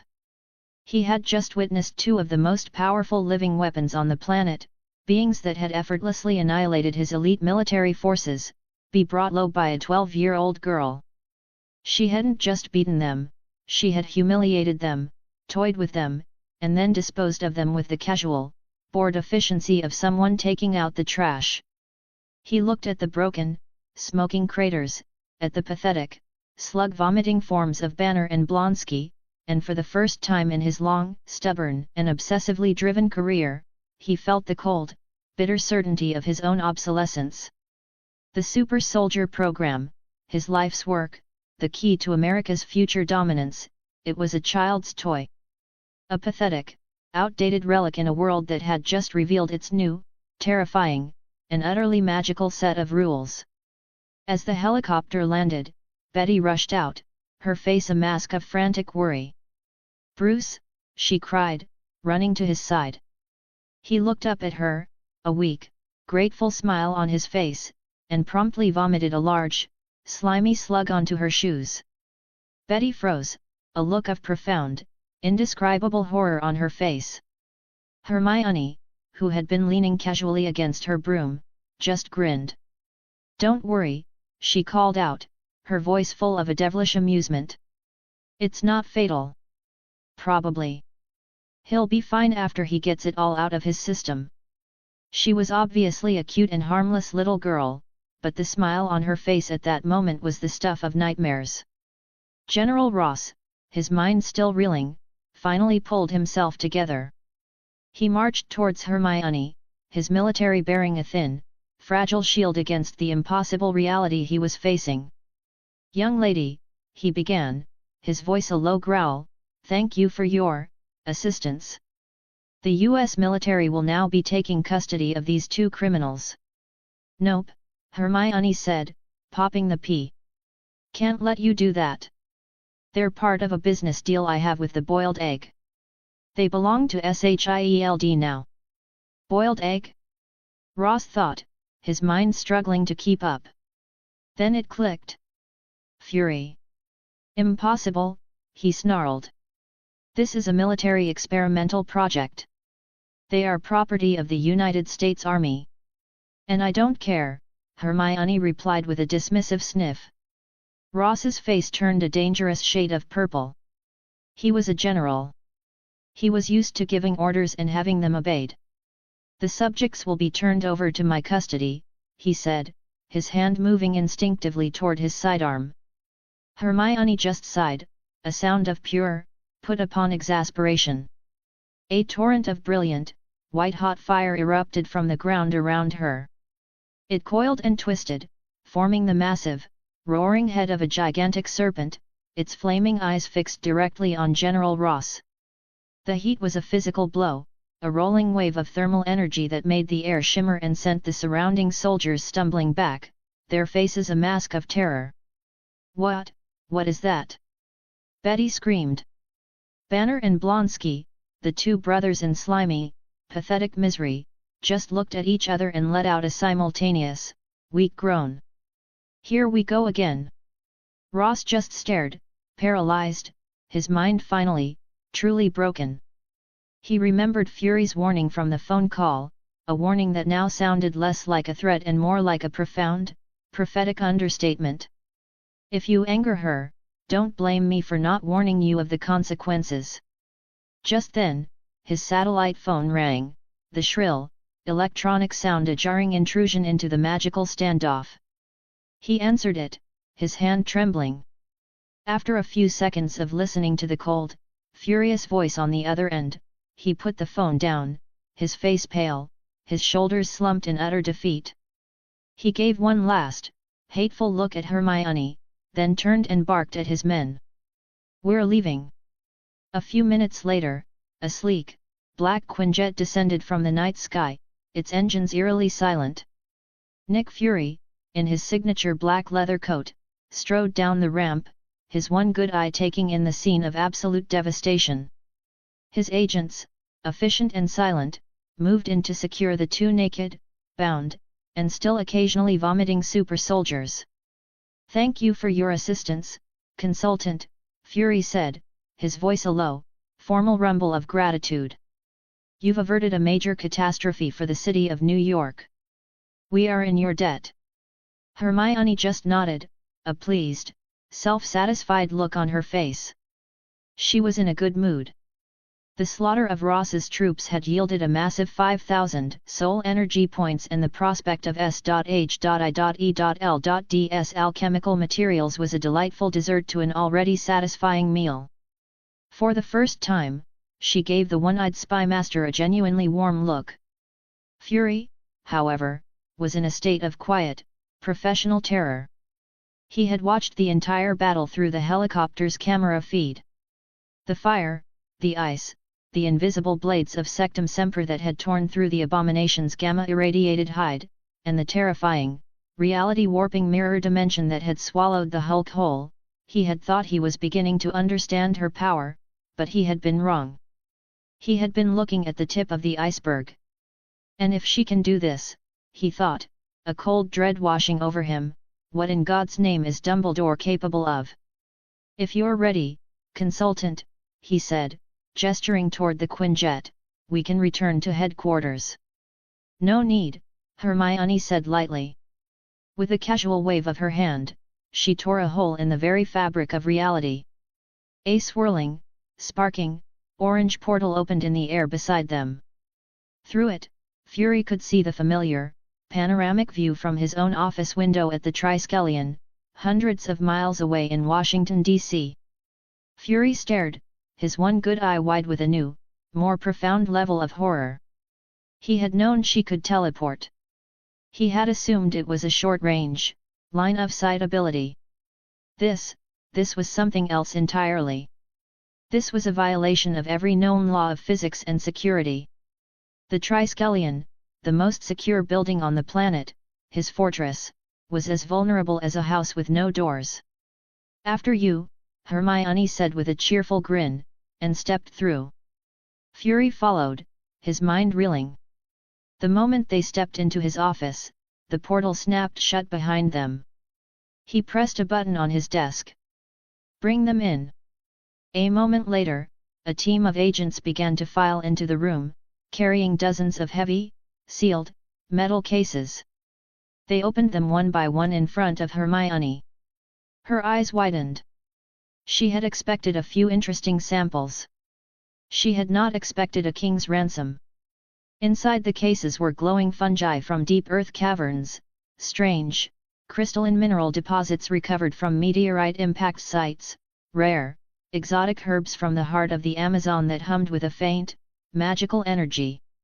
SHIELD, using the information she had leaked to them, had become the most ruthlessly efficient magical resource-gathering operation on the planet. A slow, triumphant, and deeply avaricious smile spread across her face. This was it.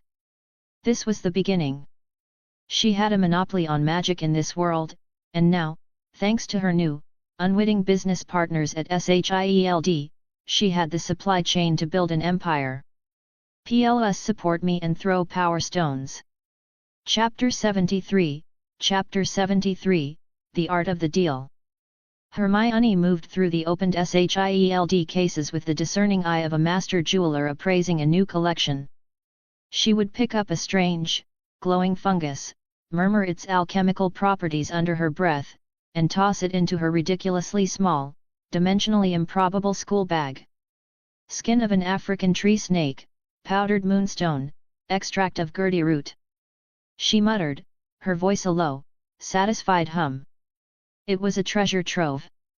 Her mind was already racing, cross-referencing the materials with the recipes from Flamel's notebook and the dark tomes from the restricted section. Nick Fury stood by his desk, his one good eye twitching as he watched his agency's entire collection of priceless, anomalous botanical and mineral samples disappear, box by box, into a 12-year-old's backpack. Each item represented a massive investment of SHIELD resources, a mystery his best scientists had spent years trying to crack. And he was now giving it all away for free. Finally, she was done. The vast majority of the cases were empty. She looked up at him, a questioning look on her face. Is that it? For now, Fury said, his voice a low grumble. That is the extent of S.H.I.E.L.'s current collection. She stared at him for a long, silent moment, a slow, knowing smile spreading across her face. Liar, she thought. He was holding some back, a desperate attempt to maintain some small sliver of leverage. It was fine. She would let him have his little secret. He couldn't do anything with them without her, anyway. All roads, she knew, would eventually lead back to her. All right, she said cheerfully. Keep up the good work. If you find anything else interesting, be sure to call me. I'll even identify it for you, free of charge. She patted her now bulging school bag. After I've taken my share, of course. Fury's face grew even darker. As a reward for his cooperation, she released Goose from her bag. A fluffy, orange cannonball shot out and landed on the director's desk, purring. A flicker of genuine, paternal affection crossed Fury's stern face as he reached out to scratch the cat's head. Goose, in response, hissed at him and immediately trotted over to rub against Hermione's leg. The spymaster's heart broke just a little bit more. "Well then," Hermione said, her voice full of false sincerity. "It's been a pleasure doing business with you, Director. Know that as long as you continue to be so helpful, you will always have a partner in justice. The safety of the civilian populace is my highest priority." With a final, angelic smile, she scooped up Goose, opened a sparking orange portal in the middle of his office, and vanished. "Your justice seems to have a very high price tag," Fury muttered to the empty room. Hogwarts, the greenhouses. The air was thick, humid, and smelled of damp earth and chlorophyll. The aftermath of the first-year Mandrake lesson was a scene of minor carnage. The floor was littered with overturned pots and spilled soil. A half-dozen students were still lying unconscious on the ground, having failed to properly secure their earmuffs against the creature's fatal screams. Honestly, Professor Pomona Sprout sighed, shaking her head as she waved her wand, magically righting the overturned benches. The youth of today. So fragile. Hermione, who had been completely unfazed by the screaming, root-like babies, helped her clean up. When the last of the unconscious students had been levitated to the hospital wing, she finally made her move. "Professor Sprout," she began, her voice full of a carefully crafted, academic curiosity. "I was reading in an advanced potions text about certain, aggressive floral species. Venomous tentacula, for example, and the Chinese chomping cabbage. I was wondering if the school cultivated any." Professor Sprout looked at her, her kind, round face creased with concern. "My dear, those are extremely dangerous plants. Dark arts level, some of them. Whatever for would you want to know about them?" "Purely for research, Professor," Hermione said, her eyes wide with a thirst for knowledge. "The book mentioned their unique venomous properties. I have a theory that, if properly neutralized and distilled, they could be used to create a whole new class of nerve-strengthening potions. The potential applications for healing are immense." It was, of course, a complete and utter lie. But it was a brilliant one, perfectly tailored to appeal to a Hufflepuff's love of healing and helping. Professor Sprout looked at Hermione's cute, sincere, and deeply passionate face, and her professional caution began to melt away. "Well," she said, hesitating for a moment. "I suppose, for purely academic purposes." She bustled over to a locked cabinet in the corner of the greenhouse and returned with 2 small, sealed packets of seeds. "These are the last I have," she said, pressing them into Hermione's hand. "Be extremely careful, my dear. Their potential for healing is theoretical. Their potential for a painful, venom-induced death is very, very real." "Thank you, Professor. I won't let you down," Hermione said, beaming, and then she happily skipped out of the greenhouse. As she watched her go, a sudden, inexplicable feeling of unease washed over Professor Sprout. It felt, for a moment, as if she had just handed a box of matches to a pyromaniac. The Defense Against the Dark Arts Office. Hermione lounged in a plush armchair in Gilderoy Lockhart's ridiculously gaudy office, a place that looked less like a teacher's study and more like a shrine to its own occupant. The walls were covered in massive, moving portraits of Lockhart himself, each one winking, preening, and flashing a set of impossibly white teeth. The air was thick with the cloying scent of hair potions. She was reading his book, Guddying with Ghouls, and to her own profound, horrified surprise, she was actually enjoying it. It was terrible. The prose was purple, the adventures were clearly fabricated, and the hero was an insufferable narcissist. But it was also fun. It had the same shameless, over-the-top, brain-rotting quality as the cheap web novels she had secretly devoured in her past life. It was a guilty pleasure. A thrilling tale, is it not? Lockhart's voice boomed from across the room, where he was admiring his own reflection in a full-length mirror. "My encounter with the wailing banshee of Wallachia. I knew from a young age that wizards of your generation would admire my rich and varied life experience."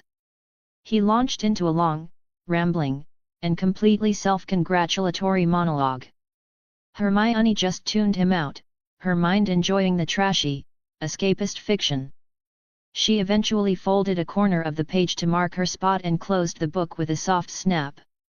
"Professor Lockhart," she said, her voice cutting through his bragging. "As your teaching assistant, I feel compelled to remind you that your first class begins in precisely 10 minutes. Do you have your lesson plan prepared?" She looked him dead in the eye, her expression a mask of polite inquiry. "And please," she added, her voice dripping with a sweet, false innocence, "don't tell me your grand pedagogical strategy is to just read Magical Me aloud to a group of 12-year-olds. Plus support me and throw power stones." Chapter 74, Chapter 74, A Practical Demonstration. Lockhart's smile was a thing of blinding, professional brilliance. "Of course not, my dear girl," he boomed, his voice full of a practiced, theatrical confidence. "While my own thrilling adventures are certainly an integral part of any complete magical education, I also believe in rigorous assessment. I've prepared a little quiz. Just to get a feel for the student's foundational knowledge." He picked up a thick stack of parchment from his desk and handed it to her. "As my assistant, I expect you to be able to answer these simple questions. If not, you may find yourself in need of some extra lessons." Hermione took the test paper and her eyes scanned the first few questions. A muscle in her jaw began to twitch. 1. What is Gilderoy Lockhart's favorite color? 2. What is Gilderoy Lockhart's secret ambition? 3. What, in your opinion, is Gilderoy Lockhart's greatest achievement to date? She slowly raised her head, her expression a perfect mask of polite, academic inquiry. "Professor," she asked, her voice dangerously sweet, "could you please explain what precise area of dark arts knowledge question number 1 your favorite color is designed to assess?" Lockhart's smile faltered for a fraction of a second. "Ah, well," he said, quickly recovering, as a 5-time winner of Witch Weekly's Most Charming Smile Award and an honorary member of the Dark Force Defense League, "I believe a deep, personal understanding between teacher and student is the true foundation of a successful learning environment, wouldn't you agree?" He gave her a dazzling wink. "He's going to get himself killed," Hermione thought, a sudden, profound certainty washing over her. She sighed. This was going to be a very, very long year. "And rest assured, Miss Granger," Lockhart added, patting a large, cloth-draped cage on his desk. "While you may have defeated a washed-up has-been like Quirrell, I am another matter entirely. I have prepared a little surprise for the class today. A practical demonstration of my formidable talents." Quirrell, for all his faults, was a vessel for the Dark Lord, she mused. "You, on the other hand, are a vessel for hair care products and self-delusion. I don't think the comparison is in your favor." 10 minutes later, the Defense Against the Dark Arts classroom was buzzing with the excited chatter of the second-year students. They looked at the narcissistic quiz in their hands with a mixture of confusion and amusement, and then up at Hermione, who was leaning against the railing of the second-floor landing, looking down at them all with an expression of profound, weary resignation. She simply shook her head, a clear, unspoken message, "Don't look at me. This has nothing to do with me. Now." Lockhart boomed, striding to the front of the classroom. "Me? Gilderoy Lockhart, Order of Merlin, 3rd class. But I don't talk about that. I didn't drive the Bandon Banshee away by smiling at her." "No," Hermione thought from her perch, "you tricked a wizard with a cleft palate into doing it, and then you wiped his memory." After 30 minutes of what could only be described as a one-man show of excruciating self-praise, Lockhart finally moved on. "But enough about my many, internationally acclaimed achievements. A theoretical knowledge of defense is useless without practical application. Therefore, I have prepared a little challenge for you all. I must ask you not to scream. It might provoke them." With a dramatic flourish, he gestured to the large, covered cage on his desk.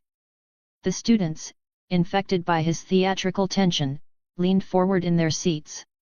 "Behold!" Lockhart cried, and with a final, grand gesture, he ripped the cloth away. Inside the cage was a swarm of tiny, electric blue creatures, chattering and zipping about with manic energy. There was a moment of stunned silence. Then, Seamus Finnegan let out a loud, derisive snort of laughter. "Cornish pixies," he yelled. The rest of the class erupted in giggles. "Yes," Lockhart said, completely unfazed by their ridicule. "Freshly caught. And you may laugh, but pixies can be devilishly tricky little blighters. Let's see what you make of them."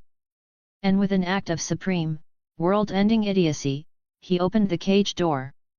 What followed was not a lesson. It was anarchy. A tidal wave of blue, chattering chaos exploded into the classroom. The pixies moved like a swarm of angry wasps, descending on the students with a malicious glee. They ripped books in half, they overturned inkwells, they pulled hair and tweaked ears. Within seconds, 2 of them had grabbed Neville Longbottom by his robes and hoisted him into the air, hanging him from the great dragon skeleton that served as a chandelier. The classroom was a maelstrom of screaming students, fluttering paper, and high-pitched, chattering laughter. Hermione just leaned on the railing, an expression of detached, scientific curiosity on her face. Well, she thought, he wasn't wrong. They are troublesome. As a practical lesson for second years, it was actually appropriate. If, of course, the teacher in question had even the slightest idea how to control it. Lockhart, however, was beginning to panic. This was not how it was supposed to go. In his books, he was the hero who calmly and effortlessly subdued the magical menace. In reality, he was a fraud who had just unleashed a biblical plague of tiny blue hooligans upon a room full of children. "Pesky pixie pesternomi," he squeaked, waving his wand in a series of frantic, useless circles. The spell, which he had just made up, did nothing. In response, a pair of pixies zipped by, snatched his wand from his hand, and threw it out a high window. Now he was defenseless. The chaos escalated. Lockhart, his face a mask of pure terror, looked around for an escape route. His eyes landed on the one calm, still point in the swirling hurricane of anarchy. "Miss Granger," he screamed, his voice a high-pitched, desperate plea. "My teaching assistant. I'll leave them to you." Hermione let out a long, slow, suffering sigh. The sound seemed to cut through the noise, a pure expression of her profound disappointment with the entire adult world. She drew her wand with a lazy, almost bored flick of her wrist. Immobilis. The effect was instantaneous. A wave of invisible, silent energy washed through the room. Every pixie froze in mid-air. Neville stopped swinging from the chandelier. Every fluttering piece of paper, every drop of spilled ink, hung suspended in the air. The high-pitched shrieking was replaced by a sudden, deafening silence. The students slowly crawled out from under their desks, their faces a mixture of terror, relief, and pure, unadulterated awe as they looked up at the girl on the balcony. Lockhart, seeing his chance, immediately sprang back into action. He smoothed down his disheveled robes and puffed out his chest. "Well. Yes," he announced to the silent, staring room. "A good lesson. Let that be a warning to you all. Never underestimate the dangers of even the smallest dark creature." He gestured to Hermione. "And a round of applause for my brilliant assistant, Miss Granger, who so ably stepped in when I, pretended to be helpless, in order to give her a chance to demonstrate her own skills in a crisis situation. All part of the plan, of course. All part of the lesson." He flashed his most charming, 1000-watt smile. The entire class just stared back at him with the same, collective, dead-eyed expression of utter, soul-deep disbelief. "PLS support me and throw power stones." Chapter 75, Chapter 75, A Meeting of Minds. A brilliant success. Gilderoy Lockhart declared to the silent, pixie-strewn classroom. An object lesson in the perils of the Cornish pixie, executed to perfection. The students, who were slowly beginning to unhang themselves from chandeliers and crawl out from under desks, just stared at him with wide, dead eyes. Of course, Lockhart continued, his voice booming with a confidence that was almost a physical force, I could have dealt with them myself in a heartbeat. But as a professor, one must know when to create a teachable moment. Why else would the headmaster assign me such a singularly brilliant teaching assistant, if not for her to assist in my teaching? She needed a chance to shine, and I, Gilderoy Lockhart, provided it. He's actually trying to take credit for this, the entire class thought in unison. He's framing his own catastrophic incompetence as a gift to her. Hermione, who was leaning on the railing and feeling a profound, soul-deep exhaustion, just massaged her temples. Arguing with a man whose entire reality was constructed from self-aggrandizing fiction was a pointless waste of energy. Yes, Professor, she sighed, her voice a flat monotone. You are absolutely right. You see. Lockhart beamed, vindicated. I believe today's lesson was quite effective. This will be our model going forward. With my experience and Miss Granger's enthusiasm, you will all receive a first-class education in the defensive arts. A collective, silent groan of despair rippled through the young wizards. It was going to be a very, very long year.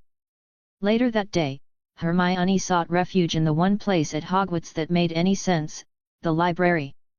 The air was cool and smelled of old parchment, leather, and quiet, accumulated knowledge. It was her true home in this castle. The plant seeds have been acquired, she thought, her mind already shifting to her next project. And the alchemical materials from Shield are secure. It's time to begin mass cultivation. With Dumbledore's official blessing, the restricted section was now her personal lending library.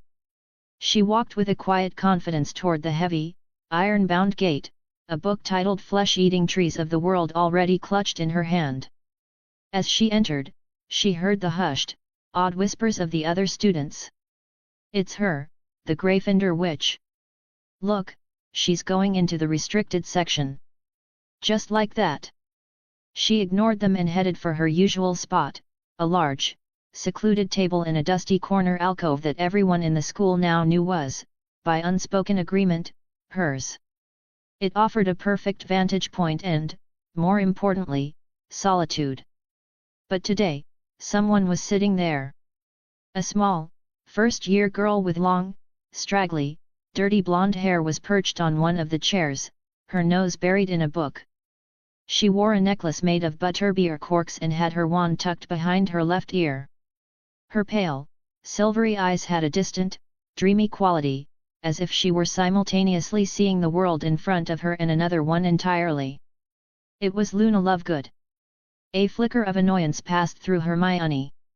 But then she just shrugged. The library was large enough for two strange, solitary girls. She said nothing, simply taking a seat at the other end of the long table and opening her own gruesome-looking book. The silence stretched on. The only sound was the soft rustle of turning pages. After half an hour, Luna put her book down. She drew her wand, a dreamy, faraway look on her face, and whispered, Expecto Patronum. A wisp of faint, silver-blue smoke, barely more than a puff of vapor, drifted from the tip of her wand and then dissipated. She tried again. And again. The result was the same. A flicker of confusion crossed her ethereal face. She was about to go back to her book when a quiet, clinical voice spoke from the other end of the table. The Patronus charm is a projection of pure, positive energy. An incantation is not enough. You must focus on a single, powerful, and deeply happy memory. Luna looked up, her large, silvery eyes blinking slowly, as if she were only just now noticing that someone else was there. She tilted her head, considering Hermione's words. After a moment, she closed her eyes. A soft, genuine smile touched her lips as a distant memory played behind her eyelids. She raised her wand again. Expecto Patronum. This time, a brilliant, incandescent silver light erupted from her wand. It coalesced, took shape, and for a glorious, breathtaking second, a fully corporeal, shimmering silver hair galloped silently across the table before dissolving into a shower of light. Hermione's jaw, for the first time in a very long time, actually dropped. Holy hell! A first year! A first year who had just, with a single piece of advice, cast a corporeal patroness, a piece of magic that most adult wizards could never hope to master.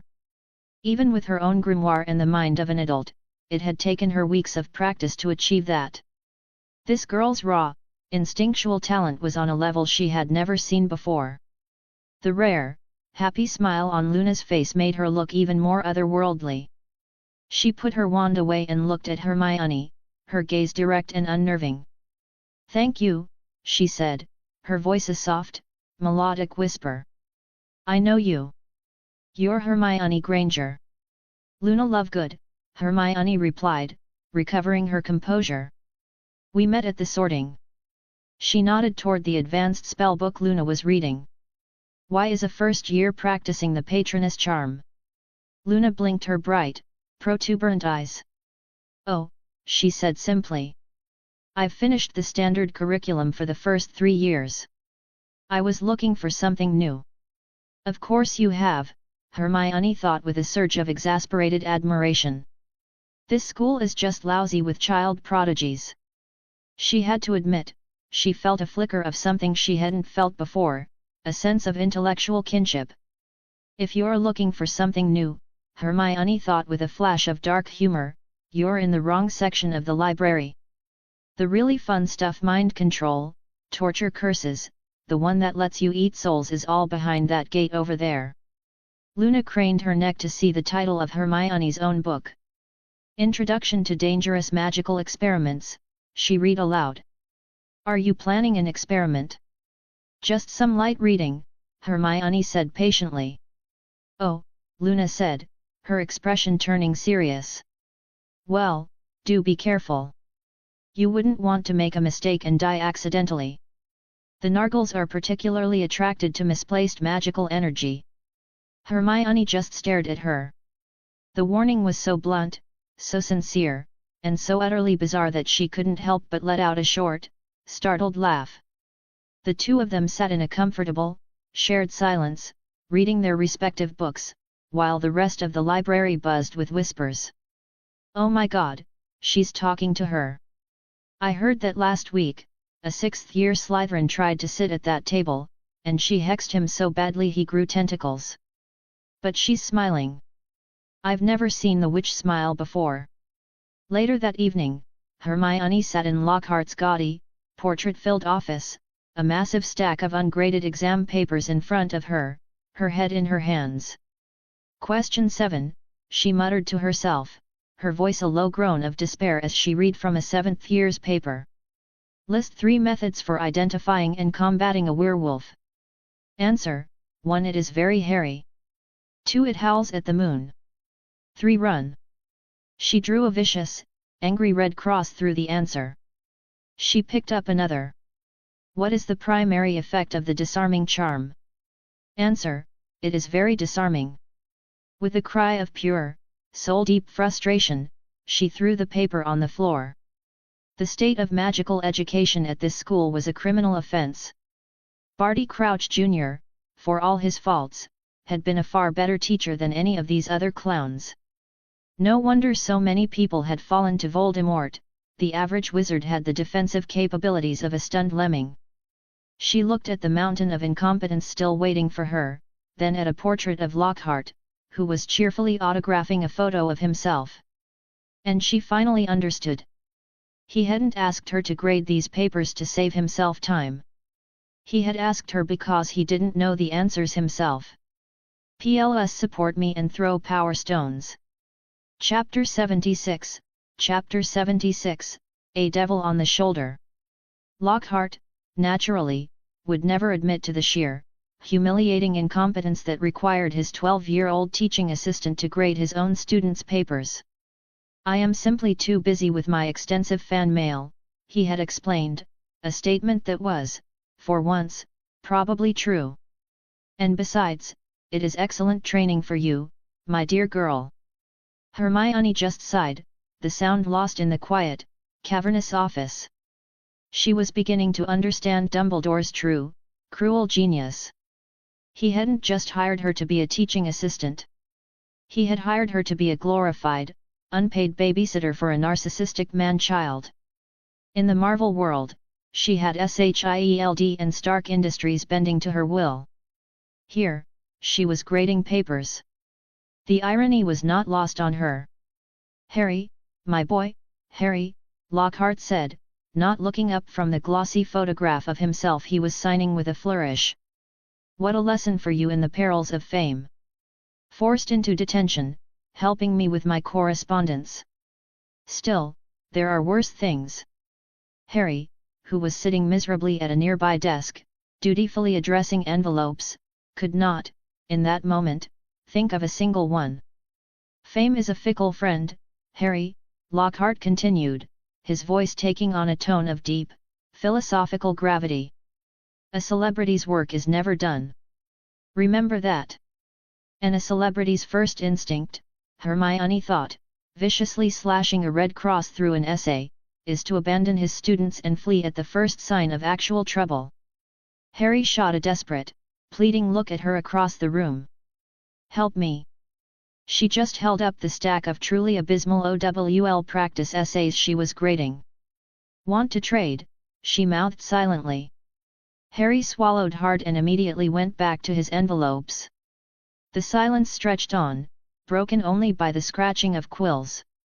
Hermione, bored and feeling a familiar, mischievous itch, decided to liven things up. "Professor Lockhart," she began, her voice a perfect blend of admiration and intellectual curiosity. "I've been thinking. Your talents, they seem wasted on mere teaching." Harry looked up, his eyes wide with a dawning horror. He knew that tone. It was the same one she used right before she was about to utterly destroy someone. Lockhart, however, was completely oblivious. He preened, turning from his fan mail to give her his full, dazzling attention. "Go on, my dear girl."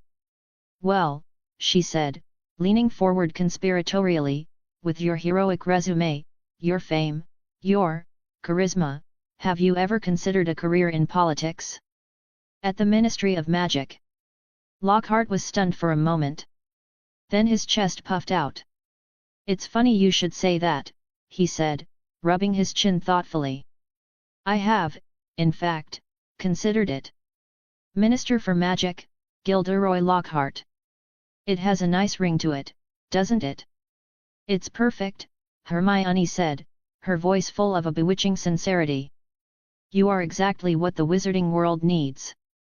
"But," Lockhart sighed dramatically, "my fans, they need me. If I were bogged down with dreary ministry paperwork, I would have no time for my adventures.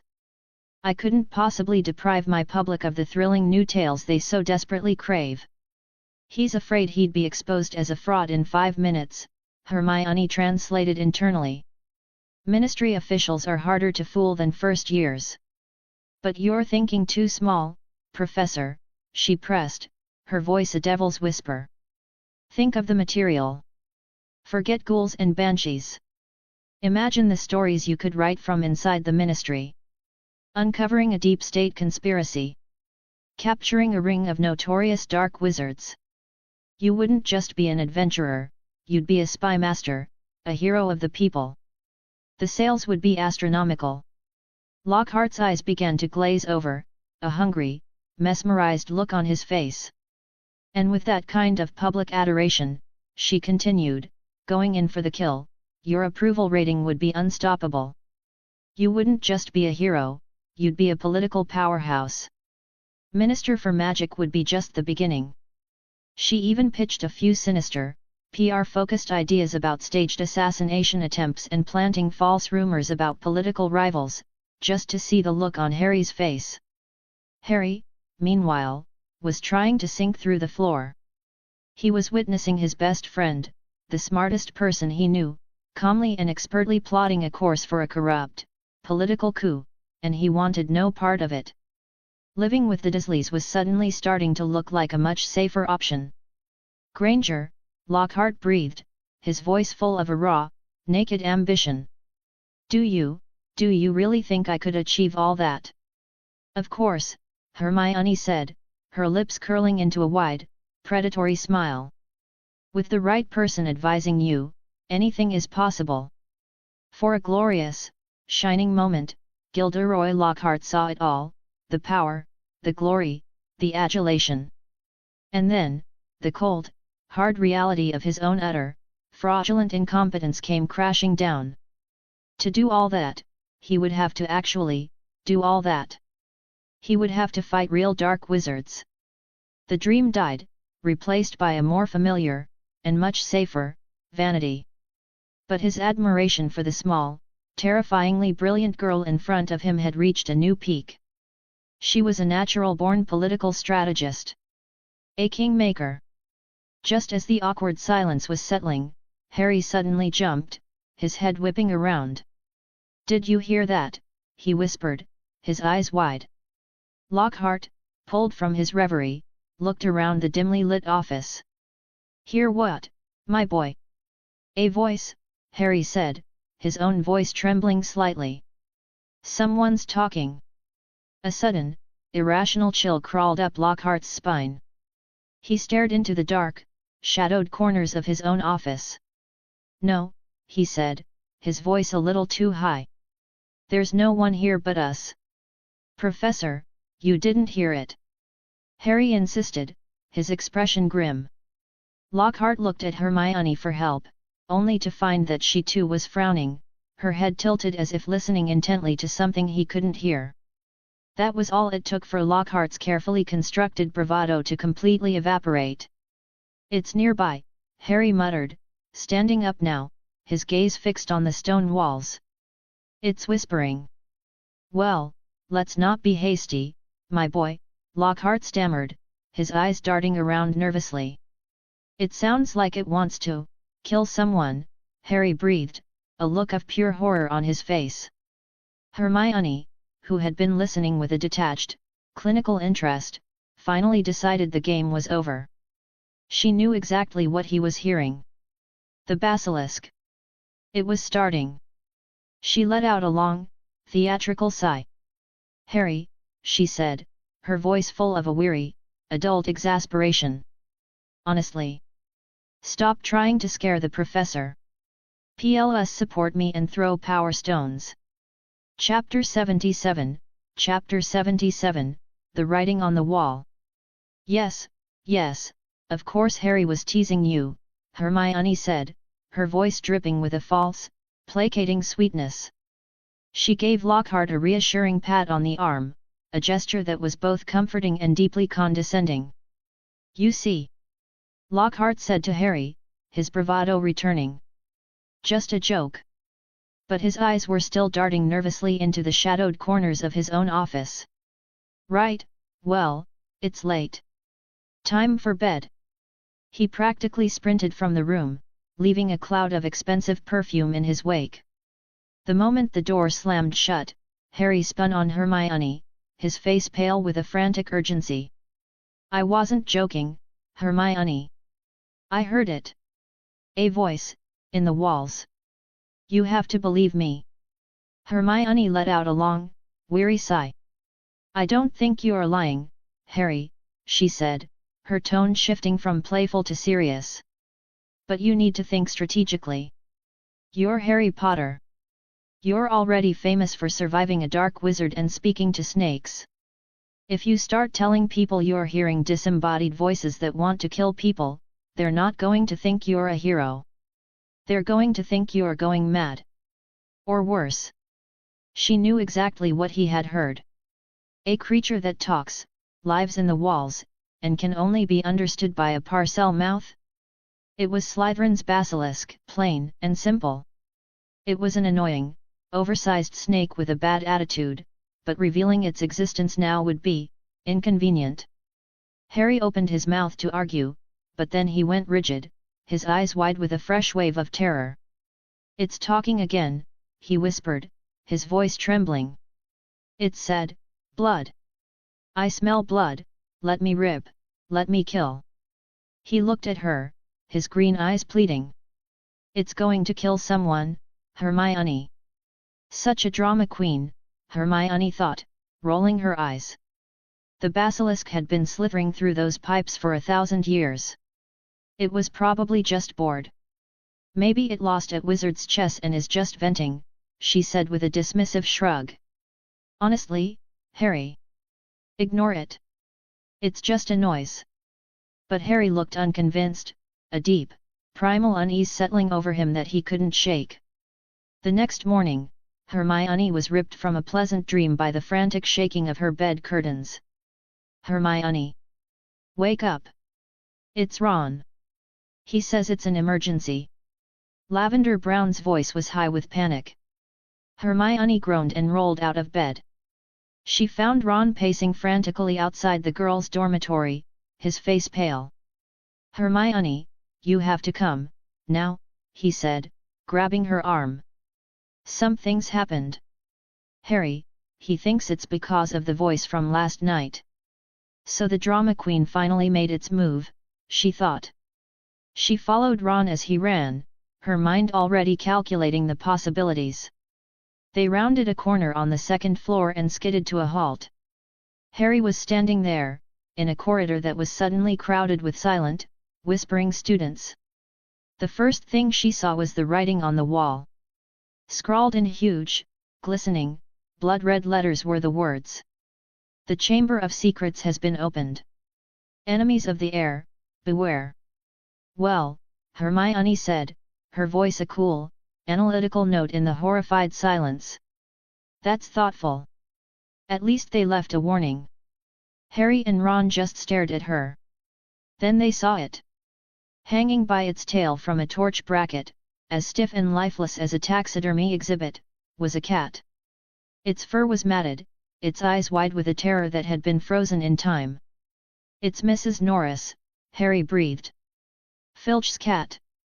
Before he could say another word, a choked, grief-stricken cry echoed down the corridor. "My cat! What have you done to my cat?" Argus Filch, the school's cantankerous caretaker, burst through the crowd. He saw the stiff body of Mrs. Norris, and his face, already a mask of perpetual misery, crumpled in on itself. His gaze fell on Harry, the closest person to the crime scene, and his grief instantly curdled into a wave of pure, irrational rage. "You," he shrieked, his voice cracking. "You murdered my cat! I'll kill you! I'll kill you!" He lunged forward and grabbed Harry by the collar of his robes, his whole body shaking with a terrible, lonely fury. The commotion had now drawn a massive crowd. Whispers turned into loud accusations. "What happened?" "It's Filch's cat, looks dead. Potter did it. He was standing right there. Look at the wall. The Chamber of Secrets, what's that mean?" From the back of the crowd, a familiar, sneering voice cut through the noise.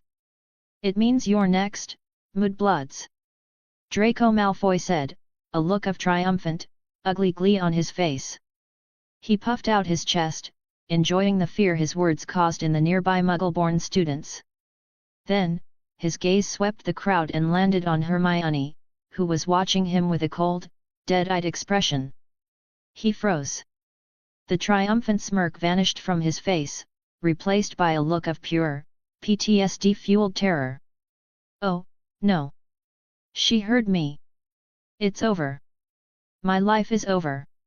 His legs began to shake, and he nearly collapsed, saved only by Crabbe and Goyle propping him up.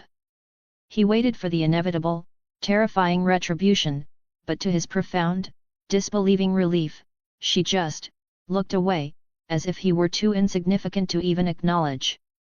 The conflict between Harry and Filch, meanwhile, was escalating. "It wasn't me!" Harry yelled, struggling against the caretaker's iron grip. "Liar! Murderer!"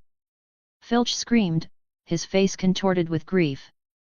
Hermione just watched the scene, a small, cynical smile on her face. Classic rookie mistake, Potter, she thought. Never linger at the scene of the crime. The first person to find the body is always the first suspect. You're not Sherlock Holmes.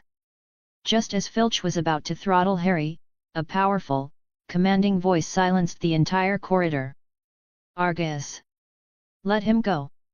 Albus Dumbledore had arrived, his presence instantly calming the chaotic scene. He took one look at the bloody words on the wall, and his ancient face became grim and heavy.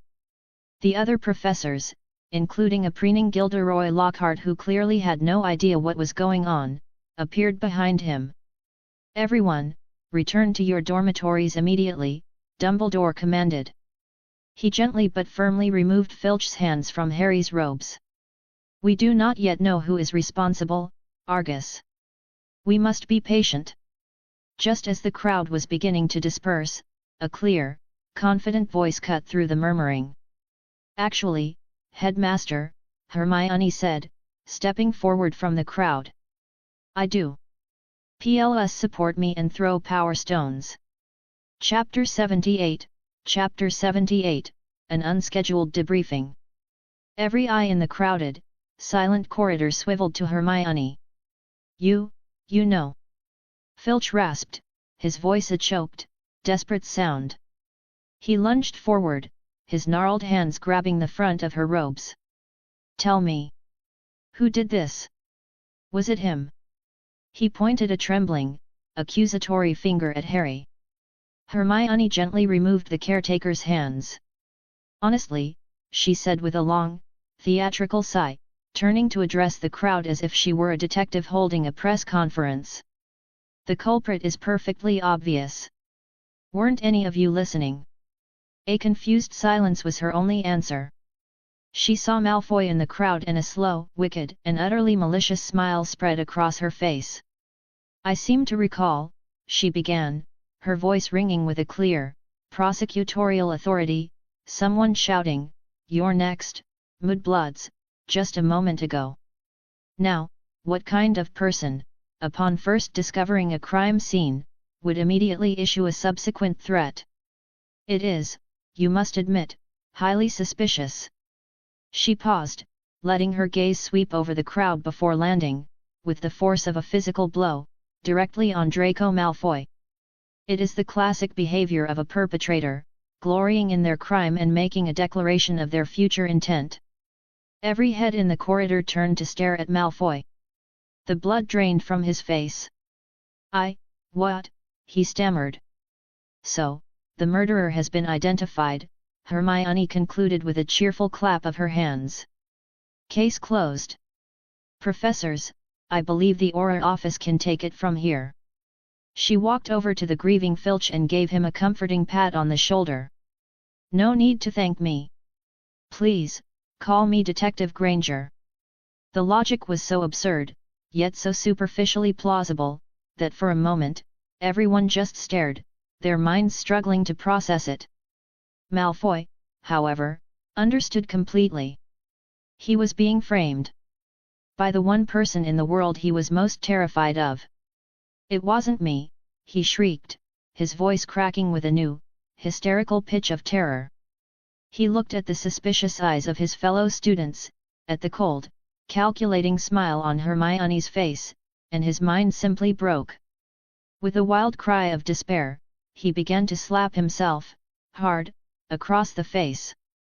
I'm so stupid. Why do I talk so much? Don't do this, don't do this. Crabbe and Goyle waddled forward, trying to restrain their hysterical leader. The sight was so bizarre, so utterly pathetic, that a few of the students couldn't help but snicker. Dumbledore, who had been watching the entire performance with a look of profound, weary resignation, finally decided to intervene. He covered his face with one hand for a long moment, then spoke. All right, Miss Granger. That's enough joking for one day. He turned to the prefects. Please escort the students back to their dormitories. He then looked at the three culprits. Mr. Potter, Mr. Weasley, Miss Granger. You will stay here. After the corridor had cleared, Dumbledore knelt and gently examined the stiff, petrified form of Mrs. Norris. She is not dead, Argus, he said softly. She has been petrified. She can be saved. Filch's sobs subsided, replaced by a wave of desperate hope. Before he could ask how, a booming, confident voice cut through the air. Petrified, you say? Yes, of course, I knew it all along. Gilderoy Lockhart strode forward, puffing out his chest. A complex bit of dark magic, but nothing I haven't seen before. I know a particularly tricky counter curse that should have her right as rain in a jiffy. Dumbledore, McGonagall, and Snape all turned to look at him with the same, flat, unblinking expression. Filch, however, was completely taken in. Professor Lockhart, he cried, grabbing the man's arm. Please, I knew you could do it. Save her. Please. Ah, well. Lockhart's confident smile instantly froze on his face. He was petrified, more thoroughly than the cat. He had been bluffing, and Filch had just called him on it in front of the headmaster. Hermione just sighed. You utter, hopeless buffoon. I'll handle it, she said, stepping forward. She pointed her wand at the cat. Finite incantatum. A flash of white light, but nothing happened. It's not a standard petrification curse, she announced, her voice all business now. The magical signature is different. More primal. She was, of course, talking about the basilisk's gaze.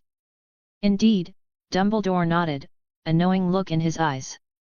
A beautiful piece of counterspell work, nonetheless. It seems you have been making good use of the restricted section. Just then, Snape, who had been silently examining the scene, turned his cold, black eyes on Harry. What were you doing here, Potter? He hissed. We were.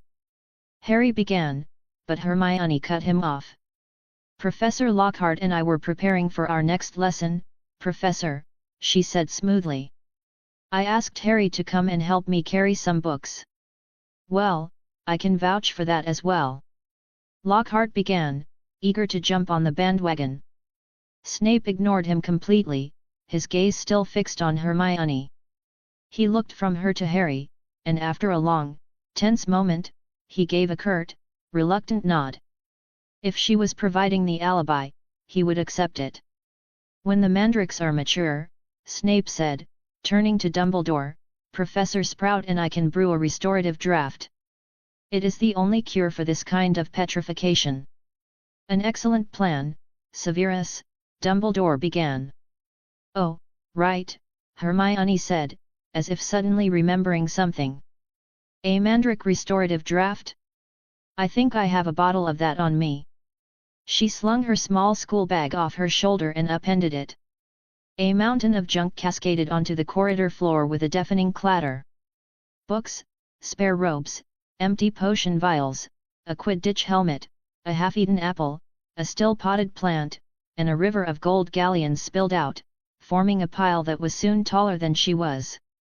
The three most powerful magic users in the castle, Dumbledore, McGonagall, and Snape, just stared, their minds completely blank with disbelief. Hermione dove headfirst into the pile, her legs kicking in the air, her muffled voice echoing from within. After a moment of frantic rummaging, she emerged, gasping for air, a single, small, glass bottle held triumphantly in her hand. Snape, moving as if in a trance, took the vial from her. He was a potions master. He uncorked it, wafted the vapor toward his nose, and his eyes widened in genuine, professional shock. The color was perfect. The viscosity was flawless. The aroma, it was a textbook perfect, master-level brew. You made this?" he asked, his voice an incredulous whisper. Hermione shrugged. "I had some spare ingredients, so I brewed a batch. It wasn't difficult." Snape looked at the potion, then at the 12-year-old girl standing in front of him, and for the first time in his entire teaching career, he felt a flicker of something that was not contempt for a Gryffindor student. It was respect. "Well done," he said, the words sounding pained but sincere. Harry and Ron's jaws dropped. They had just witnessed a miracle far more profound than any petrified cat coming back to life. Snape had just given a compliment. The potion was administered, and a moment later, Mrs. Norris stirred, stretched, and let out a confused meow. Filch let out a choked, sobbing cry of pure joy and swept his beloved cat into his arms. He then turned to Hermione, his face a mess of tears and gratitude. "Thank you, Miss Granger," he wept. "Thank you, thank you." All right," Hermione said, patting him awkwardly on the shoulder. Good thing it was just the cat, she thought, watching the emotional scene. Because that was my only bottle. Anyone else is on their own until the mandrakes are ready. PLS support me and throw power stones. Chapter 79, Chapter 79, An Intervention at Randy's Donuts. He did it on purpose, Harry fumed as they walked away from the scene, the excited whispers of the other students following them down the corridor. Snape. He was trying to get me expelled. If you hadn't been there to give me an alibi. You're sure about that? Hermione asked, her tone maddeningly calm. Of course I'm sure. Because, she continued, as if discussing a particularly interesting arithmancy problem, another way to interpret the situation is that he knew you were the prime suspect, and his aggressive questioning was a deliberate tactic to force you to produce a verifiable alibi, thereby publicly clearing you of all suspicion. Harry and Ron stopped in their tracks, staring at her. The thought was so completely alien to their understanding of Snape that their brains struggled to process it. Then, the image of Snape's greasy hair and his perpetual, venomous sneer flashed in their minds. Impossible! Harry declared. Absolutely impossible! Hermione, are you feeling all right? Ron asked, looking genuinely concerned. That's Snape we're talking about. She just sighed, a sound of profound, weary resignation. Fine. Let the man suffer in his tragic, misunderstood solitude. I tried. But why does he always pick on me? Harry grumbled, his indignation returning. I've never even done anything to him. He's a Slytherin, Ron said with a shrug, as if that explained everything. It's what they do. Look at Malfoy. A slow, wicked, and deeply mischievous smile spread across Hermione's face. She leaned in close to Harry, a conspiratorial glint in her eyes. Harry, she whispered. Do you want to make it stop? Do you want Snape to be nicer to you in the future? Harry nodded eagerly. You have an idea. She leaned in and whispered two simple words in his ear. Harry's eyes went wide with a look of pure, unadulterated horror. You're joking, he breathed. That's insane. He'll kill me. Trust me, Hermione said with a reassuring pat on his shoulder. What's the worst that could happen? It's not like he could possibly hate you any more than he already does, right? She left him there, wrestling with the sheer, insane audacity of her plan, a seed of chaotic brilliance now planted in his mind. Marvel Universe. The world twisted, the scent of old stone and magic replaced by the sharp, metallic tang of Tony Stark's workshop. The moment she fully materialized, her private, Pepper-issued phone began to ring. Little Hermione. Tony, it's Tony. Pepper's voice was a frantic, panicked rush on the other end of the line, thick with a terror that made Hermione's blood run cold. Pepper, breathe, Hermione said, her voice calm and even, a small island of stability in the other woman's storm. Talk to me. What happened? He was attacked, Pepper explained, her words tumbling out between ragged breaths. In Monaco. Some man with electric whips, using Tony's own arc reactor technology. He's safe, he's back in New York, but that's not the problem. Hermione's mind was already connecting the dots. Ivan Vanko. The Iron Man 2 plotline has started. Pepper, what is the real problem? She asked, her voice gentle but firm. He's dying, Pepper finally choked out, the words dissolving into a raw, heartbroken sob.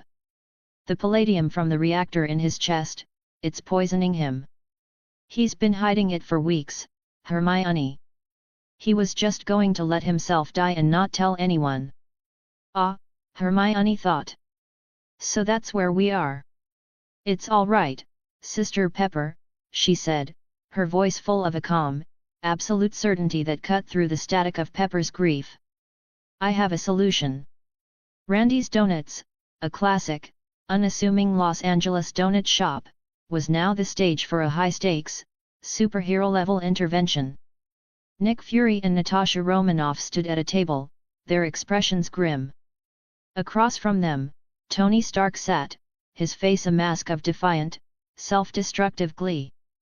And in the giant, iconic donut sign on the roof of the building, the Iron Man armor sat, a silent, red and gold testament to his ongoing meltdown. I'm not giving you the suit, Nick, Tony said cheerfully, taking a large bite of a donut. And I'm not joining your boy band. Tony, we are trying to help you, Fury growled, his patience worn to a thread. And you, Tony said, turning his glare on Natasha. My new assistant. Turns out you're a world-class spy. Did you have fun lying to my face for months? And you, Pepper shot back, her voice shaking with a cold, furious rage, were you ever going to tell us you were dying? Or were you just going to let us find out when you collapsed in the middle of the workshop? Tony's glib, arrogant facade finally cracked, his voice suddenly small. He had no answer. The tense, angry silence was broken by the sound of tearing air and a shower of orange sparks. A swirling portal ripped open in the middle of the donut shop, and Hermione stepped through, a look of profound annoyance on her face. Honestly, she said, looking around at the four of them. Can't I leave you people alone for 5 minutes? Little Hermione! Pepper and Natasha exclaimed at the same time, rushing to her side. Tony just stared at the portal, his scientific mind completely captivated. A stabilized wormhole? How are you controlling the singularity? What's the power source? Later, Hermione snapped, her gaze fixed on him. I'm here to save your life. Save me. Tony let out a bitter, humorless laugh. Can't be done, kid. S.H.I.E.L.D's best minds have tried. The palladium poisoning is irreversible. As long as this thing is in my chest, it's killing me. He sounded like a man who had already accepted his own death sentence. Hermione walked up to him, her expression unreadable.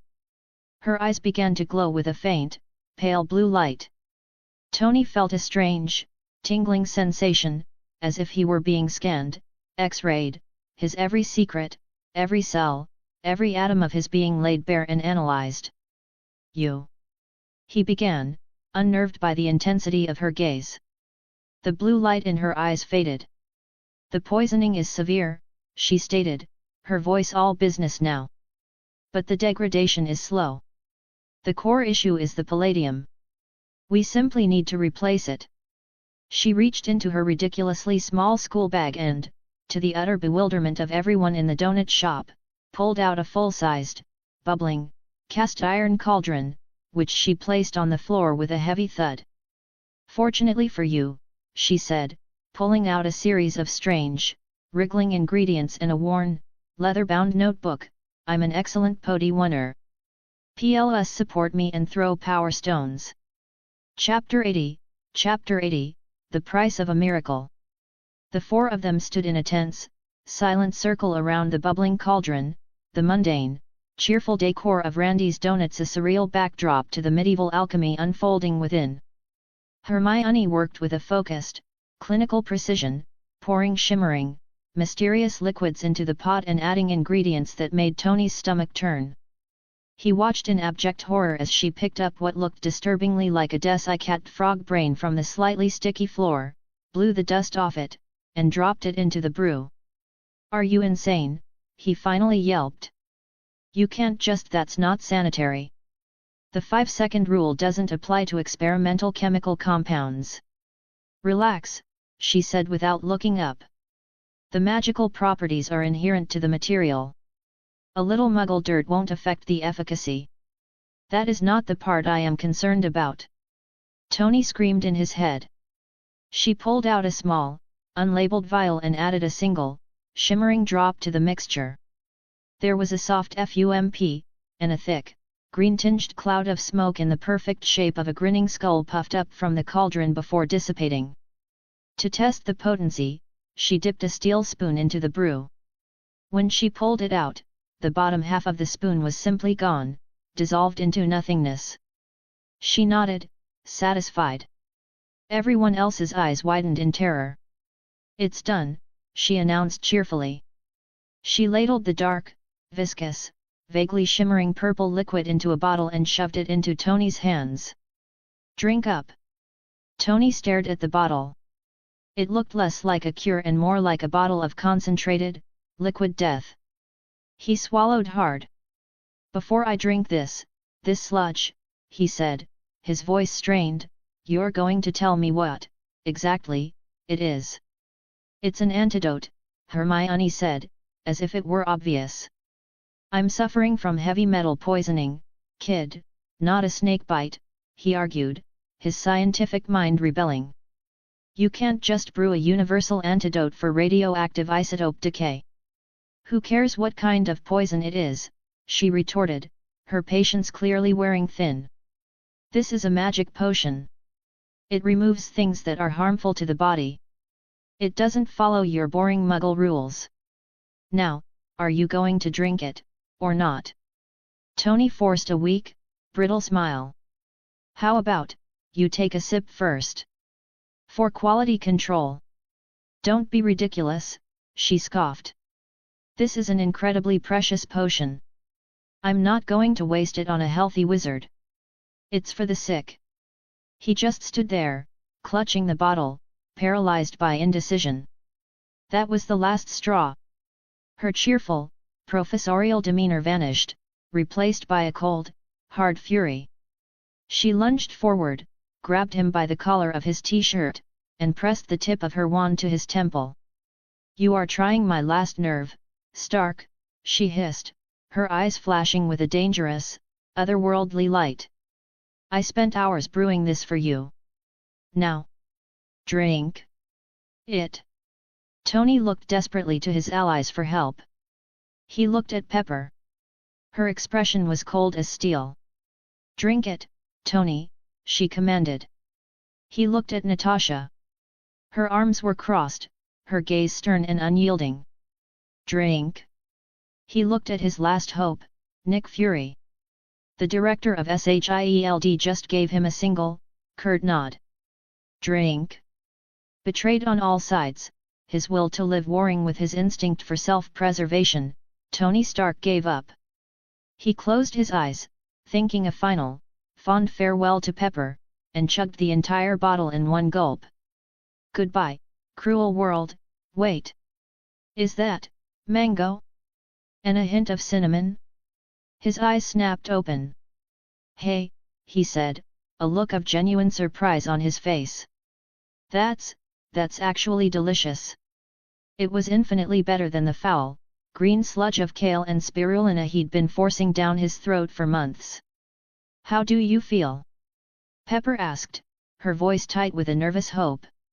Tony blinked. He took a breath. And for the first time in months, it didn't feel heavy. The chronic, low-grade ache in his bones was gone. The faint, metallic taste that had been a constant companion on his tongue had vanished. A fog of pain and weakness he hadn't even fully been aware of was lifting from his body. He quickly pulled out his personal palladium detector. He stared at the screen. 0%. "It's gone," he whispered, his voice full of a raw, quiet awe. "The palladium poisoning, it's completely gone." Hermione just sniffed, a smug, self-satisfied look on her face. "Of course it is. I'm an excellent podi-oneer. Some people just have to be difficult about it. Pepper let out a choked, happy sob and threw her arms around Hermione, lifting the small girl off the ground in a fierce, grateful hug. Tony, feeling a surge of energy and life he hadn't felt since before the cave, was already thinking ahead. Great, he said, his old bravado returning in a rush. Now I can get back to work. The Mark IV isn't going to build itself. Hermione, her face squished against Pepper's shoulder, tapped his arc reactor with her wand. Hang on, genius, she said, her voice muffled. This potion only removes the toxins that are already in your body. It's not a permanent immunity. You keep using that palladium core reactor, you'll just get poisoned all over again. So? Tony said with a dismissive wave of his hand. We'll just have you brew up a new batch. How much? $1 million a bottle? I'll buy 10 or 8 a month. Keep me topped up. Hermione pushed herself out of Pepper's hug, her expression a mask of pure, unadulterated fury. $1 million a bottle, she shrieked, her voice echoing in the small donut shop. Are you an idiot? Did you not hear me when I said it was precious? I didn't say it was expensive. Some things in the universe can't be bought with your dirty muggle money. To make that potion, she continued, her voice trembling with a rage that made everyone in the room flinch, the primary binding agent is unicorn blood. Do you have any idea what that is? It's a substance of pure life, a key ingredient in the elixir of life itself. Wizards have lived for centuries on it. And you want me to use it to brew you a monthly supply of vitamin supplements? Elixir of life? The words hit Fury and Natasha with the force of a physical blow. Immortality. It was the stuff of myths, the ultimate prize, the one thing that could destabilize the entire global order. Miss Granger, Fury began, his voice low and urgent, that information, you must never reveal it to anyone else. You cannot underestimate the lengths that ordinary people, that governments, will go to for the promise of eternal life. He wasn't worried for her safety. He was worried for the safety of any poor, stupid politician who was foolish enough to try and take it from her. I know, she snapped. I'm not an idiot. I've seen TV. Tony, however, was no longer listening. He was staring at Hermione, a new, profound, and deeply humbling understanding dawning in his mind. Unicorn blood. The elixir of life. She hadn't just given him a cure. She had sacrificed a piece of a literal miracle. For him. The gift wasn't a transaction. It was an act of profound, if deeply grudging, friendship. He looked at the small, angry, terrifying girl, and for the first time, he saw her not as a curiosity, a weapon, or a child, but as an ally. PLS support me and throw power stones. Chapter 81, Chapter 81, The Room of One's Own. I can't give you an unlimited supply, Hermione said, her voice turning serious, the playful magic of the moment gone. It would kill you. Tony stared at her, the triumphant, post-poisoning euphoria draining from his face. What are you talking about? You just said it's an antidote. It is, she confirmed. But your body is a muggle engine, Tony. It's designed to run on gasoline. My potion is the magical equivalent of pure, high-octane rocket fuel. A small amount will give you an incredible boost, clean out the system. But if you keep pouring it in, it will corrode the engine from the inside out. A wizard's body is a natural container for magic, we can process it. Yours can't. Drink too much, too often, and the residual magic will build up in your system and tear you apart on a cellular level long before the palladium ever could. The room was silent. The simple, brutal logic of it was undeniable. She hadn't given him a cure. She had given him a reprieve. A stay of execution. So what I've done, she said, her gaze firm, is buy you time. Time to find a real, permanent solution. She poked him in the chest, right over his glowing arc reactor. So get to work, Stark. Don't you dare waste my very precious, very rare unicorn blood by dying of stupidity. The fight, the arrogance, the despair, it all seemed to drain out of Tony, replaced by a quiet, intense focus. A problem to solve. A ticking clock. This, he understood. A new, determined light was born in his eyes. Seeing his predicament, Nick Fury stepped forward. Your father, Howard, he said, his voice a low rumble, he left something for you. We've had it in a SHIELD archive for decades. Our scientists could never make sense of it. But maybe you can. He slid a small, encrypted data chip across the table. This was why I was really here to see you today, Stark. Tony took the chip, his mind already racing. What are we waiting for? He said, his voice full of a renewed, boundless energy. Let's go. As Tony and Fury left, a strange, awkward silence descended upon the donut shop. Hermione, Pepper, and Natasha stood there, a bizarre trio in a sea of half-eaten pastries. Little Hermione, Pepper began. Little Hermione, Natasha said at the exact same time. They stopped, looked at each other, and then both said, "You first." Hermione just sighed. "Look," she said, "I have to get back. Classes, you know. Can't you skip them?" Natasha asked, a hopeful look in her eye. "We could, go for a drive? I could show you the city." The offer was tempting, but impossible. "I'm not a student in the class," she thought with a surge of exasperation. "I'm the teacher. If I don't show up, Lockhart will probably let a pack of werewolves loose for practical experience."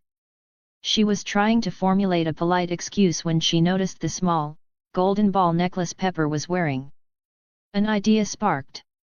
She reached into her bag and pulled out a simple, elegant metal bracelet, which she handed to Natasha. "Here," she said with a grin. "A little something I've been working on.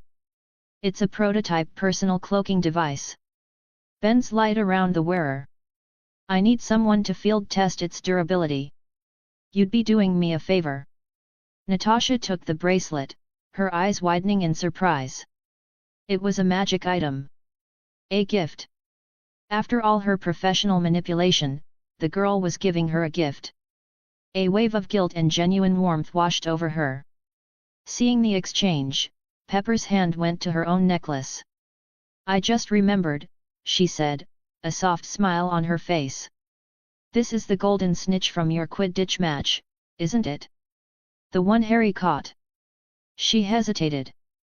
"Are you sure you should be giving this to me? Isn't it a team trophy? Won't he be upset?" "Harry?" Hermione snorted. "He knows better than to have an opinion." Pepper and Natasha exchanged a look. There was that strange, school bully-like tone again, so at odds with the sweet, brilliant child they thought they knew. "Right, well, I really have to go," Hermione said, already opening a portal. "See you later." She waved and disappeared in a shower of orange sparks. The two most powerful women in Tony Stark's life were left standing alone in the donut shop. "That child," Pepper began, "is going to give me an ulcer," Natasha finished. Her SHIELD phone rang. It was Fury. "Romanoff," his voice was urgent. "Emergency. Coulson's team in New Mexico has a situation. We need the consultant's expertise."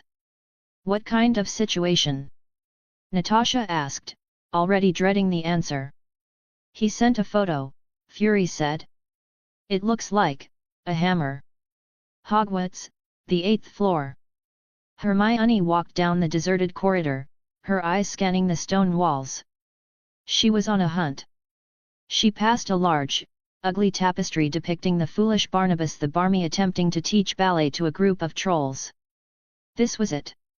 She came to the blank stretch of wall opposite the tapestry, closed her eyes, and focused her mind with a singular, intense desire. "I need a place to work. A place no one can find. A place with everything I need. She walked past the wall once. Twice. On the third pass, she opened her eyes. A door, where a moment ago there had been only solid, ancient stone, was materializing out of the wall. It was a beautiful, dark polished wooden door with an ornate, wrought iron handle. Found you, she thought with a thrill of pure, triumphant joy.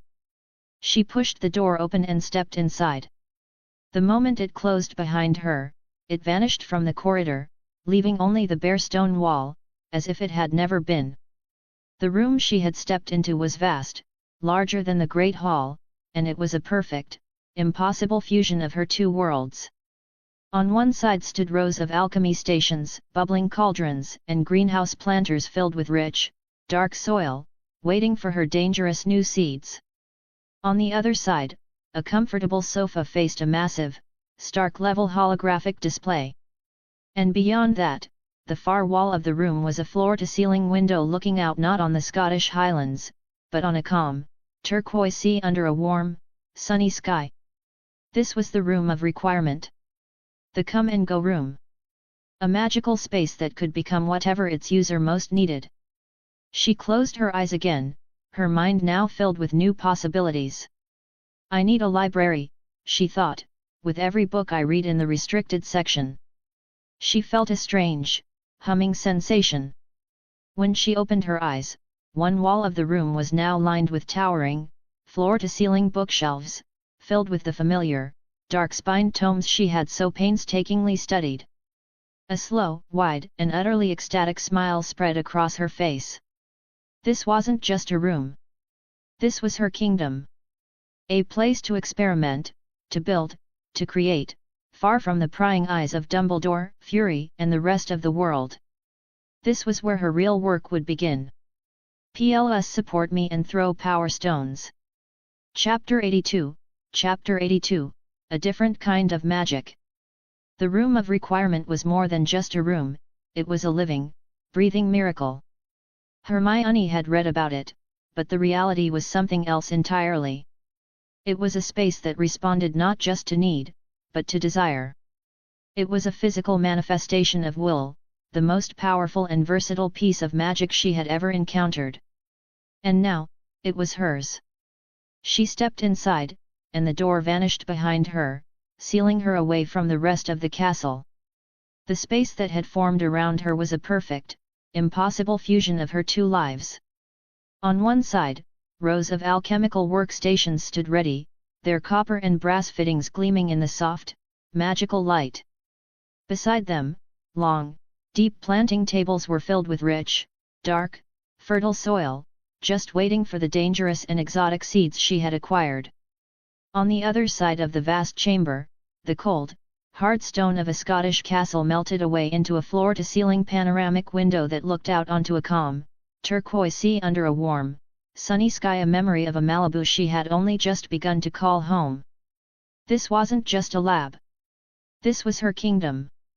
With a giddy, almost childish laugh of pure, unadulterated joy, she got to work.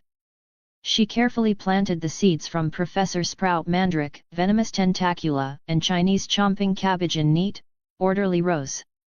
Then, with a series of sharp, precise incantations, she accelerated their growth, the seedlings bursting from the soil at a speed that would have given Professor Sprout a heart attack. She sent enchanted watering cans and bags of dragon dung fertilizer floating through the air, a silent, efficient army of magical farming equipment. Next, she turned to the alchemy stations. She emptied the contents of her ridiculously small school bag, and a river of rare and priceless materials floated out, arranging themselves neatly on the tables. The Philosopher's Stone appeared in her hand, its red glow now dull and listless. According to Flamel's notes, centuries of use had nearly drained it of its power. She placed the stone on a central pedestal. Following the intricate instructions from the alchemist's notebook, she began the recharging process. She wove a complex web of magic, drawing threads of raw, elemental power from the materials she had acquired from both Borgin and Burke's and the SHIELD archives. The materials began to glow, their essential properties being drawn out, refined, and funneled into the hungry, waiting heart of the stone. The red gem began to pulse with a new, vibrant light, its color deepening from a dull crimson to a brilliant, fiery scarlet. Finally, the real work began. She stepped through an inner door in the room, and the warm, salty air of the Malibu coast was replaced by the fresh, clean scent of a green, rolling pasture under a clear blue sky. It was the private farm she had envisioned, a place to conduct her more biological experiments.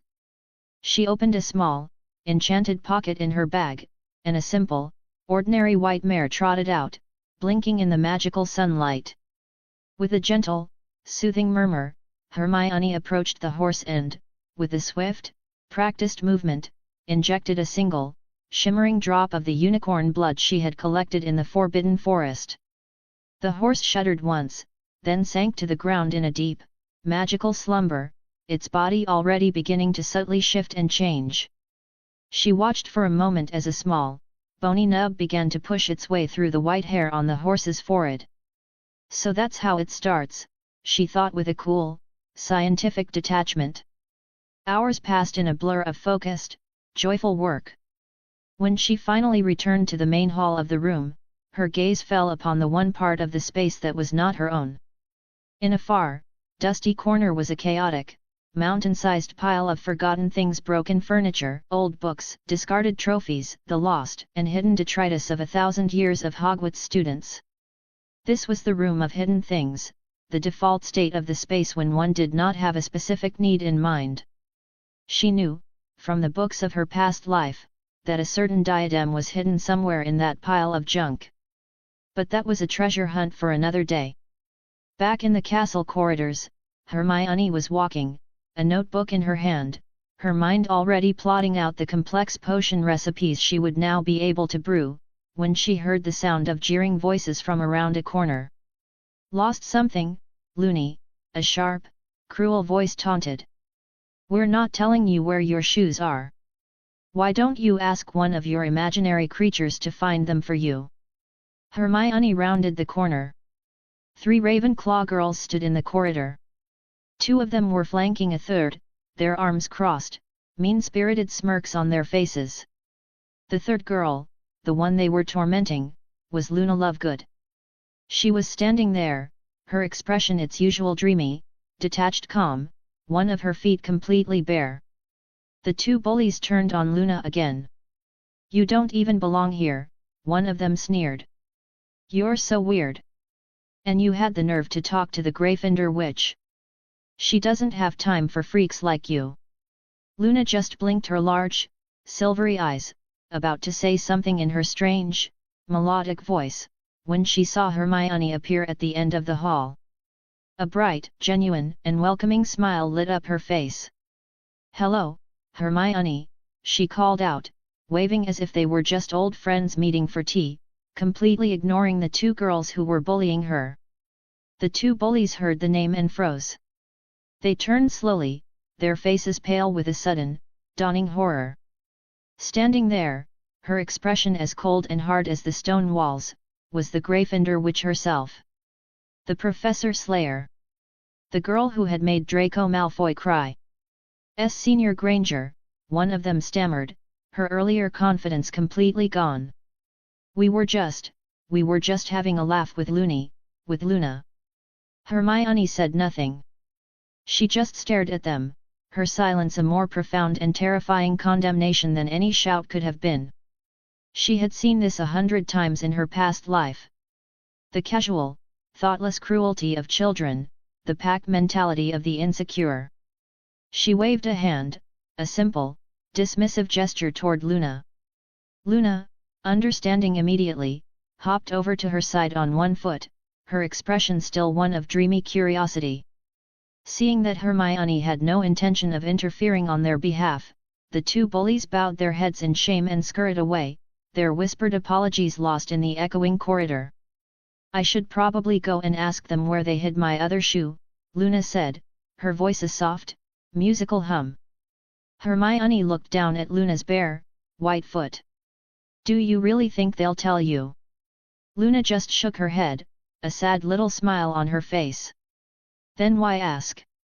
Hermione's question was blunt, a logical query that cut through Luna's whimsical acceptance of the world's cruelty.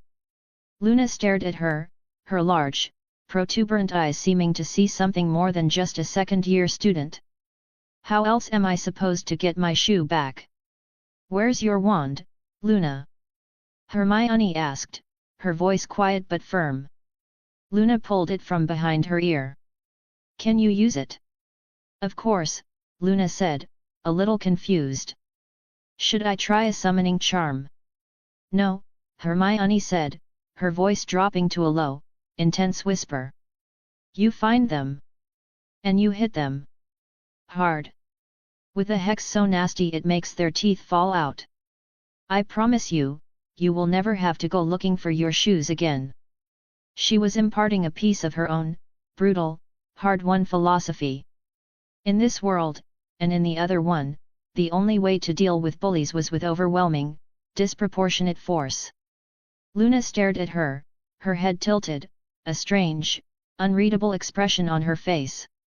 Then, a slow, almost beatific smile spread across her lips. Hermione, meanwhile, had already used a silent legilimency spell on the fleeing bullies, found the location of the shoe, and with a lazy, wandless summoning charm, sent it sailing down from the rafters where they had hidden it. It landed softly at Luna's feet. As Hermione turned to leave, a small, cool hand grabbed her wrist. Wait, Luna said, her voice full of a new, urgent energy. You have to come with me. There's something I want to show you. And before Hermione could protest, the strange, dreamy girl, her shoes now on, was pulling her away, running with a surprising speed toward the edge of the forbidden forest. PLS support me and throw power stones. Chapter 83, Chapter 83, A Lecture on Intent. The shadow descended from the darkening sky, a silent, skeletal shape against the clouds. Hermione's hand instinctively went to her wand, but she paused, her eyes narrowing in recognition, not alarm. It was a horse, but like no horse she had ever seen. Its body was a skeletal framework of black bone covered in a thin, leathery hide. Its head was draconic, with white, pupil-less eyes, and from its back sprouted a pair of vast, tattered, bat-like wings. It landed on the soft grass before them with an eerie, weightless silence. A thestral. Hello, Wu, Luna said, her voice a soft, melodic whisper. She reached out and gently stroked the creature's reptilian snout. The thestral let out a soft, pleased snort and nudged her hand affectionately. Hermione watched, a quiet awe settling over her. Hogwarts was known to have a herd, but they were notoriously elusive. To see one up close was a rare privilege. He comes to the edge of the forest around this time every day, Luna explained, her dreamy smile never wavering. She looked at Hermione, her large, silvery eyes full of a strange, knowing light. You can see him. I'm glad. Hermione just nodded. She knew what it meant. My mother died, Luna continued, her voice losing none of its ethereal calm. It was a simple statement of fact, not a plea for sympathy. She was a brilliant witch, always experimenting with new spells. One of them went wrong. I was 9. I've been able to see them ever since. She turned from the thestral and looked directly at Hermione.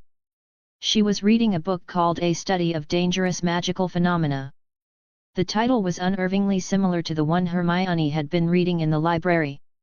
My father told me what they were, Luna said, her gaze intense and unnervingly perceptive. He said only people who have watched someone die can see thestrals. You've seen death, haven't you, Hermione? She tilted her head. But my intuition tells me it's more than that. You haven't just seen it. The air was still. The silence of the forest was absolute. This strange, dreamy girl was seeing right through her carefully constructed facade, into the dark, secret heart of her. You're right, Hermione said, her voice a quiet admission. I haven't just seen it. I've caused it. Luna didn't flinch. She didn't recoil in horror. Instead, her face broke into a bright, genuine, and deeply relieved smile. "I knew it," she whispered, as if a great, cosmic puzzle had just been solved. "I knew you were different." In that moment, a strange, unspoken bond formed between the two of them, the girl who saw invisible creatures, and the girl who carried invisible worlds within her. Hermione smiled, a real, genuine smile, and pulled a piece of raw meat from a pocket in her robes. As she fed the grateful Thestral, she surreptitiously drew a single drop of its blood, the grimoire buzzing with the acquisition of another impossible creature. When the Thestral finally spread its vast wings and disappeared back into the twilight, Luna handed her a strange, brightly colored magazine. On the cover, in large, eccentric letters, was the title, The Quibbler. Thank you," Luna said simply. "For the shoe." The great hall had been transformed. The 4 long house tables were gone, replaced by a single, long, golden stage running down the center of the room. The air was electric with the excited, nervous chatter of hundreds of students from the 2nd to the 7th years. Gilderoy Lockhart, in a set of truly hideous, plum-colored robes, was preening on the stage. Beside him, looking as though he would rather be anywhere else in the universe, was Severus Snape. "Got some blackmail material on him, do you, Professor?" Hermione whispered, sidling up next to Snape. Snape's mouth twitched, the closest he ever came to an emotional reaction. He just stared straight ahead, his jaw tight. "Don't ask," he finally growled, his voice a low, menacing rumble. Hermione just smirked. She knew exactly why he was here. Lockhart, the incompetent fool, was about to host a live dueling demonstration. There was no way Snape would ever allow Harry Potter to be in a room with that preening idiot without being there to personally supervise and, if necessary, intervene. It was a pathetic, almost touching display of his secret, obsessive need to protect the boy he so openly despised. "My dear students!" Lockhart's voice boomed, magically amplified to a deafening volume. "Gather round, gather round. In light of the dark and mysterious events that have plagued our school, I have decided, with the headmaster's blessing, that you are in need of some real, practical training." Hermione spotted Luna in the crowd, a chocolate frog held out to her as an offering.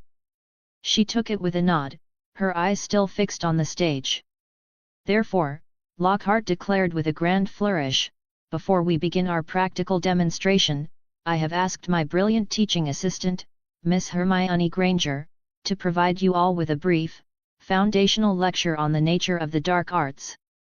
He gestured to her with a presenter's grace, as if he were bestowing upon her a great and profound honor. Hermione walked onto the stage. The buzzing hall fell silent.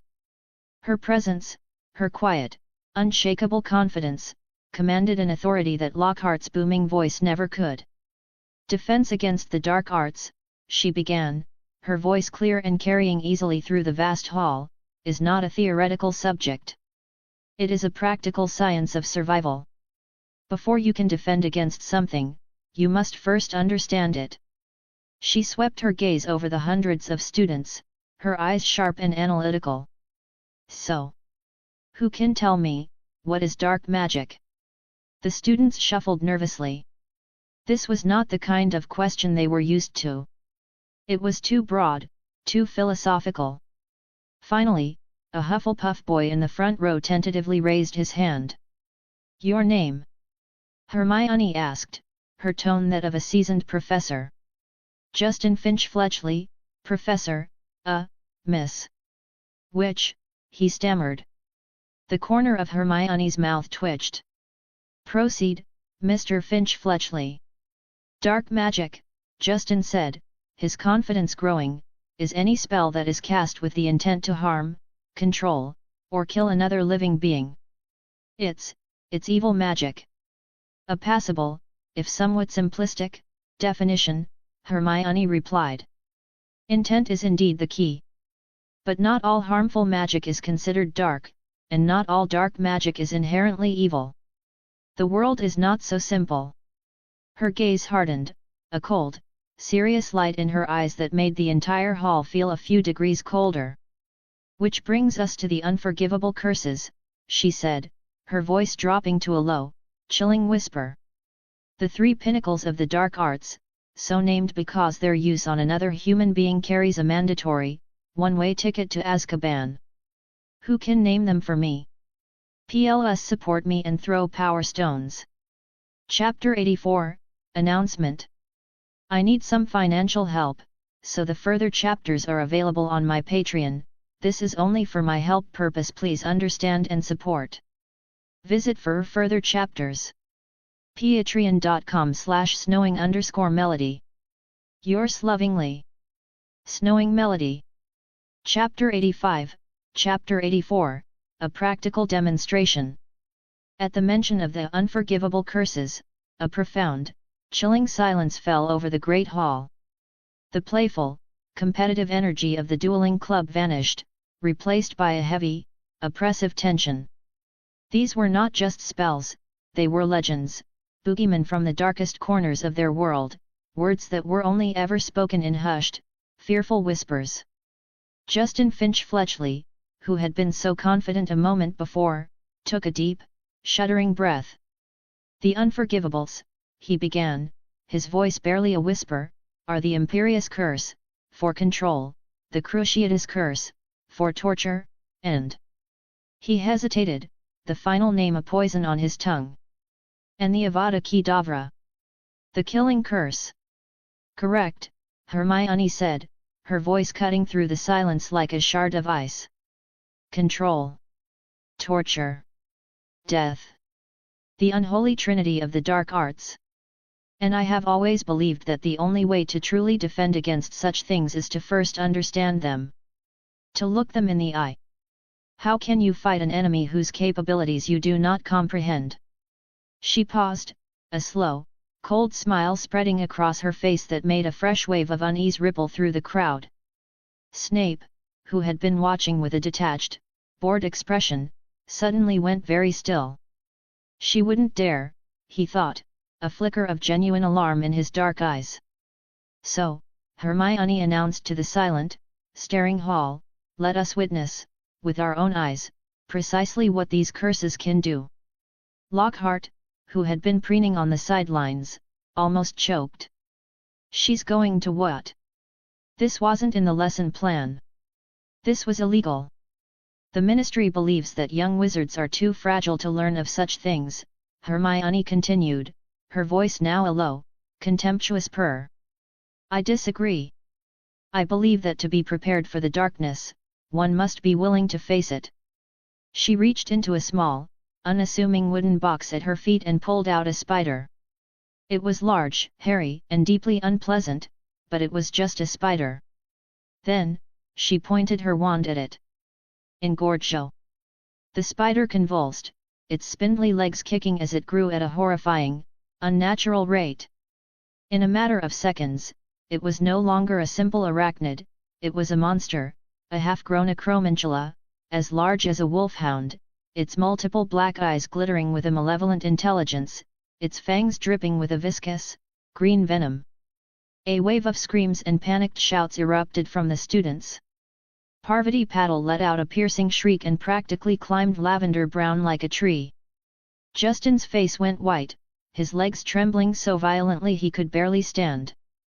The giant spider, its predatory instincts now magnified, scuttled toward the front of the crowd, its fangs bared, ready to strike at the closest student. "Imperio." The word was a calm, quiet command. The charging monster stopped dead in its tracks, its legs frozen mid-stride. A faint, dreamy look seemed to pass over its multifaceted eyes. "Walk to the window," Hermione commanded. Like a puppet on invisible strings, the acromantula turned and began to calmly, placidly, scuttle up the stone wall toward a high, arched window. She then pointed her wand at Lockhart. The spider immediately turned and began to scuttle towards him. The professor's face went pale with terror. "Professor," Hermione said, her voice dangerously sweet. "As the official teacher of this course, I trust you will not abandon your post in the middle of this very important practical demonstration. Move, and I release the curse." Lockhart froze, a rictus of a smile plastered on his terrified face. The giant, venomous spider crawled onto his shoulder and just sat there, its hairy legs gently stroking his cheek. The crowd watched, mesmerized by the horrifying, absolute control she wielded. "This," Hermione announced to the silent, staring room, "is the imperious curse. Total subjugation of will. I could make it dance. I could make it sing. I could make it kill its own young. And it would do so with a happy, vacant smile on its face. Remember this feeling. Remember what it looks like to have your will completely erased." Her gaze then swept the crowd until it landed on Neville Longbottom. "Neville," she called out, her voice suddenly sharp. The boy flinched as if he had been struck. "I believe your parents are in St. Mungo's, are they not?" she asked, her voice devoid of all sympathy. "Driven insane by this next curse." Neville's face went white. He began to tremble. "Hermione, please. I can't." "No," she said, her voice hard as steel. "You can. And you will." Crucio. The red light of the curse lanced out and struck the spider on Lockhart's shoulder. It fell to the stage, its body convulsing violently. But it was the sound that was the true horror. A high, piercing, agonized shriek, a sound that was not animal, but chillingly, unnervingly human, filled the great hall. The creature's legs curled in on themselves, its body arching in an unnatural, pain-racked spasm. It was the sound of pure, unadulterated, soul-shattering agony. And it went on. And on. And on. The students recoiled, their faces a mask of horror. Many turned away, unable to watch, their hands clamped over their ears. Neville was shaking uncontrollably, his eyes squeezed shut, tears streaming down his pale cheeks. Snape's own face was a rigid, chalk-white mask, his dark eyes fixed on the writhing creature, a storm of his own dark memories raging behind them. Hermione walked over to Neville and knelt in front of him, her voice a low, intense whisper that only he could hear. "I know what happened to your parents," she said, her voice devoid of all pity. "But that is the past. And it will happen again. To your friends. To your family. To the people you love. And if you cannot even bear to look upon the tool that destroyed your life, how will you ever find the strength to fight the people who wield it?" Her words were a brutal, merciless kindness. "Look at it, Neville," she commanded. "Look at it, and remember. Let the anger, not the fear, be your shield." Slowly, painfully, Neville raised his head. He forced his tear-filled eyes open and looked at the twitching, screaming creature on the stage. His expression of pure, terrified grief began to change. The fear was still there, but underneath it, a new, hard, and defiant anger was being forged in the crucible of his own trauma. When the curse finally ended, Neville collapsed to his knees, gasping for air, drenched in sweat. "Better?" Hermione asked softly. He looked up at her, and though his face was pale and weak, a small, genuine, and profoundly grateful smile touched his lips. "Much better," he whispered. "Thank you." Hermione stood, her attention now turning to the final, and most terrible, of the three curses. Her gaze swept over the crowd and landed on Harry. Snape, seeing where her eyes were fixed, took an involuntary step forward, a silent no forming on his lips. But it was too late. Avada Kedavra! A bolt of blinding, sickly green light erupted from her wand. It was not a color from nature. It was the color of death, of rot, of a soul being extinguished. The air grew cold. A profound, unnatural silence fell. The light struck the twitching spider, and it simply stopped. All life, all motion, all sound, ceased. It lay on the stage, a still, empty husk. Harry cried out, his hand flying to the scar on his forehead as a searing, white-hot pain, a phantom echo of the night his parents had died, shot through his skull. He clenched his fists, his knuckles white, but he did not look away. He met Hermione's cold, analytical gaze and gave a single, almost imperceptible nod. He understood. This was a lesson. Snape, who had been about to intervene, relaxed, a strange, complex mixture of relief and horror on his face. He did not understand this girl. He did not understand her at all. Hermione kicked the lifeless spider. This, she announced to the silent, terrified room, is a dark creature. Do not waste your compassion on it. Its only instinct is to kill you. In a war for survival, there is no room for sentiment. There is only victory, or death. A small, dreamy voice cut through the heavy silence. But, Luna Lovegood asked, her head tilted in genuine curiosity, doesn't using those spells on people get you thrown in Azkaban? Only if they're used on a human, Hermione confirmed. Oh, Luna said, a look of sudden, profound understanding on her face. A slow, beatific smile spread across her lips. So as long as no one finds out, it's all right, then. The entire Great Hall just stared at her. Even Hermione, for a moment, was rendered completely and utterly speechless. PLS support me and throw power stones. Chapter 86, Chapter 85, The Consequences of Fear. A deep, fearful silence hung over the Great Hall. The students, who moments before had been watching a farcical duel, were now processing the brutal, unflinching lesson they had just received. The three unforgivable curses were no longer just ghost stories whispered in the dark, they were real, terrifying, and they had just witnessed them in action. Because they are so dangerous, Hermione's voice became clear and sharp again, pulling them from their horrified stupor, and because they are nearly impossible to defend against, my personal advice, should you ever find yourself facing a true dark wizard, is simple. She paused, her cold, analytical gaze sweeping over the sea of young, impressionable faces. Strike first. Strike hard. And show no mercy. Snape's entire body went rigid.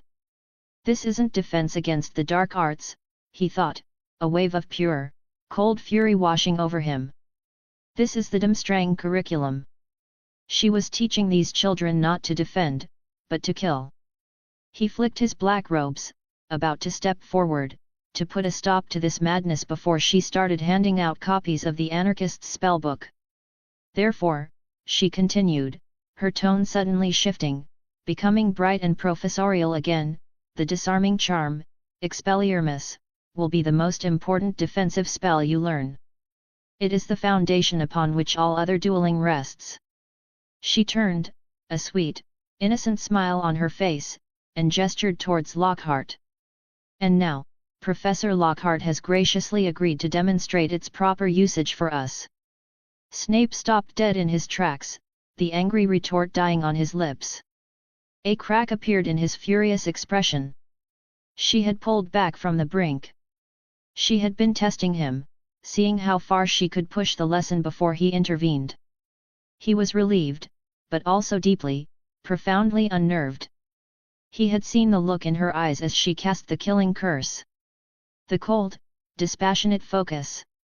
The absolute lack of hesitation. It was a look he had not seen since he had last looked his master in the eye. A smattering of hesitant applause broke out. Lockhart, seeing his chance to reclaim the spotlight, bounded to the center of the stage. Yes. Thank you, Miss Granger, he boomed. An excellent, if rather dramatic, introduction. Now, for a proper demonstration, I shall require a volunteer. Professor Snape, if you would be so kind. Lockhart's original plan had been to duel Hermione, but after witnessing her casual display of the unforgivable curses, he had wisely reconsidered. He looked at Snape. A greasy, unpopular potions master, he thought with a surge of confidence. How hard can he be?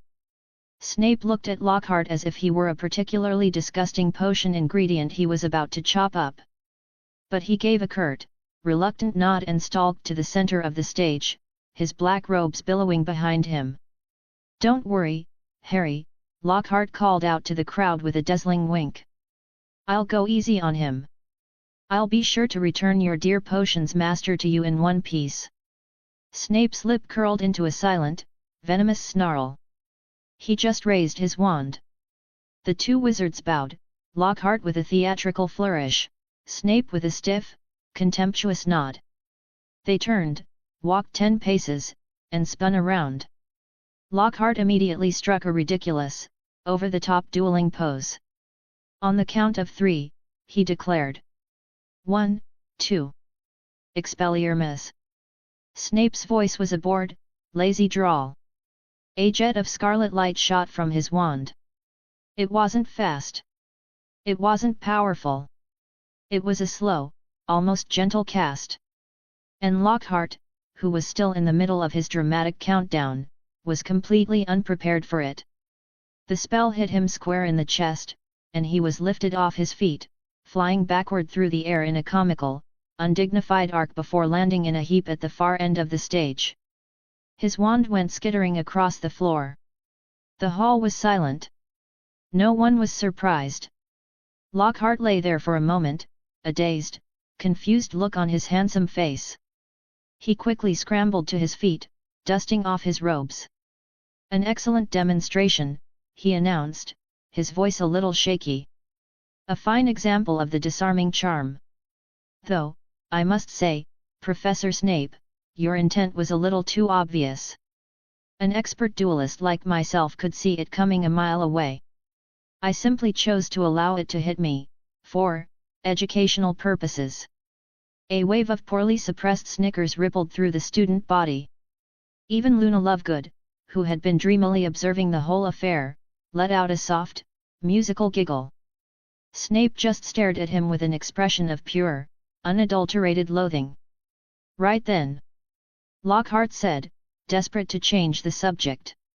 "Now, let's have a pair of volunteers from the audience." He scanned the crowd. "Professor Snape, perhaps you would like to choose a student from your own house? And I shall select a champion from Gryffindor." Snape's cold, black eyes swept over the Slytherin students. They landed on Draco Malfoy. "Malfoy," he said, his voice flat. "Get up here." Lockhart, meanwhile, had spotted Hermione sharing a chocolate frog with Luna. "And Miss Granger," he boomed. "I believe the entire school is eager to see you in action once more." The moment the words left his mouth, a piercing, terrified scream echoed through the hall. Draco Malfoy, who had been starting to walk towards the stage, suddenly stumbled, his legs giving out from under him. He fell to the ground, his face a mask of pure, abject terror.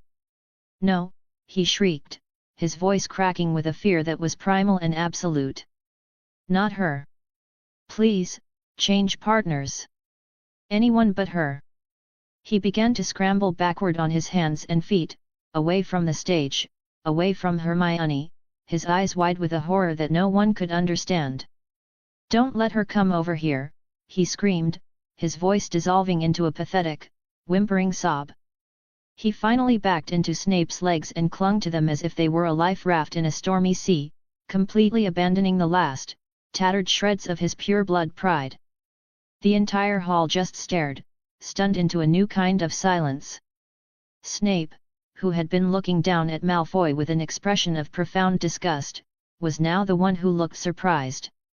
He slowly raised his head, his dark, questioning eyes locking onto Hermione.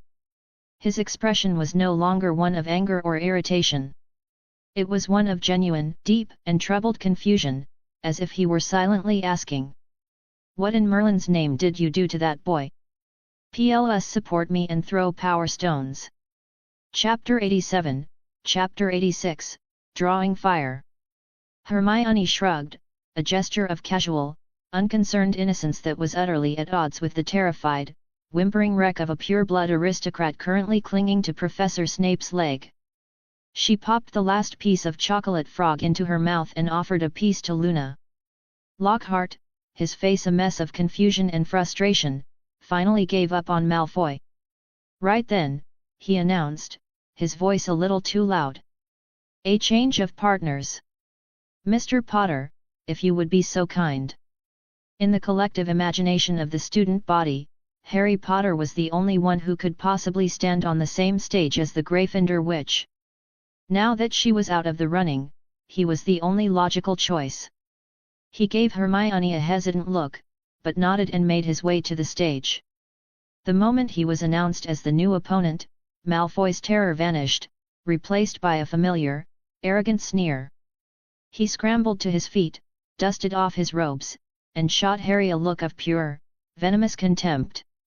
So, Harry thought, his own anger beginning to simmer, you're only terrified of her. You think I'm a pushover? We'll see about that. The two boys, a pair of sworn enemies now given a formal, school-sanctioned arena to settle their grudges, walked to the center of the stage. Scared, Potter? Malfoy hissed, their faces so close they were almost touching. You wish, Harry shot back. Wands at the ready, Hermione's voice, now acting as the official referee, cut through their posturing. The rules are simple. Disarming charms only. The first to successfully disarm their opponent wins. She looked pointedly at both of them, a silent warning in her eyes. Understood. They nodded, turned, and walked their 10 paces, the air crackling with a tense, almost violent energy. 3, 2, 1. Begin. Hermione commanded. Tarrant Legra. Malfoy yelled, taking the first shot with a spell that was most definitely not a disarming charm. A jet of purple light shot from his wand. Harry tried to dodge, but it struck him in the legs, which immediately began to twitch and dance in a wild, uncontrollable jig. He stumbled, humiliated, as a wave of laughter went through the Slytherin section. Furious, Harry raised his own wand. Rictus Empra. The tickling charm hit Malfoy square in the chest. He doubled over, gasping, helpless with a high-pitched, wheezing laughter, his own legs giving out from under him. It wasn't a duel. It was a clumsy, magical slap fight. Enraged at being so publicly humiliated, Malfoy scrambled to his feet, his face a mask of pure fury. He was done playing games. He raised his wand and shouted an incantation that was far darker, far more advanced, than any simple jinx. Serpent Sortia. A long, black snake erupted from the tip of his wand, landing on the stage with a heavy thud. It hissed, its head rising, its black, beady eyes fixing on the nearest target, the terrified Hufflepuff, Justin Finch-Fletchley. Panic erupted in the crowd. Snape started to stride forward.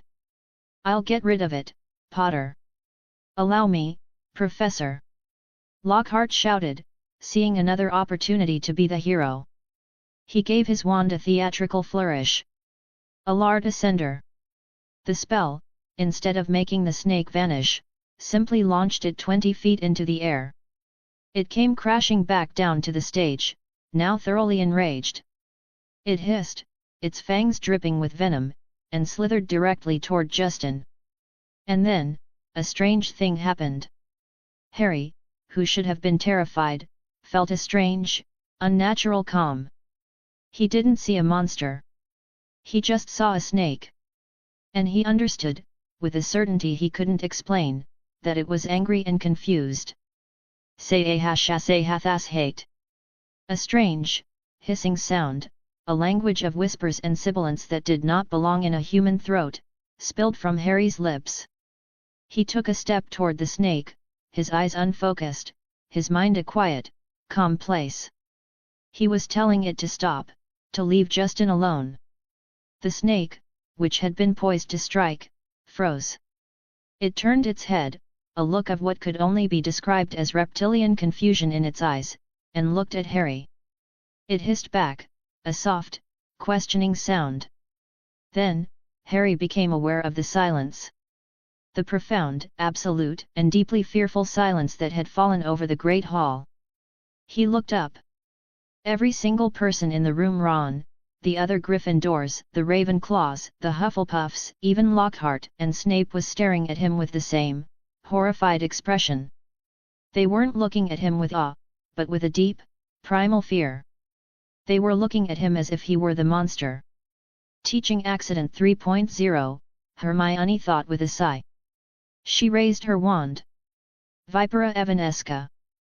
The snake erupted in a cloud of black ash and was gone. But it was too late.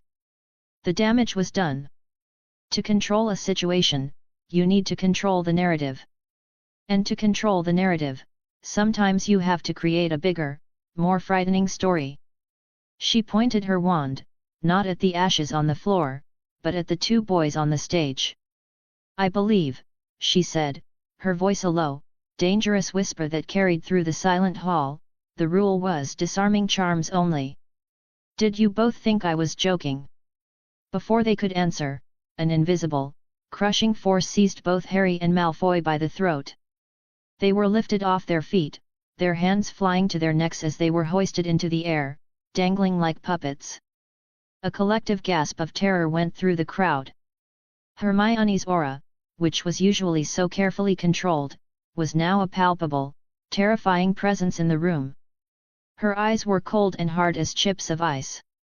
Harry and Malfoy struggled, their faces turning red, then purple, a choked, gurgling sound coming from their throats as the invisible hand tightened its grip. That's enough, Miss Granger. Snape's voice was a sharp, commanding crack, his own wand now slightly raised.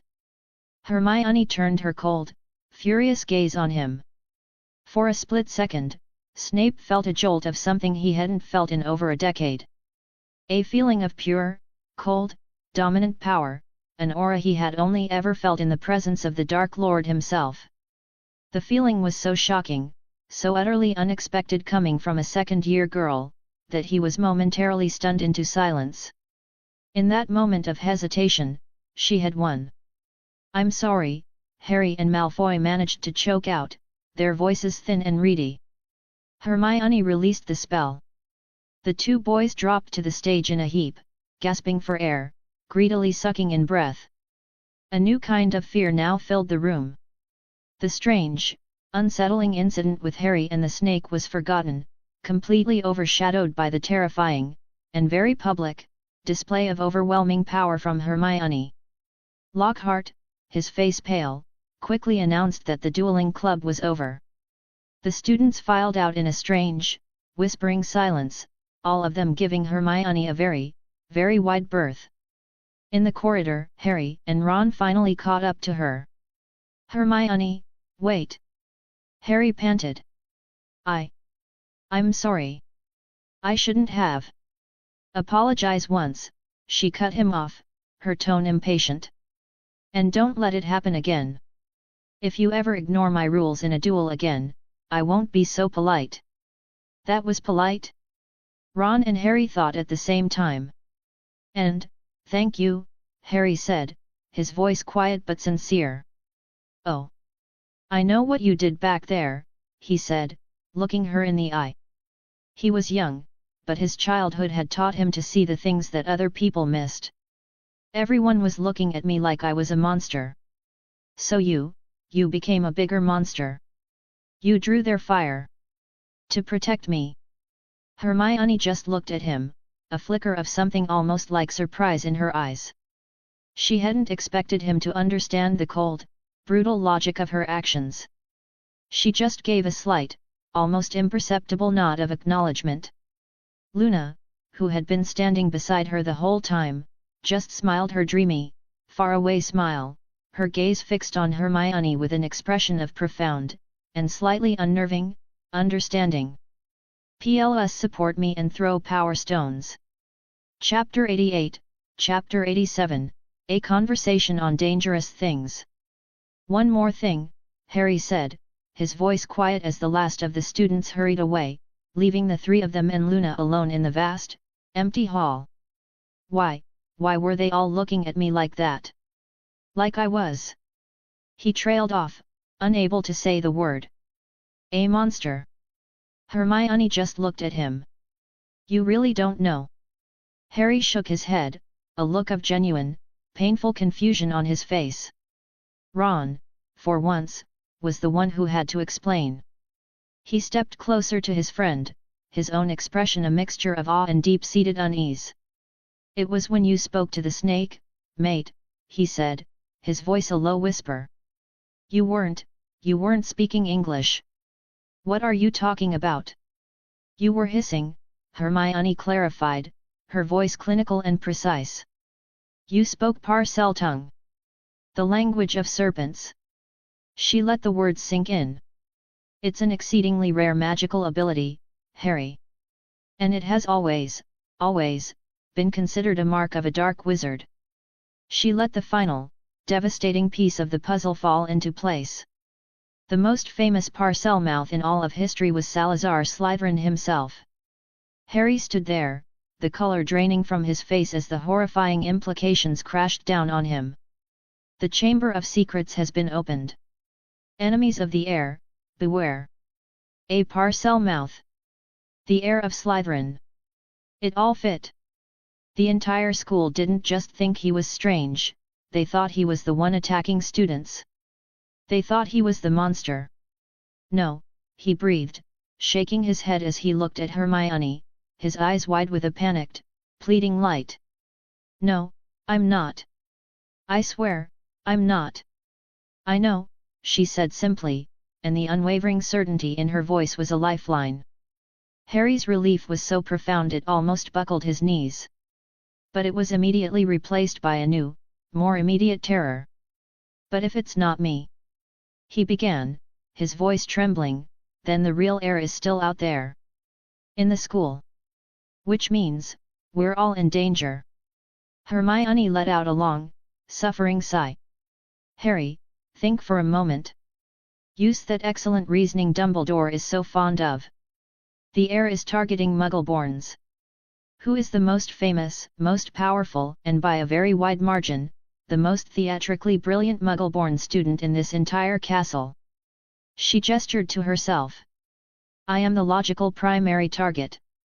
Therefore, my continued existence is, in effect, a shield for everyone else.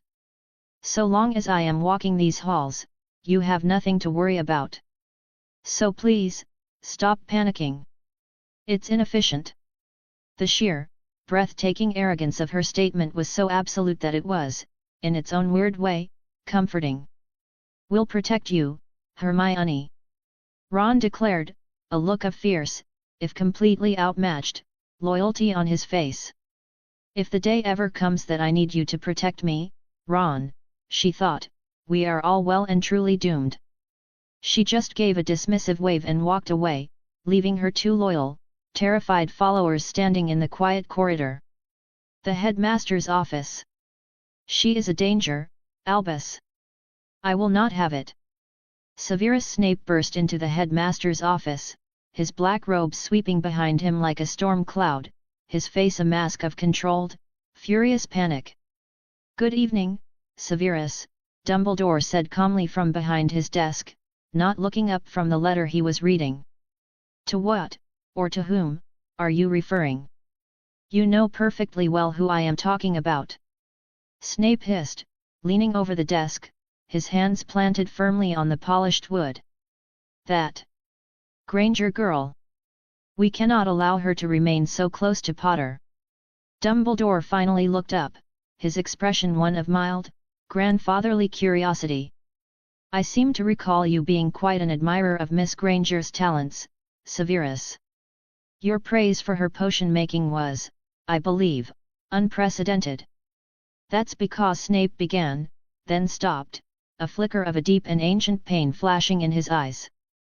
"Because she reminds you of Lily," Dumbledore finished for him, his voice gentle. The name hung in the air between them. The anger seemed to drain out of Snape, replaced by a profound, hollow weariness. "She is nothing like Lily," he finally said, his voice a low, gravelly whisper. "Lily was kind. She was good. This girl is a monster. She is everything Lily was not. She is reckless, ruthless, and she has a thirst for the dark arts that I have only ever seen in one other student." His meaning was clear. She is a young Tom Riddle, Albus. And you are letting her wrap herself around the last vestige of the woman we both loved. Oh? Dumbledore asked, a flicker of genuine interest in his eyes. What has she done now to earn such a comparison? Snape recounted the entire, horrifying lesson from the dueling club. The public demonstration of all three unforgivable curses. The cold, merciless advice to strike first. The utter, chilling lack of remorse. He expected Dumbledore to be horrified, to finally see the danger he saw. Instead, Dumbledore just nodded thoughtfully. Interesting, he murmured to himself. I would have thought her more like Gellert than Tom.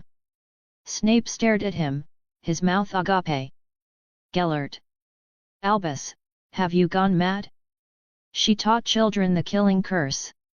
And did she not also teach them what it looks like? Dumbledore countered, his voice losing its gentle edge, replaced by a quiet, hard authority. Did she not force them to confront the reality of the evil that is out there? Lockhart is a fool, incapable of teaching them anything of value. Voldemort has returned. The world is not a safe place, Severus. A gentle, ministry-approved curriculum is a death sentence. Miss Granger, for all her unorthodox methods, is the only person in this castle, myself included, who is actually preparing these children for the war to come. You are turning Hogwarts into Durmstrang. Snape accused, his voice rising. And her proficiency with those curses, she has clearly been studying them, practicing them. And you, my dear boy? Dumbledore asked, his eyes twinkling with a dangerous light. Did you not dabble in the dark arts in your youth? Do I not, myself, possess a knowledge of them that would make the Minister of Magic blush? Snape was silenced. Do not worry so, Severus, Dumbledore said, his voice gentle again. You do not understand her. But I am beginning to. He leaned back in his chair, a look of absolute, unshakable confidence on his face. The girl is not the danger. She is the weapon we shall use against it. Snape stared at the old man, at the calm, confident smile, and he felt a horror colder and deeper than anything he had felt in the dueling club. Dumbledore wasn't just tolerating this new, dangerous player. He was actively cultivating her. And he was enjoying it. PLS support me and throw power stones. Chapter 89, Chapter 88, A very complicated kind of grief. Snape stalked from the headmaster's office, his mind a storm of cold, silent fury. Dumbledore's casual, almost amused dismissal of his warnings was maddening. The old man was playing some grand, cosmic game, and he was using children as his chess pieces. It was unforgivable. He swept through the dark, empty corridors of the castle, his black robes billowing behind him, a creature of shadow and resentment. He needed to get to his dungeons, to the familiar, comforting smell of bitter herbs and simmering potions, the only place where the world made any logical, predictable sense. He turned a corner. And froze. Down the long, torch-lit corridor, a lone figure was walking. A girl. She wore a simple, light-colored skirt, and her shoulder-length, dark red hair seemed to catch the firelight, glowing like a halo. The world narrowed to a single, sharp point of focus. The air left his lungs. His cold, dead heart, the shriveled, useless organ in his chest, gave a single, painful, impossible lurch. Lily. The name was a prayer, a curse, a wound that had never healed. He was moving before he even realized it, his feet carrying him forward, pulled by the ghost of a love that had defined his entire, miserable life. He had to be hallucinating. A side effect of the stress, of his argument with Dumbledore. It had to be. He drew closer. Her face became clearer. Those eyes, those beautiful, brilliant green eyes. But the smile he remembered was not there. Instead, the eyes were wide, panicked, and staring right at him. Snape's mind, which had been soaring on the impossible wings of a phantom hope, came crashing brutally back to earth. The hair was a cheap, clumsy wig. The dress was ill-fitting. And the eyes, though they were the exact shade of green, were not hers. They were his. They were Harry Potter's eyes. In the face of a boy wearing a dress. Snape's brain simply stopped working. He stood there, rooted to the spot, a statue of pure, unadulterated shock. Harry, for his part, was also frozen, his own mind a screaming vortex of pure, abject terror. Of all the people in the castle, of all the monsters and ghosts and dark wizards, this was the one person he had not wanted to see. Hermione's crazy idea had, in that moment, curdled from a bizarre, impulsive prank into a life-ending catastrophe. Women's clothing, her voice echoed in his head.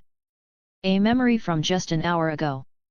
He had been so shaken by the Parseltongue incident, so desperate to understand why Snape hated him, that her insane, whispered suggestion had actually started to make a twisted kind of sense. And now he was caught. By Snape himself. Hermione, you have killed me, he thought, a wave of despair so profound it was almost peaceful washing over him. He lowered his head, his back soaked in a cold sweat, and waited for the inevitable, world-ending explosion of rage. But it didn't come. There was only silence. A deep, heavy, suffocating silence that stretched on for what felt like an eternity. Finally, Snape spoke. His voice was not his usual silky, venomous drawl. It was a raw, hoarse, and barely audible whisper, a sound of something broken. "Potter," he breathed. "What are you doing?" Harry looked up, catching a glimpse of Snape's face. It was a pale, bloodless mask of emotions so complex and so painful that he couldn't begin to decipher them. He quickly looked down again. It was Hermione, he stammered, the lie a pathetic, desperate shield. He didn't know how to explain, didn't even understand it himself. He subconsciously tugged at the hem of the skirt, as if trying to hide the mortifying sight of his own knobbly knees and the woolen socks he was wearing. Snape was silent again.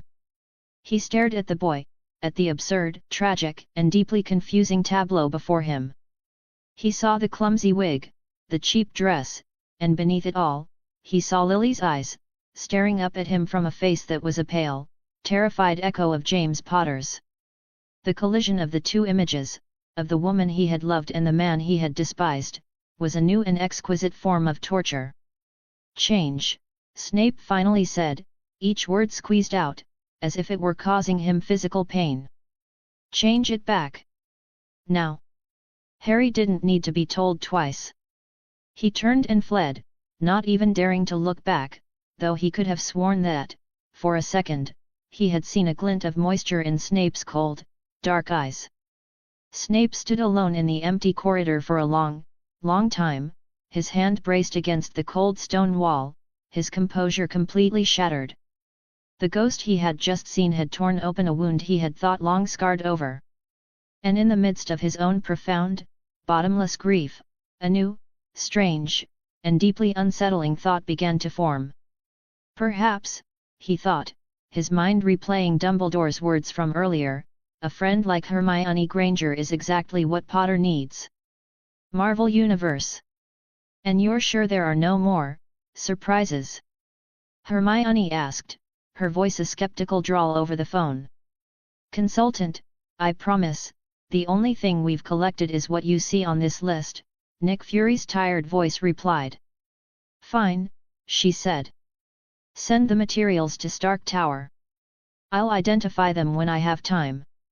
She hung up, a satisfied smirk on her face. Her new arrangement with SHIELD was proving to be wonderfully fruitful. But as she was contemplating her next alchemical project, another call came through. It was Fury again. "What now, boiled egg? Did you find a cursed rubber duck you need me to look at?" "There's a situation." Fury's voice was all business, the weariness gone, replaced by a tense urgency. "A small town in New Mexico. An anomalous event. Coulson is on site, and he's seeing things that aren't on any of our charts. New Mexico, she thought, a jolt of recognition shooting through her. 2011 Oh. It's hammer time. I see, she said, her voice full of a new, predatory interest. Send me the coordinates. Understood, Fury said, a wave of relief in his voice. Coulson will brief you. And Hermione, thank you. Don't thank me yet, she replied with a grin. Just make sure my identification materials are waiting for me when I get back. New Mexico. Agent Phil Coulson stood in the harsh, unrelenting desert sun, looking at the impossible object in the center of the crater. It was a hammer, intricately carved and radiating an aura of power that made the air around it feel heavy. He was on the phone with the director. Yes, sir, I understand, he was saying. I'll arrange for transport to pick up the consultant immediately. A sound like tearing air and a shower of orange sparks erupted behind him. Coulson turned, his professional calm firmly in place. Hermione Granger, in her strange black robes and holding her purring orange cat, stepped out of a swirling portal. Coulson just sighed. He lowered his phone. Never mind, sir, he said. She's here. He hung up, the wizard's magic no longer even surprising him. Consultant, he said with a nod. Welcome to New Mexico. He handed her a tablet with the preliminary data. She barely glanced at it. Her eyes were fixed on the hammer. She walked to the edge of the crater and looked down, a slow, reverent smile spreading across her face. Well, she murmured to herself. Mjolnir. You know what it is? Coulson asked, a new hope in his voice. Hermione just nodded, her eyes still on the hammer. Of course, she said, as if it were the most obvious thing in the world. It's a legend. A myth. She looked at him, her eyes sparkling with the joy of a true nerd who was about to drop a massive lore bomb. That, she declared, is Thor's hammer. PLS support me and throw power stones. Chapter 90, Chapter 89, An Argument Between Gods. The director of SHIELD and his most trusted agent stared at the grainy image on the tablet, their faces a mask of profound, professional confusion. Then, the small, 12-year-old girl beside them, the one who had just appeared out of thin air, spoke a single, impossible word. Mjolnir. Fury and Coulson's minds, two of the sharpest and most analytical on the planet, went completely blank. Thor. Coulson finally managed to say, his voice a choked, disbelieving whisper. As in Norse mythology, Thor. He felt a strange, light-headed sensation, the feeling of the solid, predictable ground of his reality turning to quicksand beneath his feet. Hermione looked at the two grown men, who were staring at the hammer with the same horrified awe a caveman might have for a bolt of lightning, and she had to physically suppress a sigh.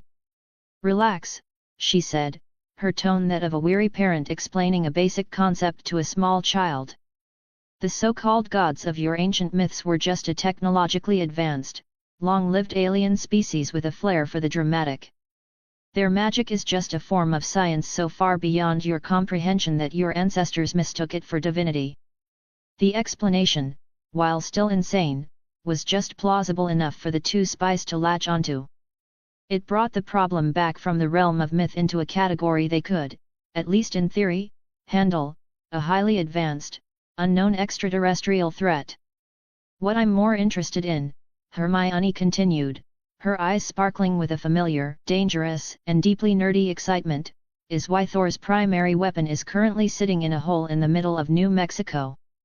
Coulson listened to a final, terse instruction from Fury on his earpiece. Consultant, he said, his voice now full of a new, profound, and slightly terrified respect. The director has given you full command authority of this operation. My team and I are at your disposal. He paused. We have an individual in custody. A John Doe who appeared in the town last night, seemingly trying to get to the hammer. He's large. and uncooperative. We were hoping you might be able to take a look. Oh! Hermione's lips curled into a playful, predatory smile. A mystery guest? Lead the way. They drove a short distance in a black SHIELD SUV, arriving at a massive, temporary base that had been constructed around the impact crater with breathtaking speed and efficiency. The place was a beehive of activity, a stark, white, technological scar on the red desert landscape. As she stepped out of the car, a familiar, bald-headed, and deeply sycophantic agent rushed to greet her. Professor! Jasper Sitwell gushed, his hands rubbing together nervously. It is an honor. With you here, I am certain this entire situation will be resolved with the utmost efficiency. Hermione just looked at him. On the road, Agent Yi, she said, and then added with a silent, internal smirk, your loyalty is noted. And your future, which was once a brief, messy encounter with a highway overpass, is now under review. Coulson led her to the edge of the crater. The place was a fortress, surrounded by armed guards and scientific monitoring equipment. And there, at the bottom of the pit, nestled in the scorched earth, was the hammer. It was smaller than she had imagined, but it radiated an aura of immense, ancient, and absolute power that was almost a physical pressure. We've tried everything, Coulson said, his voice a low murmur of awe. Cranes, explosives, a damn tank. It won't budge. It's like it's part of the planet. Hermione made her way down the makeshift ramp into the crater, her small form a stark contrast to the vast, military operation around her. She knelt beside the hammer. The runes carved into its surface seemed to shift and writhe in her peripheral vision. She reached out and wrapped her hand around the leather-bound handle. And felt nothing. It was just a heavy, immovable lump of metal. She pulled, gently at first, then with her full, magically augmented strength. It didn't move a millimeter. It was, as Odin's enchantment intended, an absolute. But her grimoire, the cosmic cheat code that lived in her mind, was not so easily deterred. It buzzed, a powerful, intrusive hum as it analyzed the strange, alien magic it was touching. The pages in her mind flipped frantically. Runes. Asgardian runic magic, copied/learned the art of imbuing objects with conceptual power through language. The knowledge flooded her mind, a torrent of ancient, kingly, and profoundly powerful magic.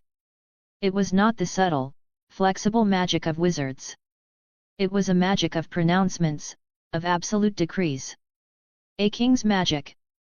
An idea, a wild, audacious, and deeply disrespectful idea, sparked in her mind.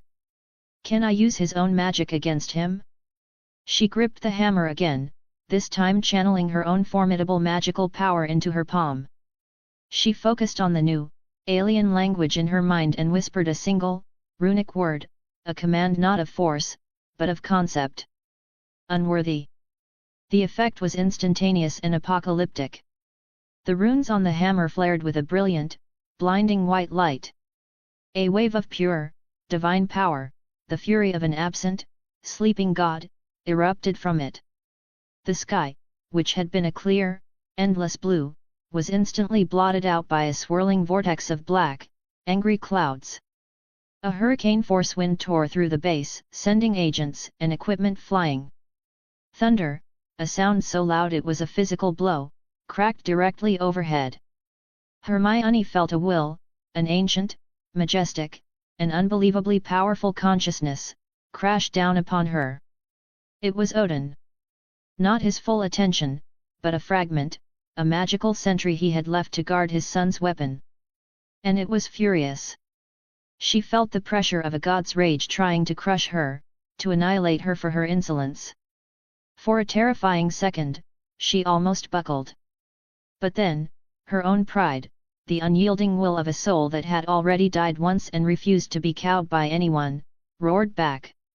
She held on, her own magic flaring to meet the divine assault, a tiny, defiant spark against a cosmic storm. Then she let go. The storm vanished. The dark clouds dissipated, the wind died, the thunder ceased. The sky was once again a peaceful, indifferent blue. The SHIELD agents, who had been scrambling for cover, slowly picked themselves up, their faces pale with a terror they couldn't begin to comprehend. "Old man still has a few tricks up his sleeve," Hermione muttered, rubbing her hand, which was tingling with the residual, divine energy. "Consultant." Coulson began, his voice a shaky whisper. What was that?" "The Hammer's security system," she explained with a shrug. "I tried to bypass the unworthy lock. It didn't appreciate that." Coulson and Sitwell exchanged a look of pure, unadulterated awe. They had just witnessed a small girl get into a fist fight with God, and she had walked away from it. Can you lift it?" Coulson finally asked, his voice full of a new, profound, and deeply terrified respect. "Not yet," she admitted, a hint of frustration in her voice. "Odin's magic is stronger than mine. For now." The words sent another shockwave through the two agents. Odin. The All-Father. They were no longer dealing with a simple alien artifact. They were standing in the middle of a Norse myth. Sitwell, meanwhile, was having a life-altering epiphany. He thought back to Pierce's plan to capture this girl, to the disastrous, humiliating failure of that operation. He thought of his boss's obsession with a few glorified gunships, with his pathetic, short-sighted Project Insight. And then he looked at the small girl who had just gone toe-to-toe with a literal god. Hydra is a sinking ship, he thought, a moment of pure, rat-like, self-preserving clarity cutting through years of indoctrination. And she is the tidal wave that's going to sink it. I need to get on a different boat. PLS support me and throw power stones.